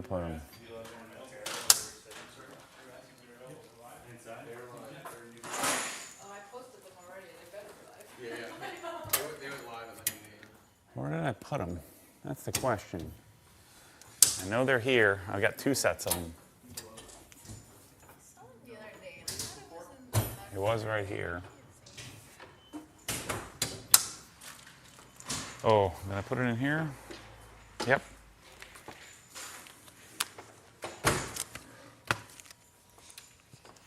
Okay. Yep. We delivered them in our envelope. Yeah, well, I got 2 sets. Okay.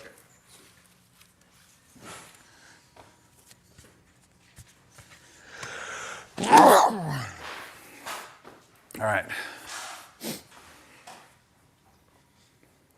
Okay, sorry, I'm back. I had to inspect Kate's organization work, so it took me a little more than 5 minutes.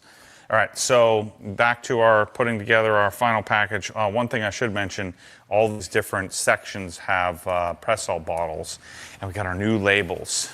So depending on the application, so first of all, we have blank labels.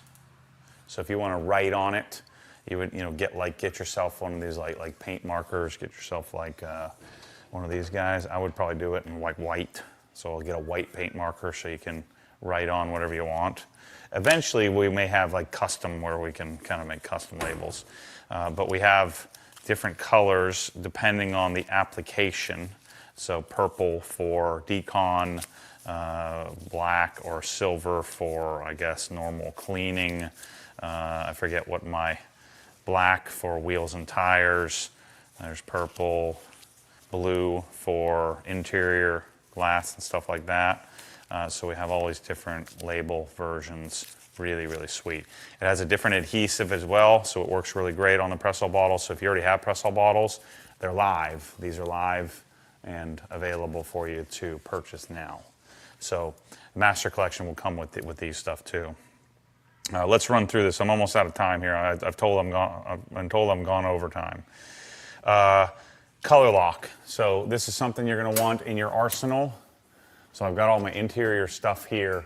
So you're going to want, I think, if the general. So Lars's general recommendation is that if you have a leather that's 3 years old or more, you would need leather protection cream. So you got these 2 options, leather protector, I should say. So you have leather protector if it's 3 years old or older, and if it's not, then you would do leather shield. And you still need leather shield no matter what. So if you have, say, 5-year-old leather, do the cleaning to it, do leather protector, let it sit for a couple hours, and then do leather shield. And so generally what I would do is start on one seat, work my way around the whole car, and by the time I get back to the beginning, then I would do shield and do the same thing, work my way around again. And then if you have newer leather, just leather shield. You don't need leather protector. And so you want mild and strong cleaner. If you can only pick one, I just do strong cleaner, because strong cleaner is not all, it's crazy strong anyway. So you want mild and strong cleaner. You want artificial leather cleaner if you have something like a Tesla or something like that, or anything with vinyl. And so I have that. Sonex Alcantara cleaner, I've got that here. Fresh Up I do have as well. Fresh Up is in the corner. Maybe I don't have Fresh Up. I have Fresh Up in this spray bottle already. So Fresh Up is what you would use to de-stink your interior.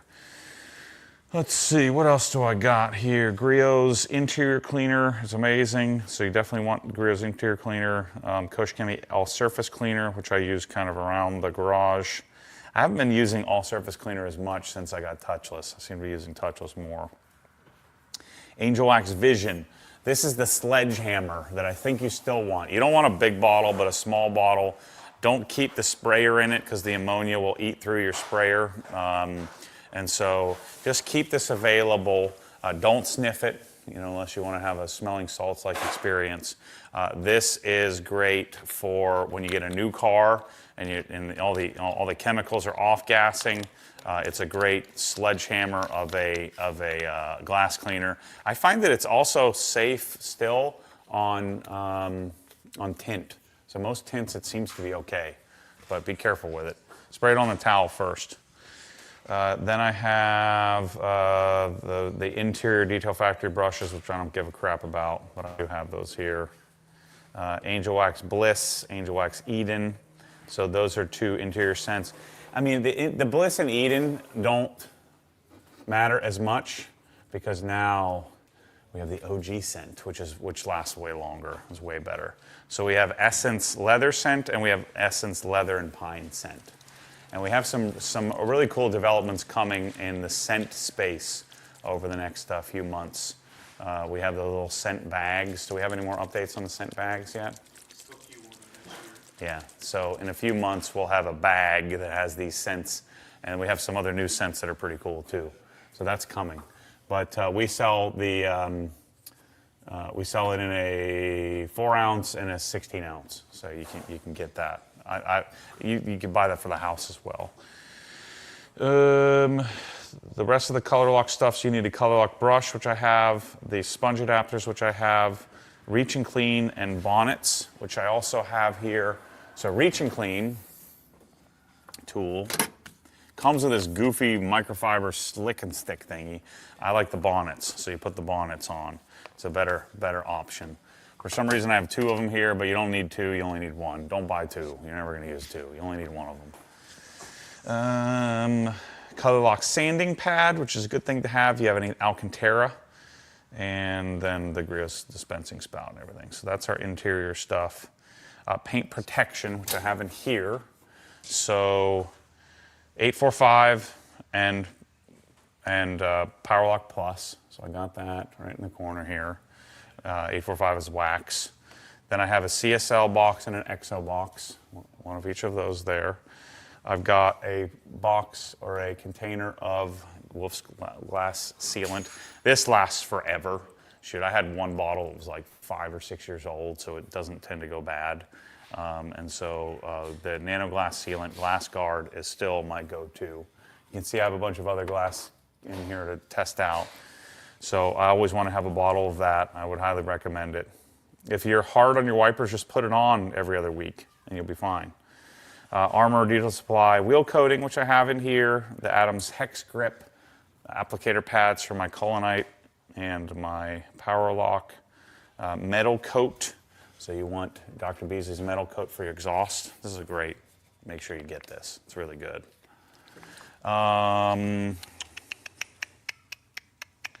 And then a bunch of applicators from CarPro. Come on. Could you actually talk a little bit about like when you would go with a coating versus a wax and like why you chose the wax and sealant we have right now? So really the only reason I would wax something is if, let's say I get a new car. I'm working, I got a tough travel schedule coming up. I just got a new car, maybe it was a used car, a new car to me, and I know it's gonna be months before I can get to a full correction protection, to do the full coating. So what I would do is decon it, so I'd wash it with decon soap, iron remove it, clay it. So the car's gonna be marred, chances are the previous owner didn't know how to wash it properly, or the dealership kinda scratched up a little bit, but again, I'm not ready to do a full correction. So I wouldn't want to coat it then, but I do want to decon it because I have a solid weekend where I can go and put time in. I just don't have time to polish, so I can do a full Saturday. So I'd decon it, dry it. I would do Power Lock Plus as my base, and then Colonite 845, and that would give me a nice experience. I've got a nice decontaminated surface, nice and slick. I have this amazing wax and sealant experience. And then I got 8 or 9 months, 6 to 9 months worth of protection on the thing. If I'm using touchless, probably 6 months, 4 to 6 months worth of protection. But then I've got a nice, decent experience with the car until I have the time to spend 30 hours to fully correct it and get it set up. The other thing, I like having power lock around for doing my speakers. I generally use it on my speakers or stuff in the house. And then if you have a classic, I'm generally not going to coat that. I'm just going to use wax and sealant on it. And there's something magical about the polymer sealant topped with the Colonite, the synthetic wax. It just works really well together. It looks amazing. It does look better than the coatings. And so that's just, you know, the reason why I would use a wax over a coating. But otherwise, if I have the time to polish, then I'm gonna coat the darn thing. In decon, since we just talked about that, I have Koch Chemie Mild Clay, which I've got the clay here, and then I've got the Rag Company sponges, which we need. You can use a sponge like 90% of the time. Having a clay bar is necessary for when I've got overspray or something a little bit more heavy contaminant that the clay bar will do a better job at. I've got a gallon of Tarex. I've got Iron Buster, which is my iron remover. I'm going to be testing this here, which is an odorless, colorless version of Stoners. So this is an interesting product that may become our decon. Let's see, Green Star, which is my all-purpose cleaner. We got that. Ulex. Be careful with Ulex, but Ulex is like the sledgehammer adhesive remover. Make sure you're in a well-ventilated area. This is Atomac here. What else do we got? Ulex, another Solo dispensing spout, Griot's engine cleaner, and then what we're missing on here is hyper dressing. Yeah, in the decontamination section, we would need McGuire's hyper dressing. So we actually pre-dilute this for you, 4-to-1, if you don't want to mess with it. But this is the pre-diluted hyper dressing. If you buy the pre-diluted version, I mean, it's going to last you a long time. You don't need a lot of it. So we do have that in the store. And then I don't have all the lights here yet, so we'll go over that later. So that's the master collection. And it looks like I got everything here. Short of I'm missing the pluffles, but I've got the whole system here. I wanted to go over that here, make sure I have everything. And so we're looking pretty good. Labels, I got to do the new labels, which means I have to rip it off all the bottles. I do have a few other products in here, some like secret little gems in here, like M39 that doesn't exist anymore for plastics. I've got to test out this frost stuff. I do have some strong reveal, some of this, which I don't know, I found that this works really well when you're deconning wheels. I do have some solution finish. We should probably get solution finish in the store. So it's something that we need to get. And I have some other tester products that I want to test out. Carpro Dark Side, Art to Shine Tire Seal, Art to Shine's tire engine dressing, and then I got some PNS Absolute in here to test out. So I got some tester products, as well as Rapid Rinseless Wash. I got some G first, showing some lots.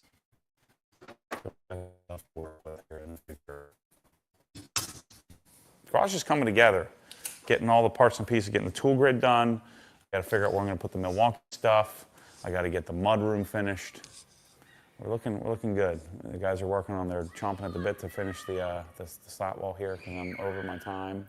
No, you're not. You're on schedule. We go till 3:30. Okay. Icon ETA. Any chance of getting one over Black Friday? A what? A Note Icon. No, I wish.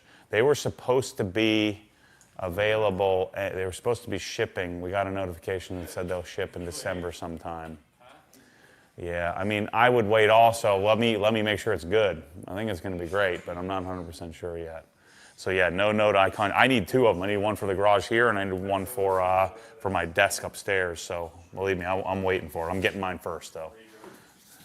This guy's asking, what's the horizontal spacing on the lights? What's the spacing on the lights? Let's see.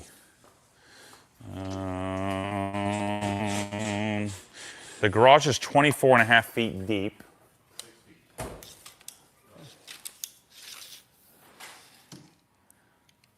Yep. Yeah, 6 feet. So 6. That's 12, 18, 24. Yeah, there's around 6 foot spacing.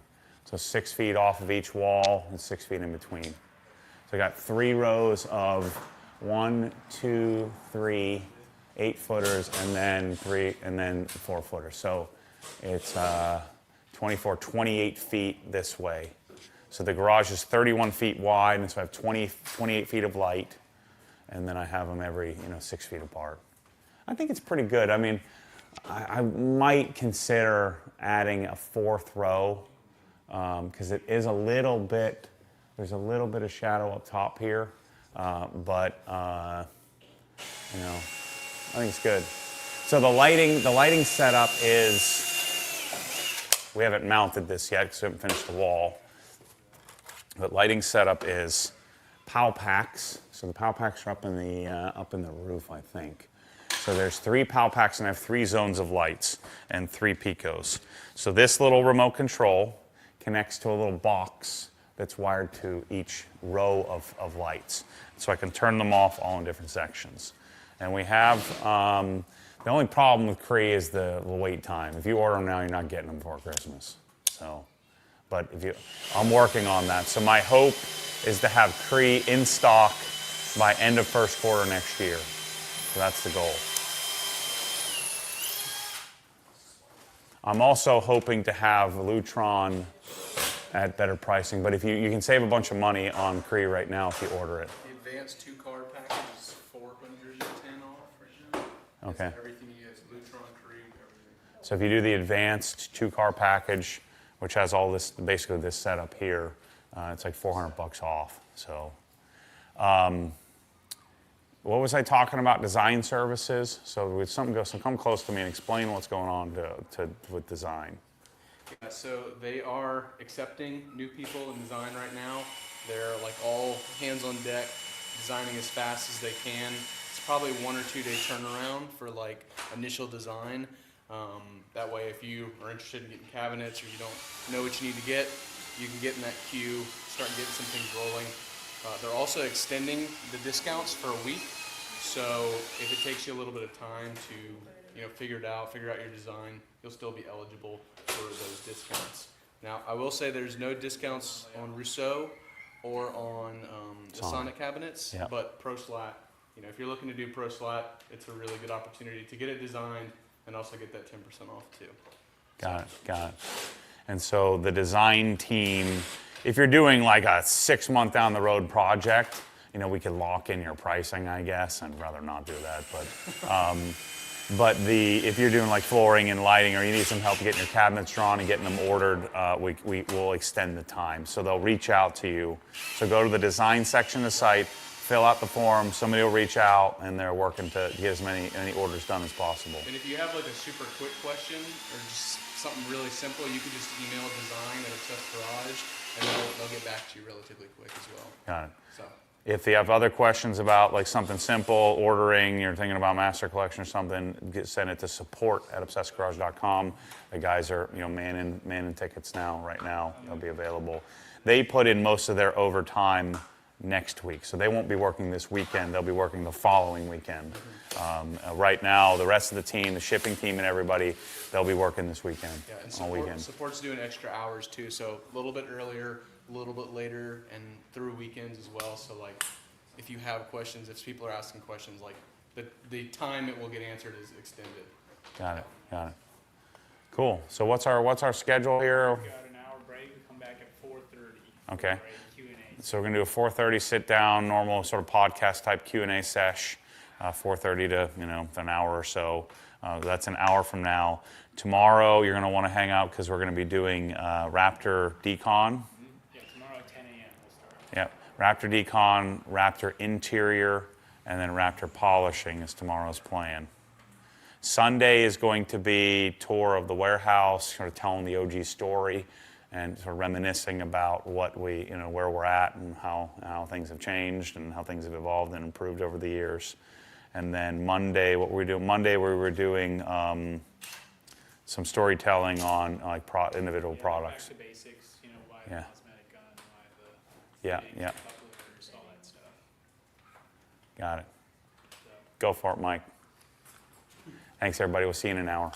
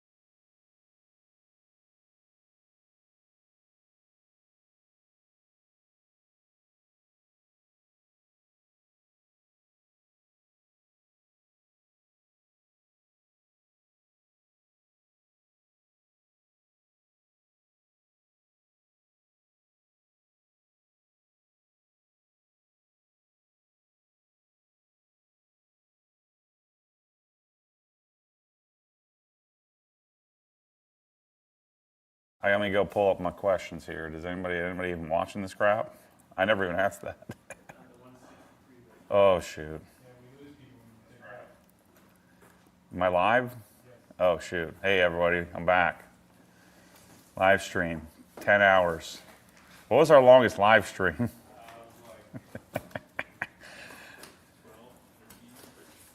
Oh shoot. What did we do? That was a lot. All right, let me pull up the questions here. Yeah, no eating on this one. This is just straight talking, straight yapping. Questions. Let me pull up the pop-out chat. Pop-up chat. Pause this so I'm not messing up our bandwidth here. The thing we were talking about earlier, the pen addict. It's the penaddict.com. That's what I was talking about, pens. I bought, let's see, coming to Obsessed Garage soon. Let's see. 1, 2, 3, 4, 5, 6, 7, 8, 9, 10, 11, 12, 13, 14, 15, 16, 17, 18, 19, 20, 21, 22, 23 different pens. Let's see which one I like. But I bought basically every one he suggested. All right, what am I doing here? Let me go back to the chat here. Live stream. Bring this up, YouTube pop out. Let me blow this up. Let's go live. Live chat.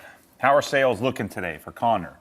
It's looking actually quite great. We just talked about that. So this year, we opened up Inside the Hex on Monday. So Monday, Tuesday, Wednesday, Thursday was open. And we did, I don't know, quite a bit of sales. And so today we're at almost 500,000 for the day. Last year we did 582,000 the whole day. So if you guys go in and buy more master collections, we can break an all-time record. Let me look at, I want to see, let me look at previous years here. So let's see here. I think last year was our biggest year, but maybe not. So let's go. Why does my next payout say I'm losing $1? Let's see how that works. Okay, so let's go home here. And let me look at, so let's go 2023. We did 584,000. Apply that. Yeah, 582,000. So I think we're going to beat that today. So let's go 2022. November 2022 was the 25th. Oh shoot, that was 738,000. Crap, maybe we're not going to do our all-time record. Dang. 2022. Come on, people. Let's go 2021. That would have been our all-time, I'm sure. 2021 was the 26th. 735. All right, let's go, people. 735. So that was about, what was 2020? Holy crap. No wonder I was a lot richer back in the day. That's why I'm living in this normie house, Mike. We don't sell as much. The heck? 555. Shoot. 2020, 555? Yeah. Well, let's just keep going here. 2019. This is fun. That was the 29th, maybe? 293,000. There was a big jump from 2020, or 2019 to 2020, and then 2021 and 2022. So 2021 was 735, and then 722, and then last year was a big letdown.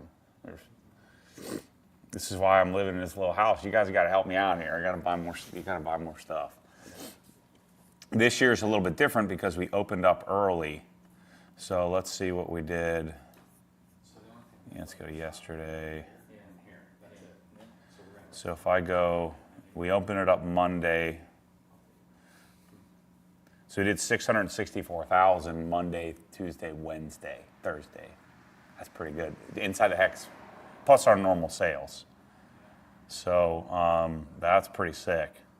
That's a 2% conversion rate, 1,000 orders. So today we have 812 orders, 5.48 conversion rate. So our conversion rate in our highest year was 6.77%. So yeah, we're 492,000. I think we could get into the 700s. So I thought we were going to be breaking records. We aren't breaking squat. Yeah, we need to break some records here, people. 144 people live right now. Our top location was Los Angeles, then Chicago, then Orlando. Oh, that's cool. 166 first-time customers, 616 returning. It's about to be Ocala when I get home. What are you buying, Mike? Everything. I'm gonna outfit my entire garage when I get home. Oh. Why? Well, you don't get any deals. No, it's I'm just kidding. I just want to put Ocala on. Okay. All right. Questions. That was a good question. Thank you for that one. Give me some more questions. Let me go back to the chat here. So where should I start here? We got how many super chats did I miss out on? You guys got to give me some super chats. Oh, that was the note icon. Not a lot of questions here on the stream. You guys are not really watching this here. Am I wasting my time? There's 200 people. You know, people will go back and watch it, you know, not live. If I buy a t-shirt, will Mike autograph it? Griot's foam cannon comes with both the 1.1 and 1.25. Also, which one should be used? Only the 1.25 on any Krensla, or possibly 1.5 if you're trying to use it on a 15-amp circuit. When washing outside, is an outdoor tent worth it? Yeah, I mean, I've washed under it. The problem is getting like one of those pop-up tents, getting a big enough one to really cover the car. That's the tricky part. So you need a really large one, otherwise the car's not going to fit. Any drawbacks of using built hamper touchless in direct sunlight? Yes, it is a high pH. It's an alkaline soap, so I would want to be pretty careful about washing in direct sunlight. Maybe use it in sections. I wouldn't want it drying. I don't think that would be good. You got to go add the whole week this time, plus Black Friday. Yeah, that's what I just did.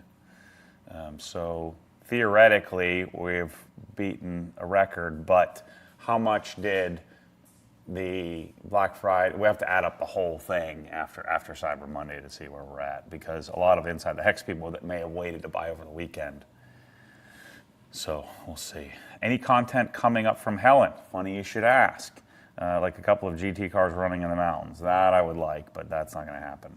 So next week, next Thursday the 5th, me, Rusty, Michael Stevens, Mike, we're going to go up to Helen. Then the Wabas are going to come up the next on Monday, the next week, and we're going to take a bunch of JTR speakers.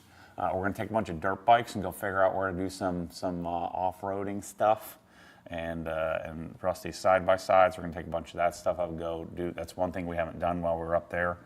So we're going to go do that. Taking my extra mountain bikes. We're going to do some mountain biking. It's going to be sick.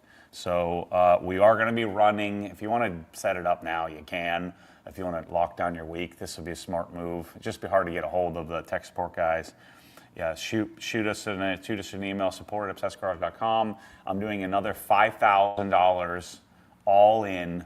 So $5,000. No, I'll pay the tax and all that stuff for a week in Helen for 2024.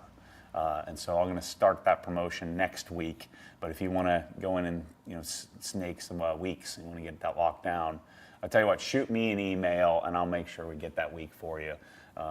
If you want to lock that down now and beat people to the punch. I think we probably have 40 weeks available, something like that. There's only a few weeks booked next year, maybe 8 or 10 weeks. So I want to book up next year and get the house dialed. So, but yeah, Helen stuff, full Helen vlog. I'm going to vlog every single day. We're going to have all kinds of videos on the Youthman channel. That's going to be sick. Make sure you go subscribe to Youthman because we're going to be doing lots of lots of stuff on the home theater front. We got some really sick speakers coming out soon with Jeff from JTR. Best coating for exposed suspension components. I would do the Dr. Beasley's metal coat would be the way to go. It's high temp, it's pretty long lasting, really easy to apply, and it would, if you have some exposed metal, it would adhere really well to that. Let's see. I would absolutely book a week if I could bring my dog. Well, I guess you're going to have to figure something out. Find a place to board your dog. No dogs allowed. Once I open up Pandora's box to that, it'll be a complete disaster. Gordon Chan, hey Matt, I'm trying out touchless this weekend. I saw you add 230 mils with 100 mils of water in your last wash. No, it was 230 mils with 1,000 milliliters total. So that was, 670 milliliters of water. You do want to calculate the PIR. 230 would probably be a decent starting point for a pressure washer that does 1.9 gallons a minute. Somewhere in the 200 to 300 milliliter range you'd be safe with.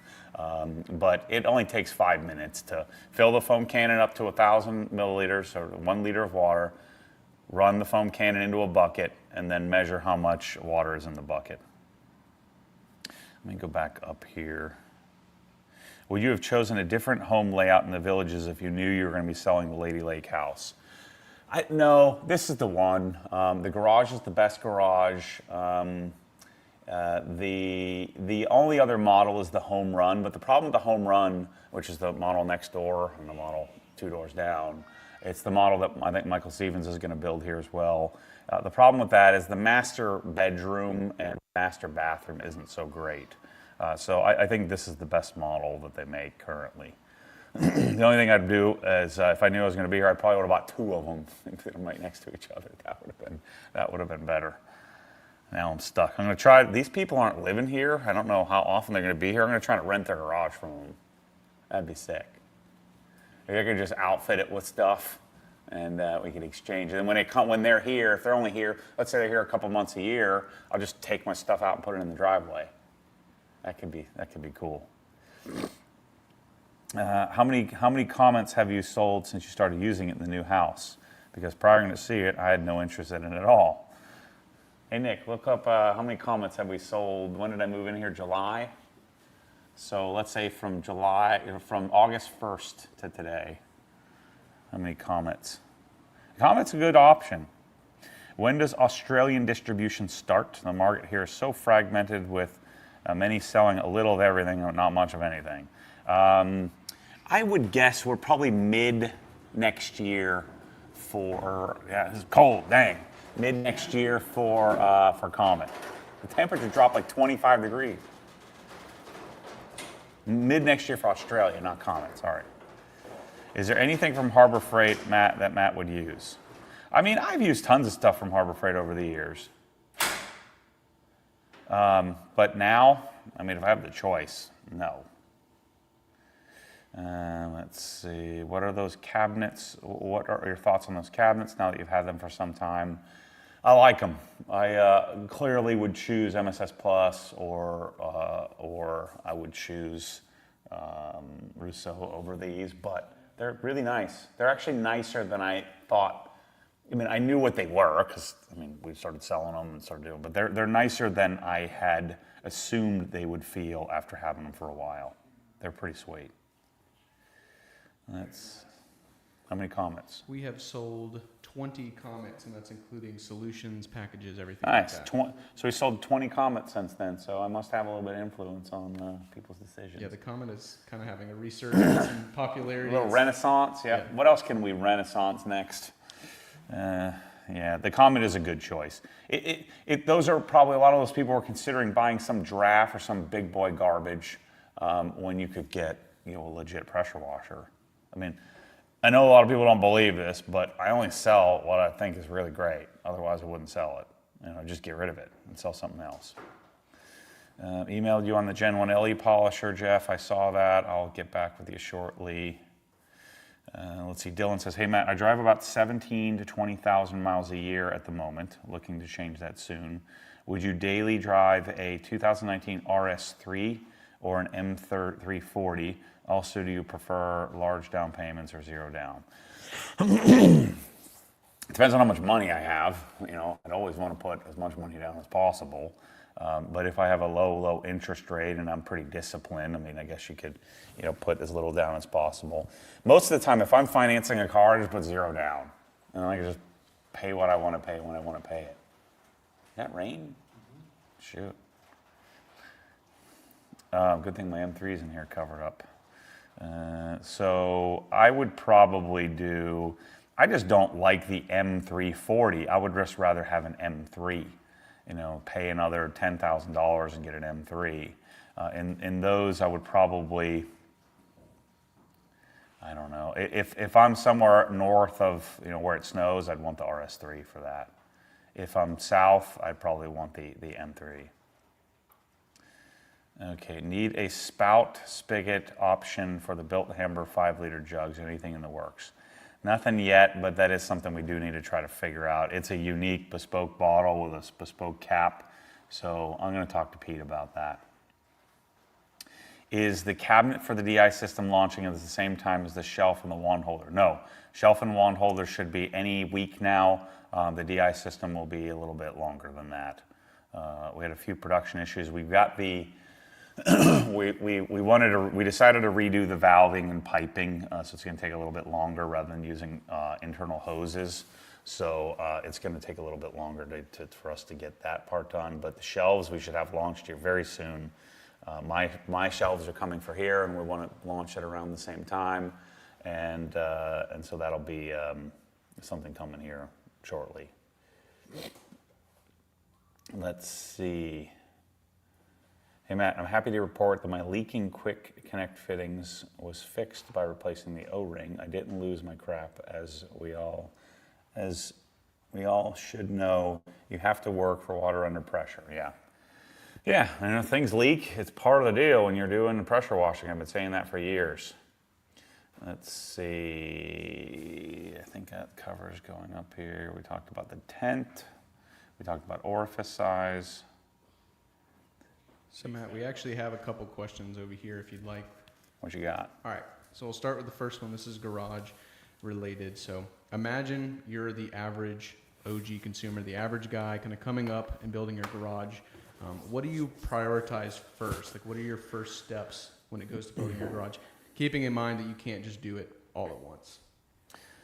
Yeah, I mean, I can totally relate to that because I've done that before in the past. Now I'm cheating the system because I get to kind of do it all at once, right? I think you have the three big things, right? You have flooring, lighting, and cabinets, the three big expenses. But then you have the little things. You have the pressure washer, which can be a big thing if you're doing something like dual Krenza.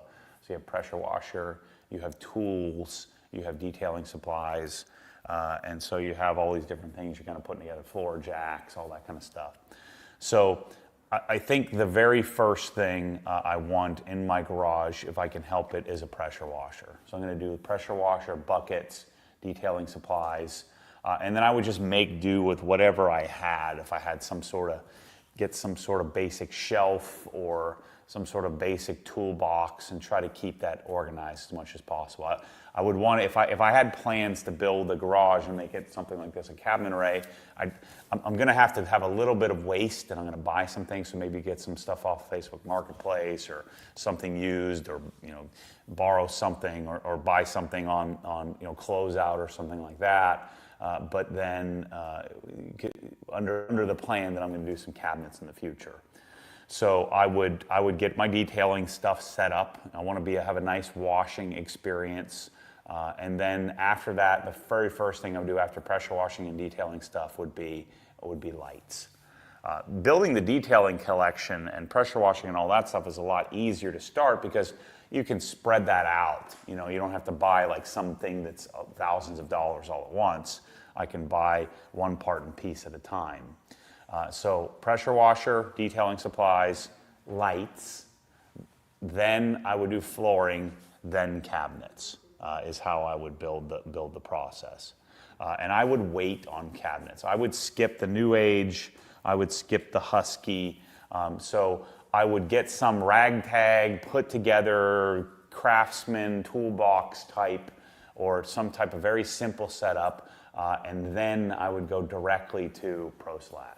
So I would save money and I would wait.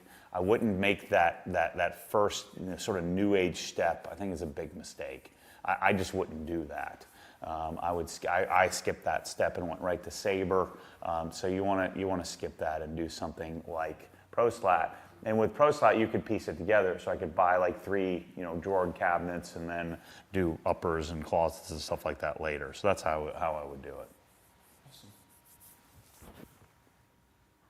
All right, we have another question or another statement here from a commenter. He says, "You are the biggest contributing factor in my journey into auto detailing." So question off of that statement, what do you think about or what do you feel when you hear somebody say something like that? Like, can you reflect on the overall impact you've had, like on the garage space, the detailing space, and people's processes, things like that? I think, the cool thing about YouTube now and social media content creators is there's somebody for everybody, it seems. Even back, when you had like Scott Dallas Paint Correction, who was full of crap, I mean, he still resonated with a lot of people. He resonated with a certain demographic of people. You have the Pans of the world that have broad mass appeal, right? You have the Apex Detail of the world. You have guys like what's his name, Brian, I think, Apex Detail. You have Forensic. You have international personalities. So you have all these different personalities, and so I think that there's a certain subset of people that my style and personality sort of works with, and there's a large percentage of people that it doesn't. And it's taken a long time to be okay with that. When I first started doing this, in my first year at SEMA, I think it was 2015, I went there and there was just this look that I got. Seems like every other detailing booth I went into, they just got this look of, if they knew who I was, which was rare, of like professional detailers. And then the 16, 17, like I met Jimbo Balaam, I met Darren Priest, Auto Fetish Detailing. Those guys at first were like, who's this douche? They judged who I was and what I was about. And then when we met, we became buddies like instantly. And so there has been this shift.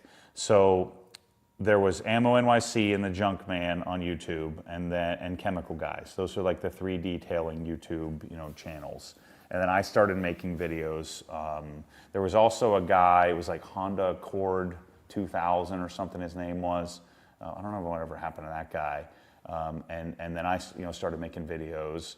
And so in the detailing, and I started with detailing because that was that was the thing I was really focused on creating and improving at the time while modifying my cars. I thought maybe I could connect with a car modification type business or a car care business. And I realized I was much more interested in the car care part of it.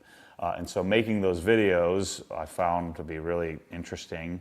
I was also at a very important time in detailing where we started to see a exponential increase in, we had long throw dual action polishers come about in that time frame. A little bit before then, but it really started to take off. So I started making videos in 2014. We had coatings start to become viable a little later on. We had spray silicon dioxide, spray sealants and stuff. We had just a remarkable change in the amount of products that were available. I had a lot of say in the pressure washing and short gun space. And so one of the things I feel like I was really good at is not getting sort of hung up on a bunch of BS, a bunch of nonsense, a bunch of marketing garbage.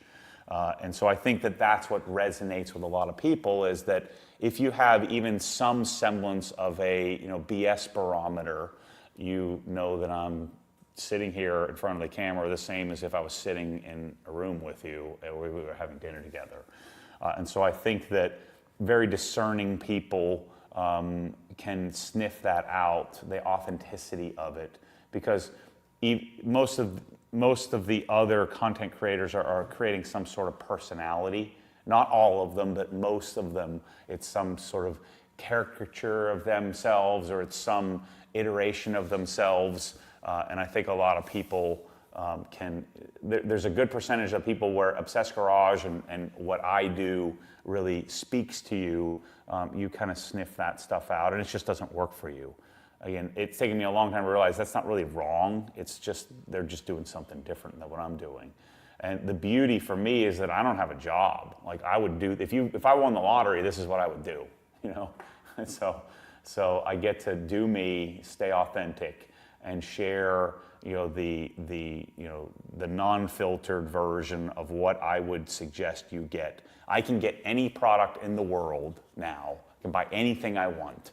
And the Obsessed Garage store is the Matt Mormon embodiment of exactly what I have, minus some progressive steps to get there. It's what do I have now, or what would I have had I been in it, you know, maybe a different place economically.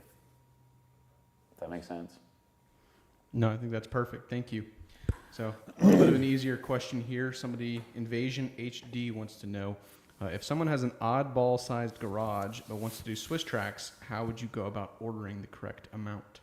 So on our site and on the Swiss Track site, there's a configurator. So you just go to our site.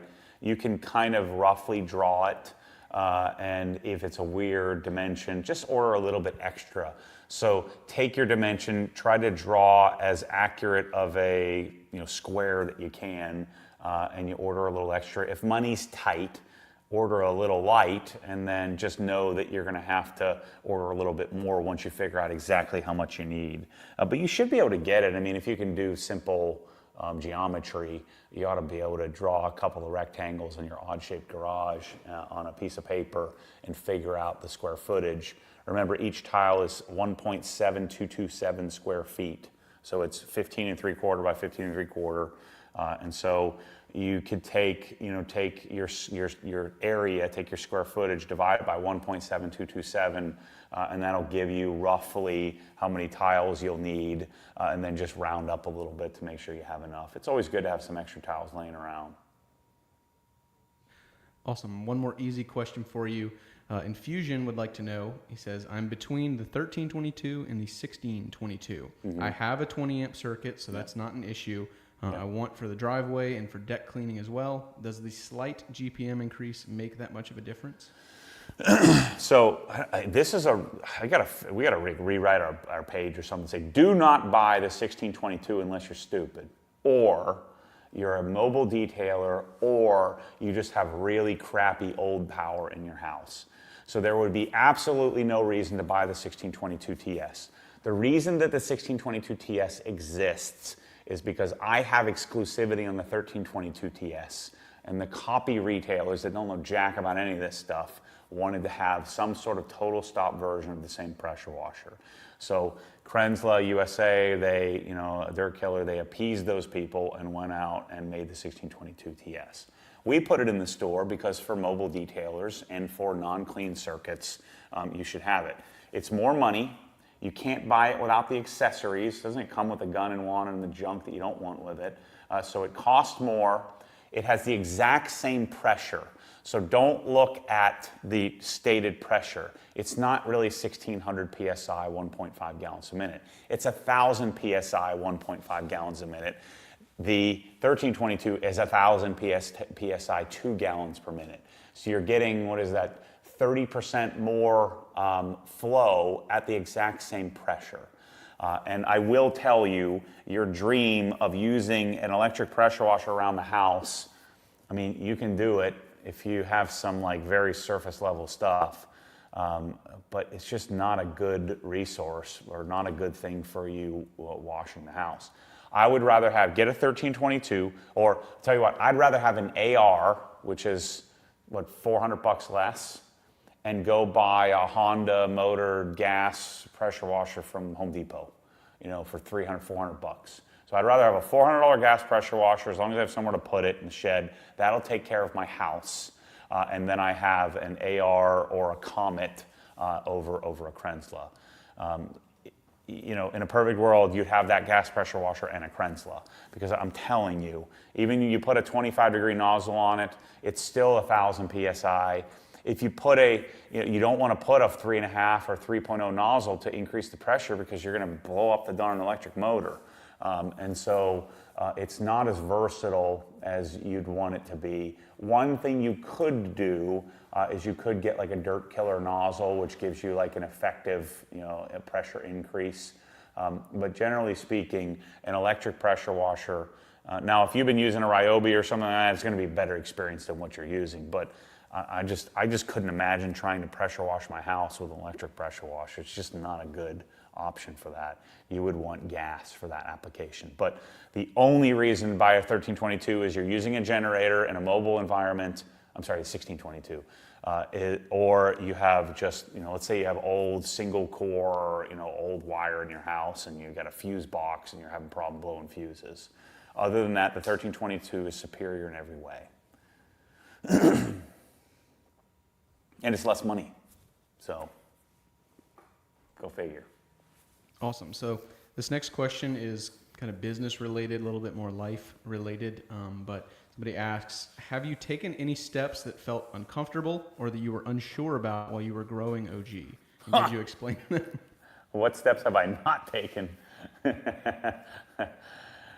That's a great question. Every single step of the way has been completely and utterly uncomfortable and darn near crushing, to where I'm sitting in the corner, you know, bobbing, you know, and not coming outside the house.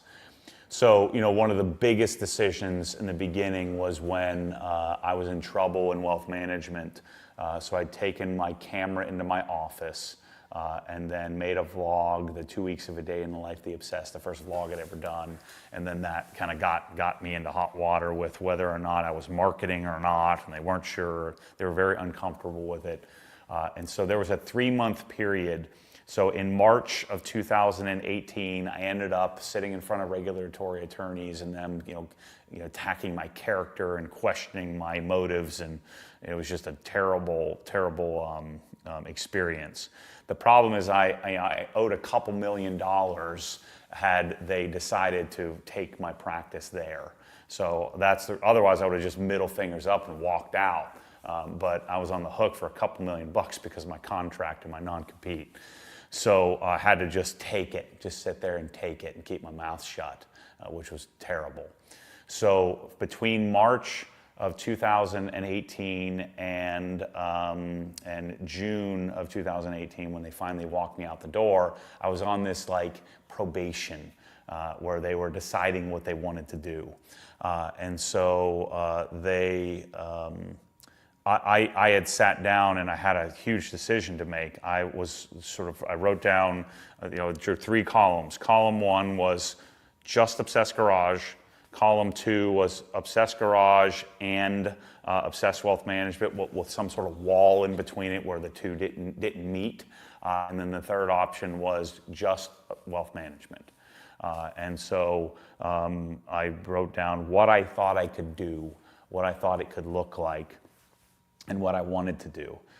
And so it became very clear to me through that, you know, that exercise that I wanted to do just Obsessed Garage. That wealth management, that I would have never quit had they never, you know, put me on the hot seat like that. I probably would have just kept going and tried to figure out how to maximize that, because I thought Obsessed Garage was my conduit to get, you know, clients in wealth management. I didn't think Obsessed Garage was the thing. I now know that Obsessed Garage is scalable and Obsessed Wealth Management was not scalable. I could only have so many clients, only so much time in the day. So had Obsessed Wealth Management became more and more successful, Obsessed Garage, I would have been able to make less and less videos because I would have had to spend more and more time with more and more clients. And that's a much, much more time-intensive relationship than I sell you a pressure washer and you go on and on about your life, versus if I'm managing your money, we got to talk all the time. So that's a limited number of clients that I could have. So I wrote that down, and then the struggle was, I was kind of under attack from them. You know, they had me by the balls because of this contract. They were trying to hem and haw on what to do, and so I'm kind of in limbo. Then I sold my practice, and so I had put together a couple of financial advisors, another group, and I said, look, while you guys are making your decision, I'm just going to make it easy on you. I'll sell my practice to these other guys, and I'll just bow off into the sunset. Now, that would have taken me, a year or so to make that transition, but I sold my practice for quite a bit of money. I would have just paid out or bought out my contract. I wouldn't have been able to keep the money for the sale, but I would have been able to buy out the remainder of my contract, and I would have been able to just walk away. And they blocked that because they knew that they were going to just fire me. So instead they took my practice. And so then I had to hire an attorney. We're suing each other back and forth.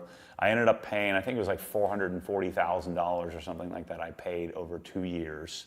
The problem is, so imagine you're making, I don't know, $500,000 a year. They take that away. So that goes away. And I owe $404,000. And the $2 million is now all income all at once. And so now I owe $600,000 in tax. So no more salary, $440,000 I have to pay. I never shared these numbers before. And I owe $550,000 in tax immediately. And I hadn't paid any tax on the Obsessed Garage revenue yet. So 2018, 2019, 2020, 2021, all I got was to pay my tax. So all you guys think I'm rich as heck. All I did for the first 18, 19, 20, 21, so 4 years, all profit went to just, now I was always able to pay it. I had to pay some interest, but I always paid it in September at the end of the year. With any profit that I had, went to just pay the tax because I was always in arrears. So I would sell, $5 million, then $10 million, then $20 million worth of stuff, and all of the profit that I was getting went to pay my tax. Now I'm cheating a little bit because I was able to buy the cars and the house and the flooring and the tools and all of that stuff along the way and build inventory. But all those decisions through this whole process of building the business, you're thinking, why am I doing this? I could just go get a job in wealth management, make $500,000 a year and have no expenses, no employees, nothing to worry about. It's just a much easier, much better financial position. And so that has been a struggle the whole way through. It's just crippling to make these decisions of, can I make it? Can I pay payroll? Can I buy the building? Can we make this thing work? And I've been able to do it, so that's been great. But as any business owner can attest, it seems great. You feel like you're rich because you're selling lots of stuff. But in reality, every single decision is a tough one. Much, much more difficult than, I talk about sales in multiple levels. So when you're selling something, let's say you're selling something retail. Say you're working in the Verizon store. You can be really successful at it, but you're selling a product on a platform.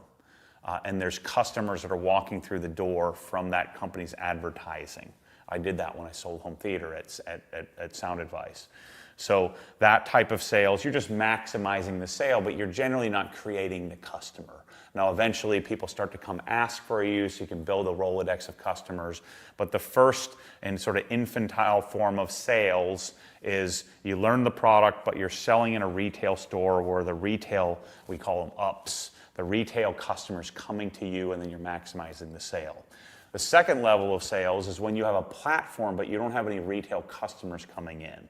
That's what wealth management was. So we had this amazing platform. We had stocks and mutual funds and bonds and investment strategies that we could sell. Insurance would be this way too. So you may have an insurance platform, but you don't have a customer.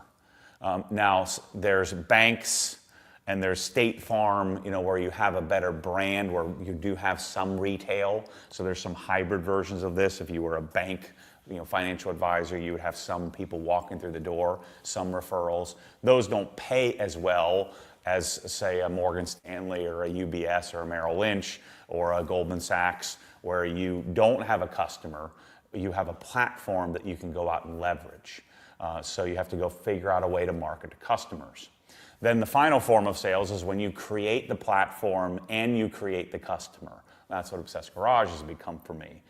And so these life lessons throughout the process, becoming an engineer, getting an engineering degree taught me how to solve problems, learning retail sales, tell me how to maximize a sale, how to talk to a customer, going to Merrill Lynch and learning how to find a customer and leverage a great platform, then taught me how to do all of it, to build the platform, to then go out and sell that platform. My platform is this concept of, pursuing functional excellence and curating products. But I made all that crap up, and instead of just modeling some other retail environment, all of these things that I'm making up along the way all felt uncertain when I left college to make the choice to go and do retail sales. That seemed like a terrible decision. When I left retail sales and went to Merrill Lynch, that seemed like a terrible decision. When I left Merrill Lynch and went to build Obsessed Garage, that seemed like a terrible decision. And then all of these steps of Obsessed Garage that I just explained all seemed like terrible decisions. The design studio seems like a terrible decision. The purchasing of OGHQ's building seems like a terrible decision. But that's just how I think about things. And that's my risk management barometer, is that uncertainty, that fear of failure. But I cannot resist it. So that's the yin and the yang of life, and for me is the suffering, the greatness and the terribleness that are yin and yang, the suffering, but the irresistibility of it, right? So I would probably be better served if I was this stoic, calculating, planning individual, but that's just not how I like to do it. I hate it, but love it at the same time. There's no happy medium. It's all or nothing. And that's kind of been the way I've done things. And it always feels terrible. It always feels stupid. But that's business. At least that's how I approach business. So the advantage of that is it makes it rather unique, I think. So long answer to a short question, but that's the story. No, I think that was perfect, exactly what people want to hear and are looking for. So parlaying off of that, since you are so obsessed and you're so passionate about these things and you are very non-risk averse, how do you manage work-life balance, or do you manage it? Do you have any thoughts on that kind of stuff? Especially work-life balance is for losers. Yes. If you want to lose, then have balance, or a calculated balance. Now, everybody has a breaking point. And I think some people aren't as good at flirting with that line, that breaking point line. You also run the risk that if you don't have an equal partner in life, if you don't have a partner that's on board with this, or if you don't have your partner yet, you may never get the partner you're looking for if you're not careful and you work yourself to death. But the balance thing, I think the key to success is imbalance. And I think the best way to imbalance, and an appropriate imbalance, is if you can figure out a way to do what you're doing for a living and you love doing it, then that imbalance can be very okay. If you're doing something you hate, then that can be a real problem. But I did get a piece of advice from a mentor at one time that said, if you, and I never understood workaholism, because when I was doing the things that I mentioned earlier, that wasn't my passion. So I didn't understand. I could turn that on and off pretty easily. And in fact, I had to turn it on, and the success part was the thing that motivated me. But he gave an example, my mentor gave me an example. He said, I've met many men who they hide behind the I'm doing this for my family. And they alienate everybody around them by being a workaholic, and they never come home, and they're always justifying their imbalance. And then they finally make it, and at the end of the day, there's no one left. They're by themselves in their office, and the only person who they can talk to is their assistant or whatever. And so you don't want to be that person, but you also don't want to be the person, I think, that's justifying laziness with balance. I think that's the big knock on the younger Gen Z and the whatever the other generation after that is. It's that they choose lifestyle over the success route. but yet they have an expectation that like a reasonable salary is $600 and something thousand. And there's some study that shows, I don't know how much I believe those polls, but it's a Gen Zer, their definition of a reasonable, successful salary is like $680,000 a year or something like that, which is like in the 1% of the 1% or something like that, which is just insane. And so I think that, again, I think if you tell yourself that work-life balance is for losing, a la I am then a loser, that'll help motivate you. And then if you find yourself struggling with that, it's probably because you haven't figured out what you're destined to do. And not everybody gets to chase passion. Scott Galloway, Professor Galloway, talks about this. He says that you should not chase passion. You should chase, what does he say? You should chase what you're good at. If you chase what you're good at, then chances are you'll develop passion around that.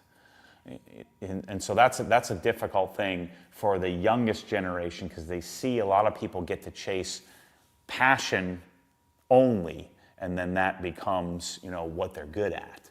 But the worst thing you could do is chase something you're not good at, and then you end up being unsuccessful at it. And so the balance thing is, I think you should pursue imbalance, but you need to figure out how to make that fit into your life.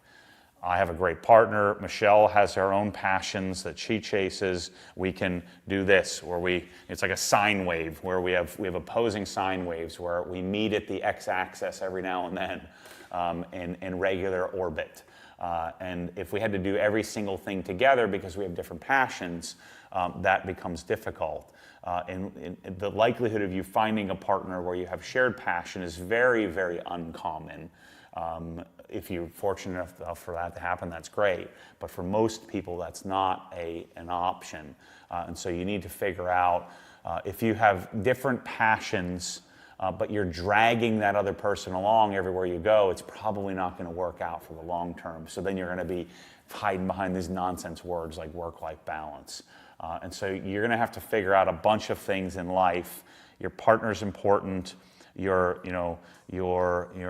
time that you spend with friends and family is important, but those things I think need to take a back seat to you figuring how to be imbalanced, to be obsessed with what you're doing, because all that other stuff will come into play if you have money, if you have success, if you're not struggling. You can have a much better chance.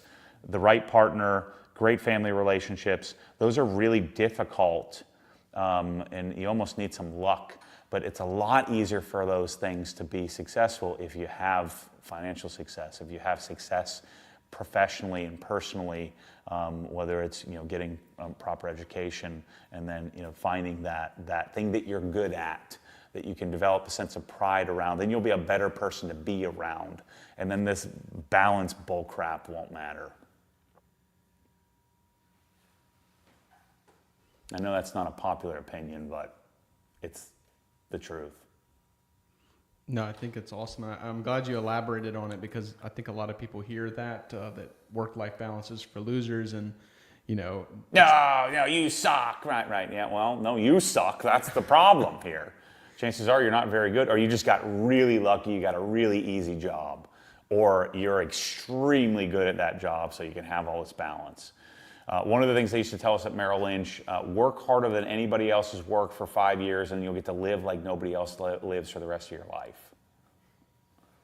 So that's imbalance if I've ever heard of it. You're overworked and underpaid, and then you're underworked and overpaid. Find a career that has that opportunity, but you got a 10% chance of success. So how could you improve those chances of success? As a business owner, you've got a 1% chance of success. So how do you improve those odds? It's by imbalance. Work-life imbalance. That doesn't mean chaos. It doesn't mean you alienate everybody around you. You have to find that happy medium, but the happy medium is somewhere to the far extreme of the distribution curve if you want to have some success. It doesn't get to be equal. You don't get to be at the 50% line and have this great experience if you want the most fruit out of life. Awesome. So moving on to some questions that people are asking here in the YouTube chat. We have a few piling up here. Will Bell asks, or he says, get your bum to the UK and take my money. So I guess he's asking, when do you plan on getting to the UK? So what's going to be a catalyst to that, I'm going to be working on that next week, is Press-All. So the new Press-All bottles are ready. I just got to figure out what their availability is, how much they can produce. So I'll be launching in UK, EU, Australia, Canada, and the US all around the same time with Press-All, and I'll leverage that. What I'm hoping is to leverage Press-All in the EU and UK to give me the revenue I need to generate enough to start to build inventory in those countries. So I'm going to have partnerships there where somebody's shipping for me, but yeah, I'm working on it. All right, Invasion wants to know, do you still email the list of the items you recommend in the house? Yeah, it's crude, it's not pretty, but it's got what we need. And after hosting Thanksgiving here, did you put are those videos up, Mike? My Thanksgiving vlogs? No, not yet. Okay, yeah, we got to throw those up. So on Inside the Hex, I have 2 Thanksgiving videos, and we find out how many things I thought I had and I was missing. Rolling pin, can opener. I was missing some stuff. A larger like baking pan, so I was missing a lot of different things that I gotta add to the list. But yeah, sure, just shoot me an email. I'll send it to you. Yeah, you can email him at matt@Obsessed Garage if you don't have it. So Invasion asked another question. Do you recommend putting the clear Satco bulbs in a frosted lens light, like the one in a bathroom or on a ceiling fan? Yes. Yeah, I mean, the clear filament gives us the most accurate color. And so when you do a frosted bulb, it tends to not work as well. But yeah, any kind of light fixture that requires an A19 or a B11 type bulb, I'm going to do the clear filament style. And as long as you have a modern dimmer, like a good quality dimmer, they're very stable. Right. Simon Howard asks, are you keeping the ProSlap badges on your cabinets? No, I got to take those off. I keep thinking about it every time I look at it. Those will all come off, every one of them. All right. Jake asks, this is in response to what you were previously talking about. He said, this is really interesting to hear from Matt. Of a same vein, Matt, how do you deal with other people's opinions? Not those on lines, but family members and people that you care about. I don't give a frickin' rip about what anybody else thinks. I don't care who it is. I mean, maybe Michelle a little bit, but she doesn't care, so she just lets me roll. She knows that I'm going to stress out about it way more than she ever could imagine, so she just lets me do it. We used to share a big expense, like if I was getting a car or a bike or something like that. Now she doesn't freaking care at all. So no, I don't give a crap about what anybody thinks, whether it's online, it's person. In fact, it motivates me even more if somebody thinks it's not gonna work. I said, well, I'll show you. Just watch.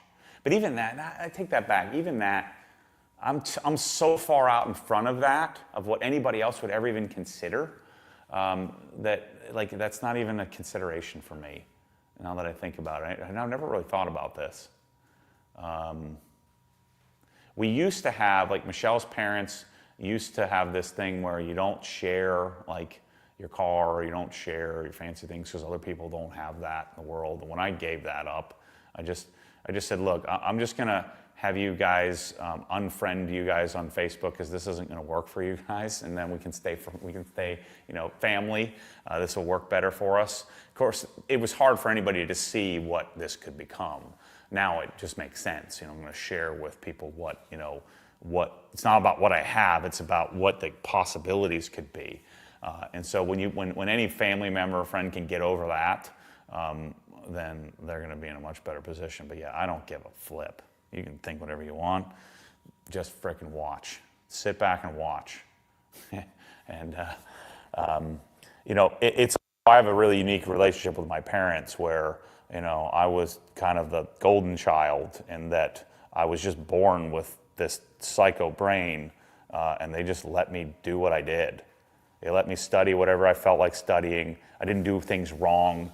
I didn't drink. I didn't party. I didn't go anywhere outside of I didn't do anything out that would get me in trouble outside of, as you might imagine, talking back, smart aleck talking, condescending. Imagine me now. Imagine me when I was young and stupid.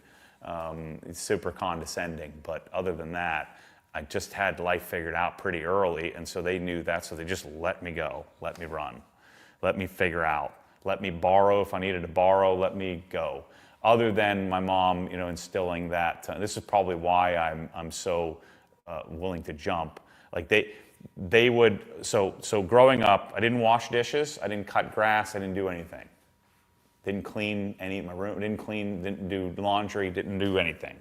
My parents did everything, largely because my mom didn't want anybody else doing it because they wouldn't do it right. And so I didn't even manage like my money. My mom would take the money and then distribute it to me. We didn't eat, I didn't go in the pantry and get food or go in the fridge and get a drink, right? This is where this comes from. We eat at lunch, you eat at dinner, you sit at the table. You don't just go and get something to eat, get a snack, right? Until I was probably maybe 16, 17, something like that. So at dinner, we would be allocated, you're around 3 Oreos or 4 Oreos, or 2, as you got bigger, I could have 4 Oreos. But it was a very specific amount. And so when I went to college, I would buy the tube of cookie dough and just eat the whole thing, just out of pure, just eat the whole bag of chips, eat the whole thing of cookies, eat the whole thing, that binge thing. That's where that comes from. I think from that scarcity of growing up. And then when I was on my own, I had to have somebody teach me how to do the laundry. But then once I learned it, because the modeling, my sister's the same way, because of the modeling that they had provided, before you guys knew me, before I was making videos, I wouldn't want anybody coming to my house. Everything was dialed. Now I got all you dirt balls, making messes everywhere. I got my kids, dirt balls, making messes everywhere. I got Michelle, dirt ball, making a mess everywhere. So I've gotten much better at it, at letting that stuff go. But that kind of that scarcity mindset, comes from growing up. I forget what the question was, but I don't remember. Sharing you all my secrets. All right. Bruno says, I appreciate what you're doing, and I can't wait to hear what you'll be saying in 20 to 30 years from now. I guarantee you will not be saying the same things you are now. Certainly not. And that's what starts to happen, I think, as you head toward middle age. You think you know everything when you're young, and then you figure out you don't know anything in between that young and kind of middle age. And then at middle age, you start to figure some things out. And now I understand how much more I'm going to understand 20 or 30 years from now. And I'm certain that will change. And I've had many people ask me over the last 5 or 6 years, hey, would you be my mentor? And I said, look, I'm just not old enough to be a mentor. I need a mentor. I think you become a mentor when you're in your 60s and 70s. That's when you've kind of figured it out. Problem is, the game's over then. Hopefully, my game will, the game will keep going, until I'm dead.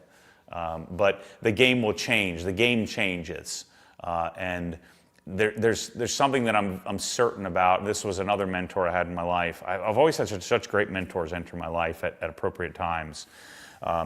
But he modeled, even in his 60s and 70s, even to today, he didn't just quit on evolution, on learning things and staying inquisitive.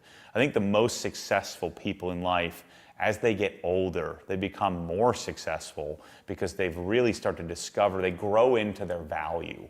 They understand their value, not an arrogance around their value, but an understanding of their value. And so they can say things definitively without that arrogance and baggage. And so you can, as long as you get stuck in this rut and you get to 40 years old and you just do the same thing until you die, you discover new career paths, new passions, new things, new technological things. You don't get, there's nothing that drives me crazier when somebody says, I don't know how to use a cell phone or a computer. When you're older, you have more time. Freaking figure it out.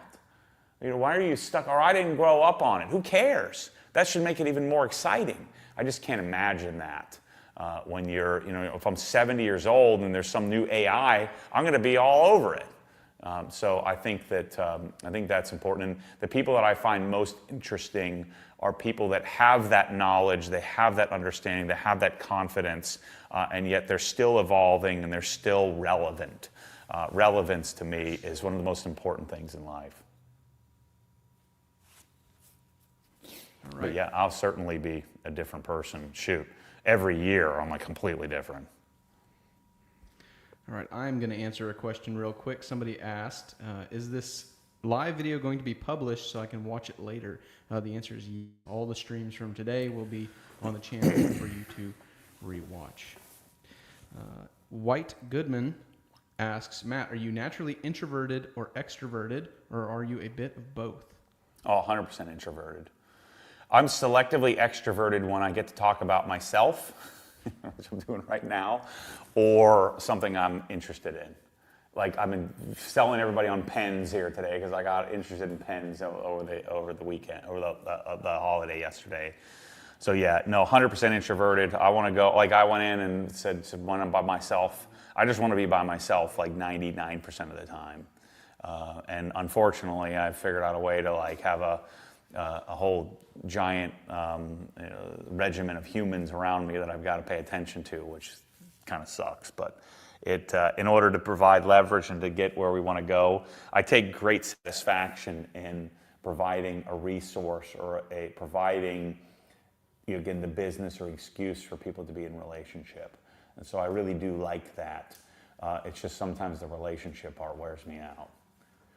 But there's been a lot of learning curve. I feel much better now than I ever have in that, building a leadership team and then having people take care of each other.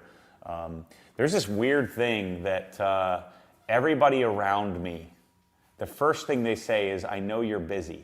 And I'm like, I'm not really that busy. I kind of like this perception that I'm busy. I probably shouldn't tell people this because they're not going to be bothering me all the time.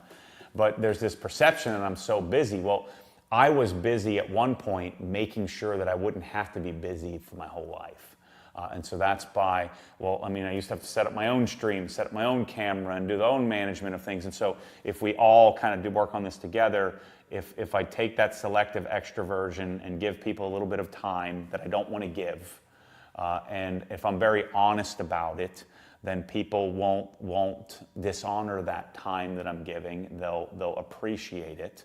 And then we get to have a great balance in life, great imbalance. I'm going to use that from now on. Where I get to get a lot done.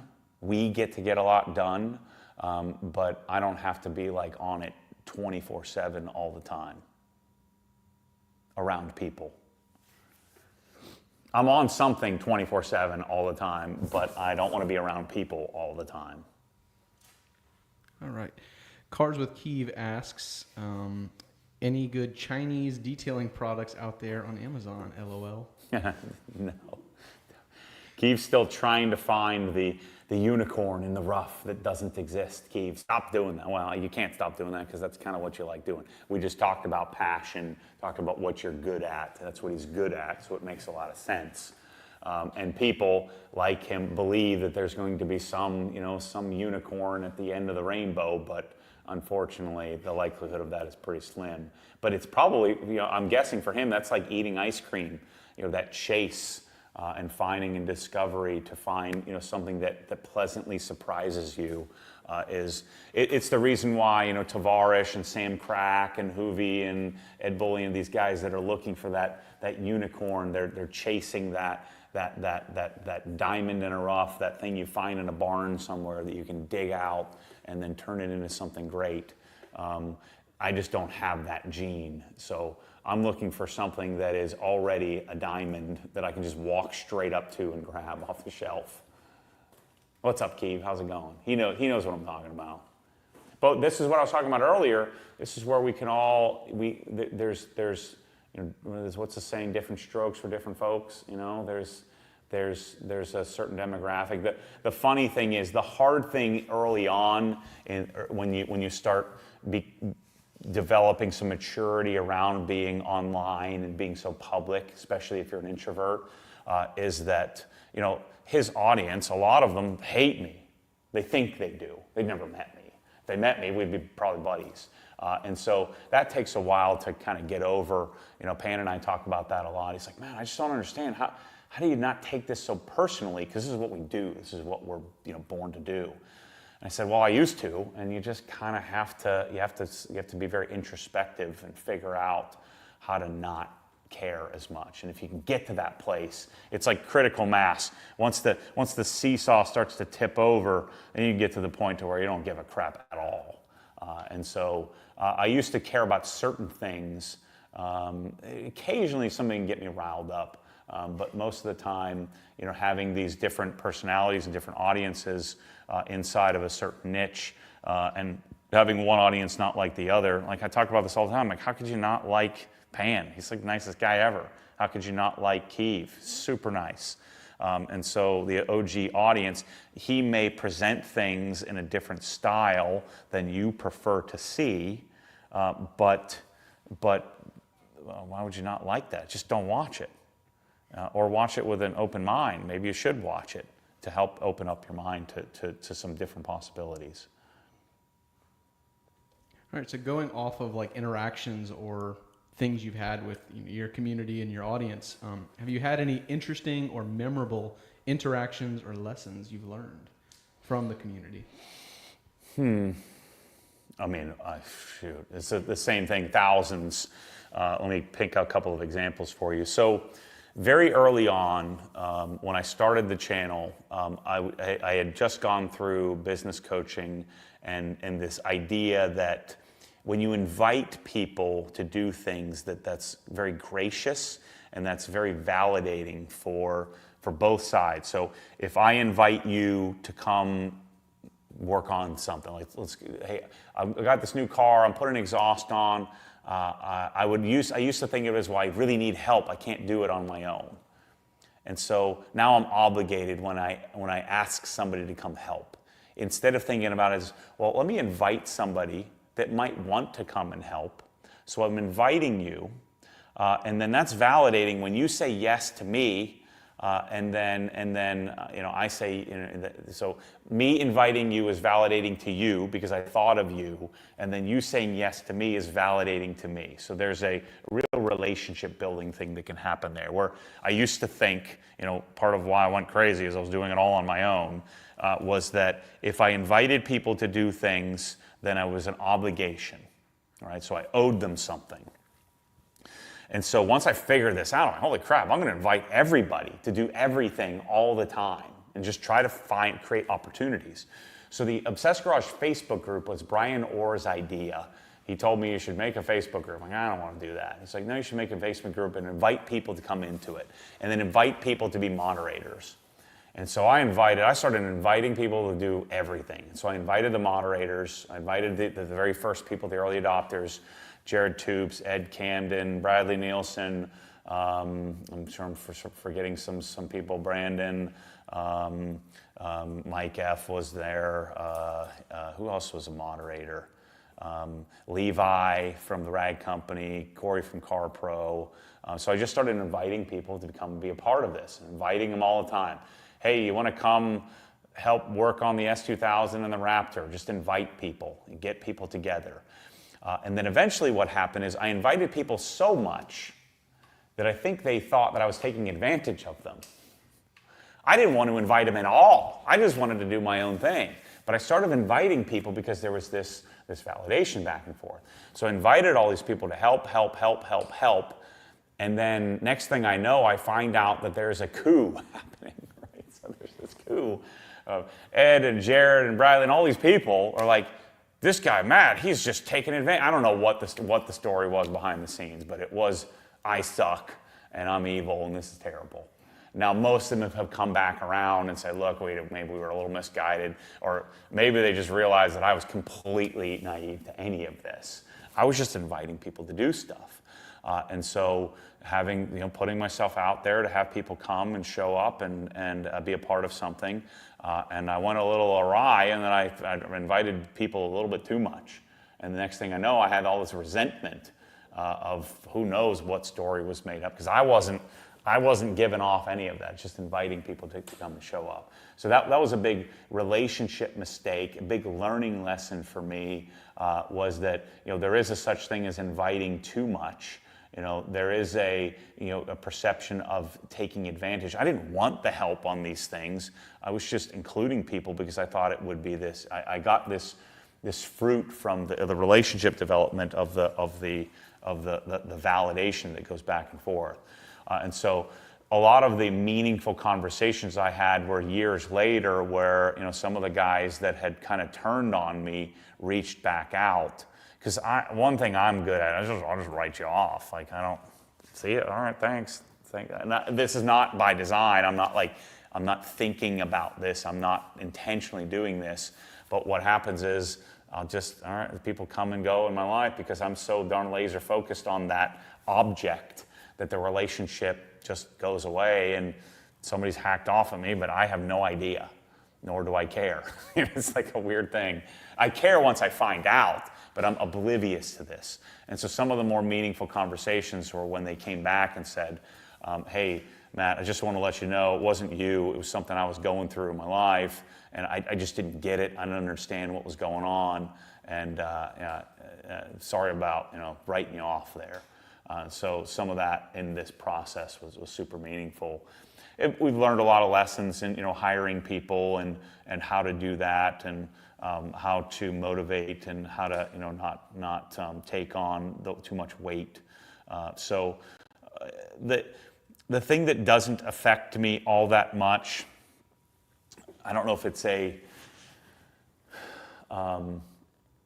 I felt very awkward early on if somebody would say, in a chance interaction, like the guy had mentioned earlier, like you said something, or you changed my life, or something like that. I understand that, because I understand that there's a mentorship that happens through YouTube, where a lot of people are modeling what I'm presenting because they view it as authentic.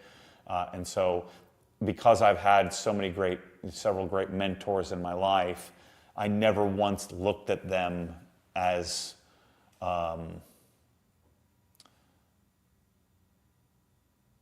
like when they contributed to me, I always wanted to double up that contribution with execution on that contribution, or some sort of repayment in some form or fashion, without any expectation of receiving, right? And so what happened when and this is why I think you need to become I think you need to be older as a mentor, is that I had all these young men, and part of the reason why when I was inviting them probably a bit irresponsibly, and inviting them without understanding that there would be some required reciprocity there.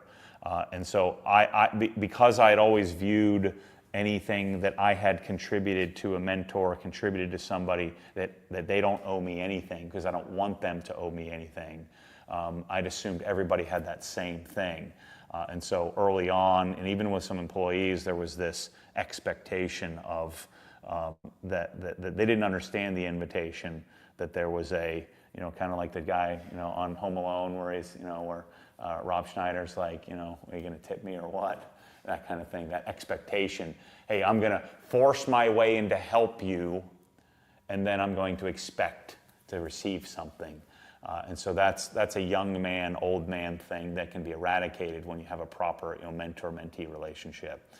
And so when people tell me how great I am, or how much I've changed their life, or whatever, it's not that I don't respect that, and I don't take that in. I don't receive that.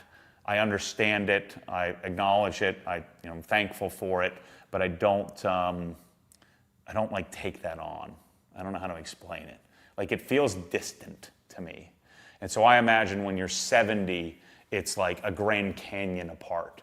that you're just looking for opportunities to contribute to others and to provide some of the knowledge that you, or pass on that knowledge, comes a bit more natural. If you're older and stay relevant. Awesome. Thank you, Matt. So Cars with Keeve followed up. He said, they don't hate you. They just don't understand you.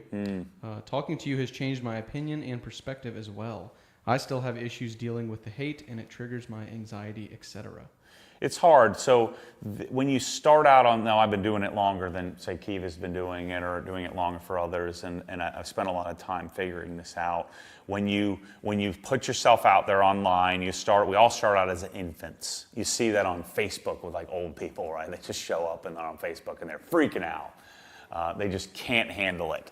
And then you're on it, and a lot of people with infants will just go and cry in the corner, and they'll never take the next step. Then you make your way to elementary school, and then you get to high school, and then you go to college, and then you get your master's, and right now I'm sitting for my PhD. So Keeve is probably somewhere in college, just figuring it out, figuring out how to manage it, figuring out how to overcome it. Whereas I've gotten my master's degree because I've been doing it a little bit longer. But there are many people online that never, I look at Joe Rogan as having a PhD on how he manages this, the social environment and the scale at which it's coming at him.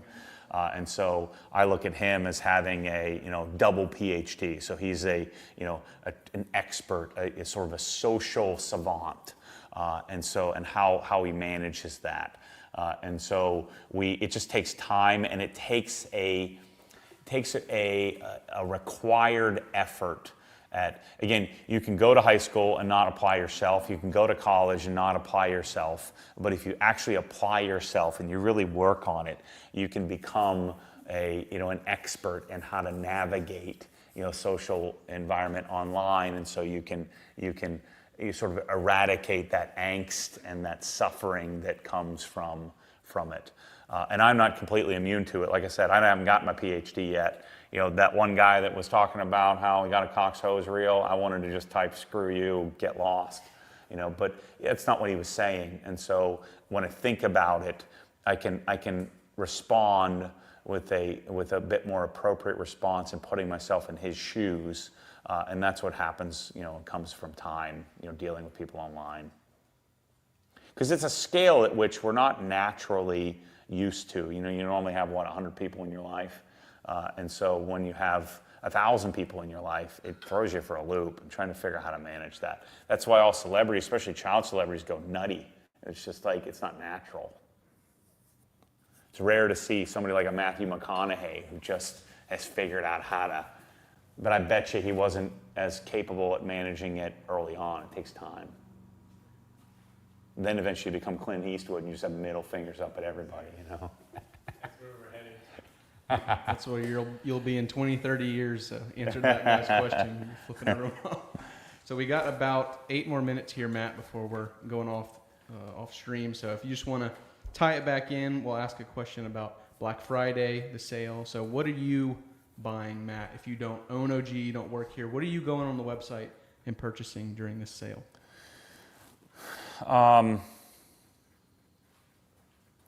So I'm going to buy a Merca 3-inch. These would be my top 10 things. Let's actually do 10. So Merca 3-inch, built hammered touchless, Griot's Garage foam cannon, even if I have an MTM. So I'm going to get a couple of Griot's Garage foam cannons. So that's 3. 4th thing is traceless. These aren't in a 1 to 10 order. I'm just going off the top of my head. 5th thing is a dual Krenzla setup. 6th,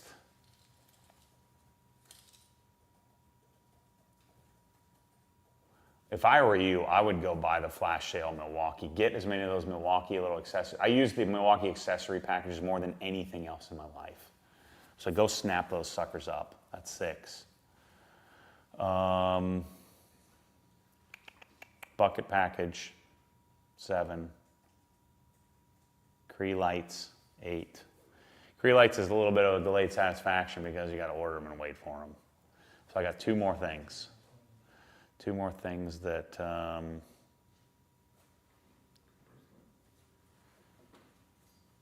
No, I'm not buying ProSlat. I'm buying Sonic MSS Plus. Sonic Tools then. Sonic Tools and MSS Plus is not my ninth thing. But I understand if you don't, the only reason you're buying ProSlat, it's just like the 1622, you have to buy it. It's great. Oh, freaking Core 59s for sure. You know. That would be the one thing you would give, like if you have like most everything and you're a dude that's, a great audio system in the garage, that should be number one. It's the one thing that most of you are lacking. Just buy what I'm telling you to buy. So get Core 59s, a C658, and a Core subwoofer, and a pair of isoacoustic stands. So buy that package. Or if you want to smile ear to ear and something you'll get even more use out of, and this will be the gateway to you getting Core 59s, buy Core 5s, standard Aperta, isoacoustic stands. You're going to want 3 XLR cables. You're going to have to go to Sweetwater and get an XLR-Y adapter, and then the Core subcompact. So buy our desk setup, the Core 5 system, put it on your desk, and then send me an email and tell me I was right, because it will frickin' blow your mind. And then what you'll do is you'll buy the same system, but the Core 59 version for your garage, and you're going to be just, in awe. You do need to go buy the Shit Audio Jotunheim. It's Jotunheim. You're going to have to buy that for now until the Node Icon comes out and we decide if that's a viable DAC for our desk setup. But yeah, you want some sort of remarkable audio system for your garage. Core 7s, Core 47s, Core 59s. Shoot, even Core 5s in a subcompact would be amazing for your garage. But if you need a gateway that's justifiable, because you could probably do it as a business expense as well, buy the crazy Core 5 system for your desk, and then you'll buy it for your garage too. The only problem is then you're like 25 G's in the hole, so 20 G's in the hole. In a perfect world, you'd have 2 Core subs, 2 Core 59s, and a C658. So. All right, one last question for you. We had a super chat. Spencer gave $5. He said, let's talk slight business. What advice would you give business owners coming into 2025? Also, any information on the mastermind group you mentioned in Inside the Hex?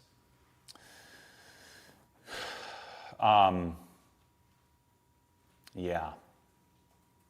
I'm nervous about the mastermind thing that I can't deliver. So it would need to be more of just a guy's weekend, just a guy's summer camp at Helen, and we talk about what we talk about, and we do what we do, instead of having some crazy itinerary, because I just wouldn't be good at that. So I think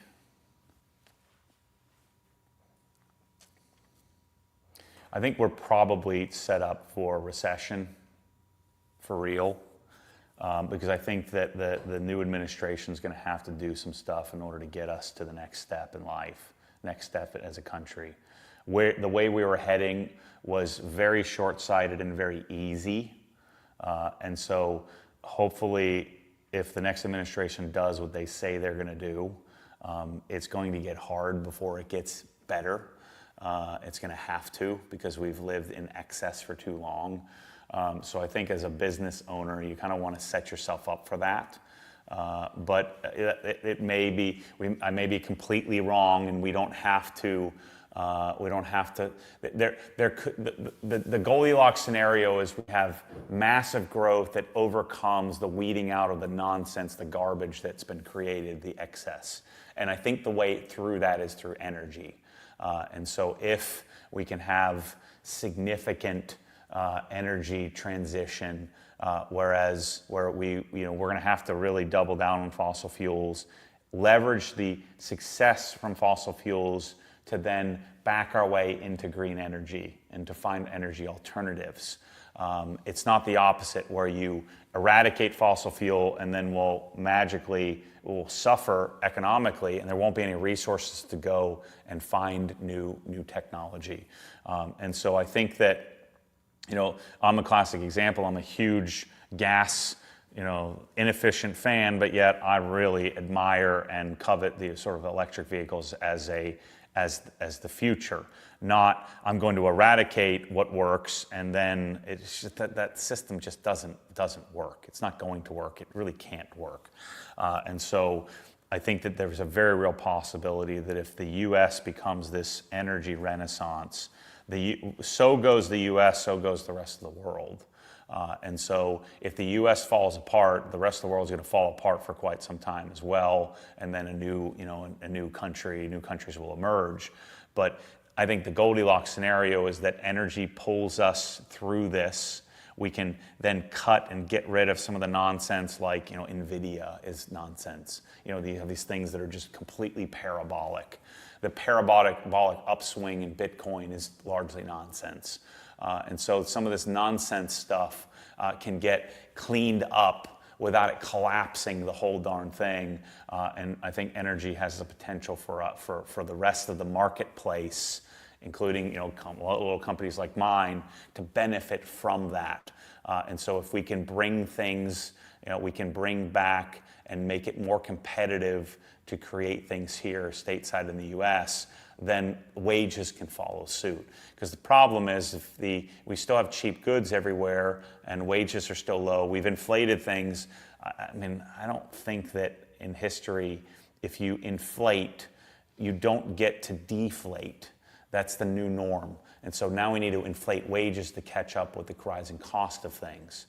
And the real struggle that we have here in the U.S. is that, and the rest of the world, is that wages couldn't inflate yet to keep pace with the rising cost of things.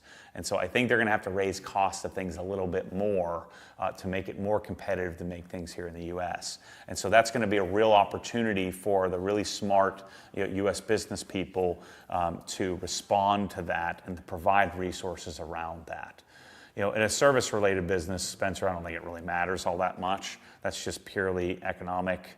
You're dependent on the success of these other things. So I think it's important if you're in a service-related business that you try to align yourself with smart people that are going to hopefully, your customers hopefully will navigate around these things. That's what I'm doing with Obsessed Garage. I'm partnering and I'm in relationship with smart people that are buying stuff from us. So if there is not a Goldilocks scenario, but a likely scenario of a pretty significant pullback or recession, we can navigate through this intelligently and okay without having to hopefully make many cuts and things like that. So I'm really, really encouraged. Not so much with right or left. That doesn't really matter to me much. It's certainty around we have to make some adjustments. And we have to make some radical adjustments. And those radical adjustments may not work. But certainly what is not going to work is no adjustment, no change in our current course. We can't continue down this current course, otherwise the U.S. is going to have a Russian-related crisis where the USSR falls apart, and we can have that same thing happen to us, and it can happen rather quickly. Look at Nazi Germany in what was it, 1920. Germany was a power, and then by 1940, we all know what happened then. So the system, the political environment, the utilitarianism can change really, really quickly. Historically, it's happened a lot, and so the U.S. isn't guaranteed success. And I think if the U.S. fails, then I think that the rest of the countries follow suit for quite some time, and then something else emerges. But hopefully this is not the case, and so I feel pretty certain about the future for the first time in quite some time. But I'm also feeling pretty uncomfortable with there's going to have to be some radical change, and that radical change is going to be very uncomfortable. But I think they're going to have to try some stuff to see how this works out. And I'm pretty encouraged by that, but also not fearful, but I'm thinking about it. And so that, I'm not trying to turn you off if you don't believe any of this, but I think that's the reality that I'm living in. So hope that answers your question. That was the last question of today. We have the schedule for tomorrow's stream up, so I can run through that real quick. At 10 a.m. to noon, we have the decon wash of the Raptor. From 1:30 to 3:30, we're going to be polishing on the Raptor. So we'll be showing the new LE. I'm sure we'll be talking about the Merca and some other stuff. And then we'll round it out with another Q&A from 4:30 to 6. So any closing thoughts, Matt?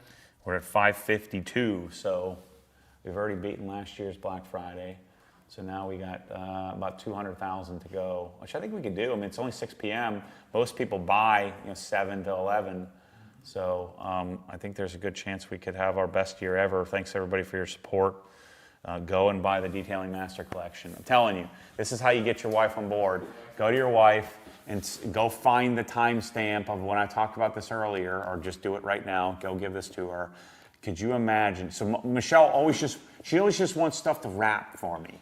And so imagine, I mean, Master Collection's got to be like 12 boxes, 15 boxes.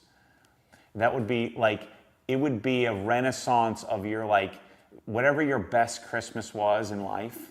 It would be very similar to that if you're a car guy. Even if you're not into detailing, it would be one of the most amazing experiences of your life to go in your garage and unwrap all of that and then unbox it all, take it all out, unwrap it all. It would be, I mean, the best $14,000 your wife ever spent for you. Whoever does it needs to send us the video. We'll make a feature. Yeah. Somebody's got. There's ought to be a dozen people to do that. I mean, if you have a little bit of the detailing stuff, but not too much of it, or if you're new, a lot of guys are new here that are just kind of getting into this or just discovered us. That's what you need to tell your wife to do for you. It'll be the best Christmas you've ever had. Or send me the video of you getting Core 59s and doing a direct calibration, jamming out in your garage. That'd be sick. So anyway, thanks for a great day, everyone. Go in the store, buy some stuff. We'll be back tomorrow digging into, I'm going to have to work hard tomorrow. I'm going to have to do a full decon on the Raptor. And yeah, it's going to be maybe we should just decon the front clip. Yeah, honestly. We just need to poly one panel, let's be honest. That's all we need. I want to do the whole thing. Oh, not this week, but yeah, maybe you're right. I'll just do the fender. We'll do the front clip. So we'll do I'll do the engine bay cleaning because that needs clean. And I just won't do the wheels and tires on this go around. So we'll do the engine bay, we'll decon the front clip, and then we'll polish the front and coat the front. I think we can probably knock that out. That won't be too bad. And then I will get into the interior in the afternoon is the plan, I think. We have to do it opposite of the schedule. I have to do the interior afterwards. Well, we were going to do the polishing, so we can do polishing and the interior. I mean, Okay. we could also do the Q&A while you're doing an interior. Yeah. Gosh, that sounds like I'm going to be at this all day, huh? Yeah. I need a couple of assistants. And then Sunday will be a shorter live stream day where we're just going to go up to HQ and walk around and tell the story a bit. But then Monday we'll be back full day. Yeah, back here. Cool. All right, thanks everybody for watching today. My voice, strong. Don't even feel it. No problems. I only took one sip of water today. That's it. You guys in your dorky. How about drink water when you're thirsty? That's a Matt Mormon quote. You drink water when you're thirsty. This forcing yourself to drink makes no sense. Same thing with eating broccoli. It's nonsense. Broccoli's not doing anything for you. Oh.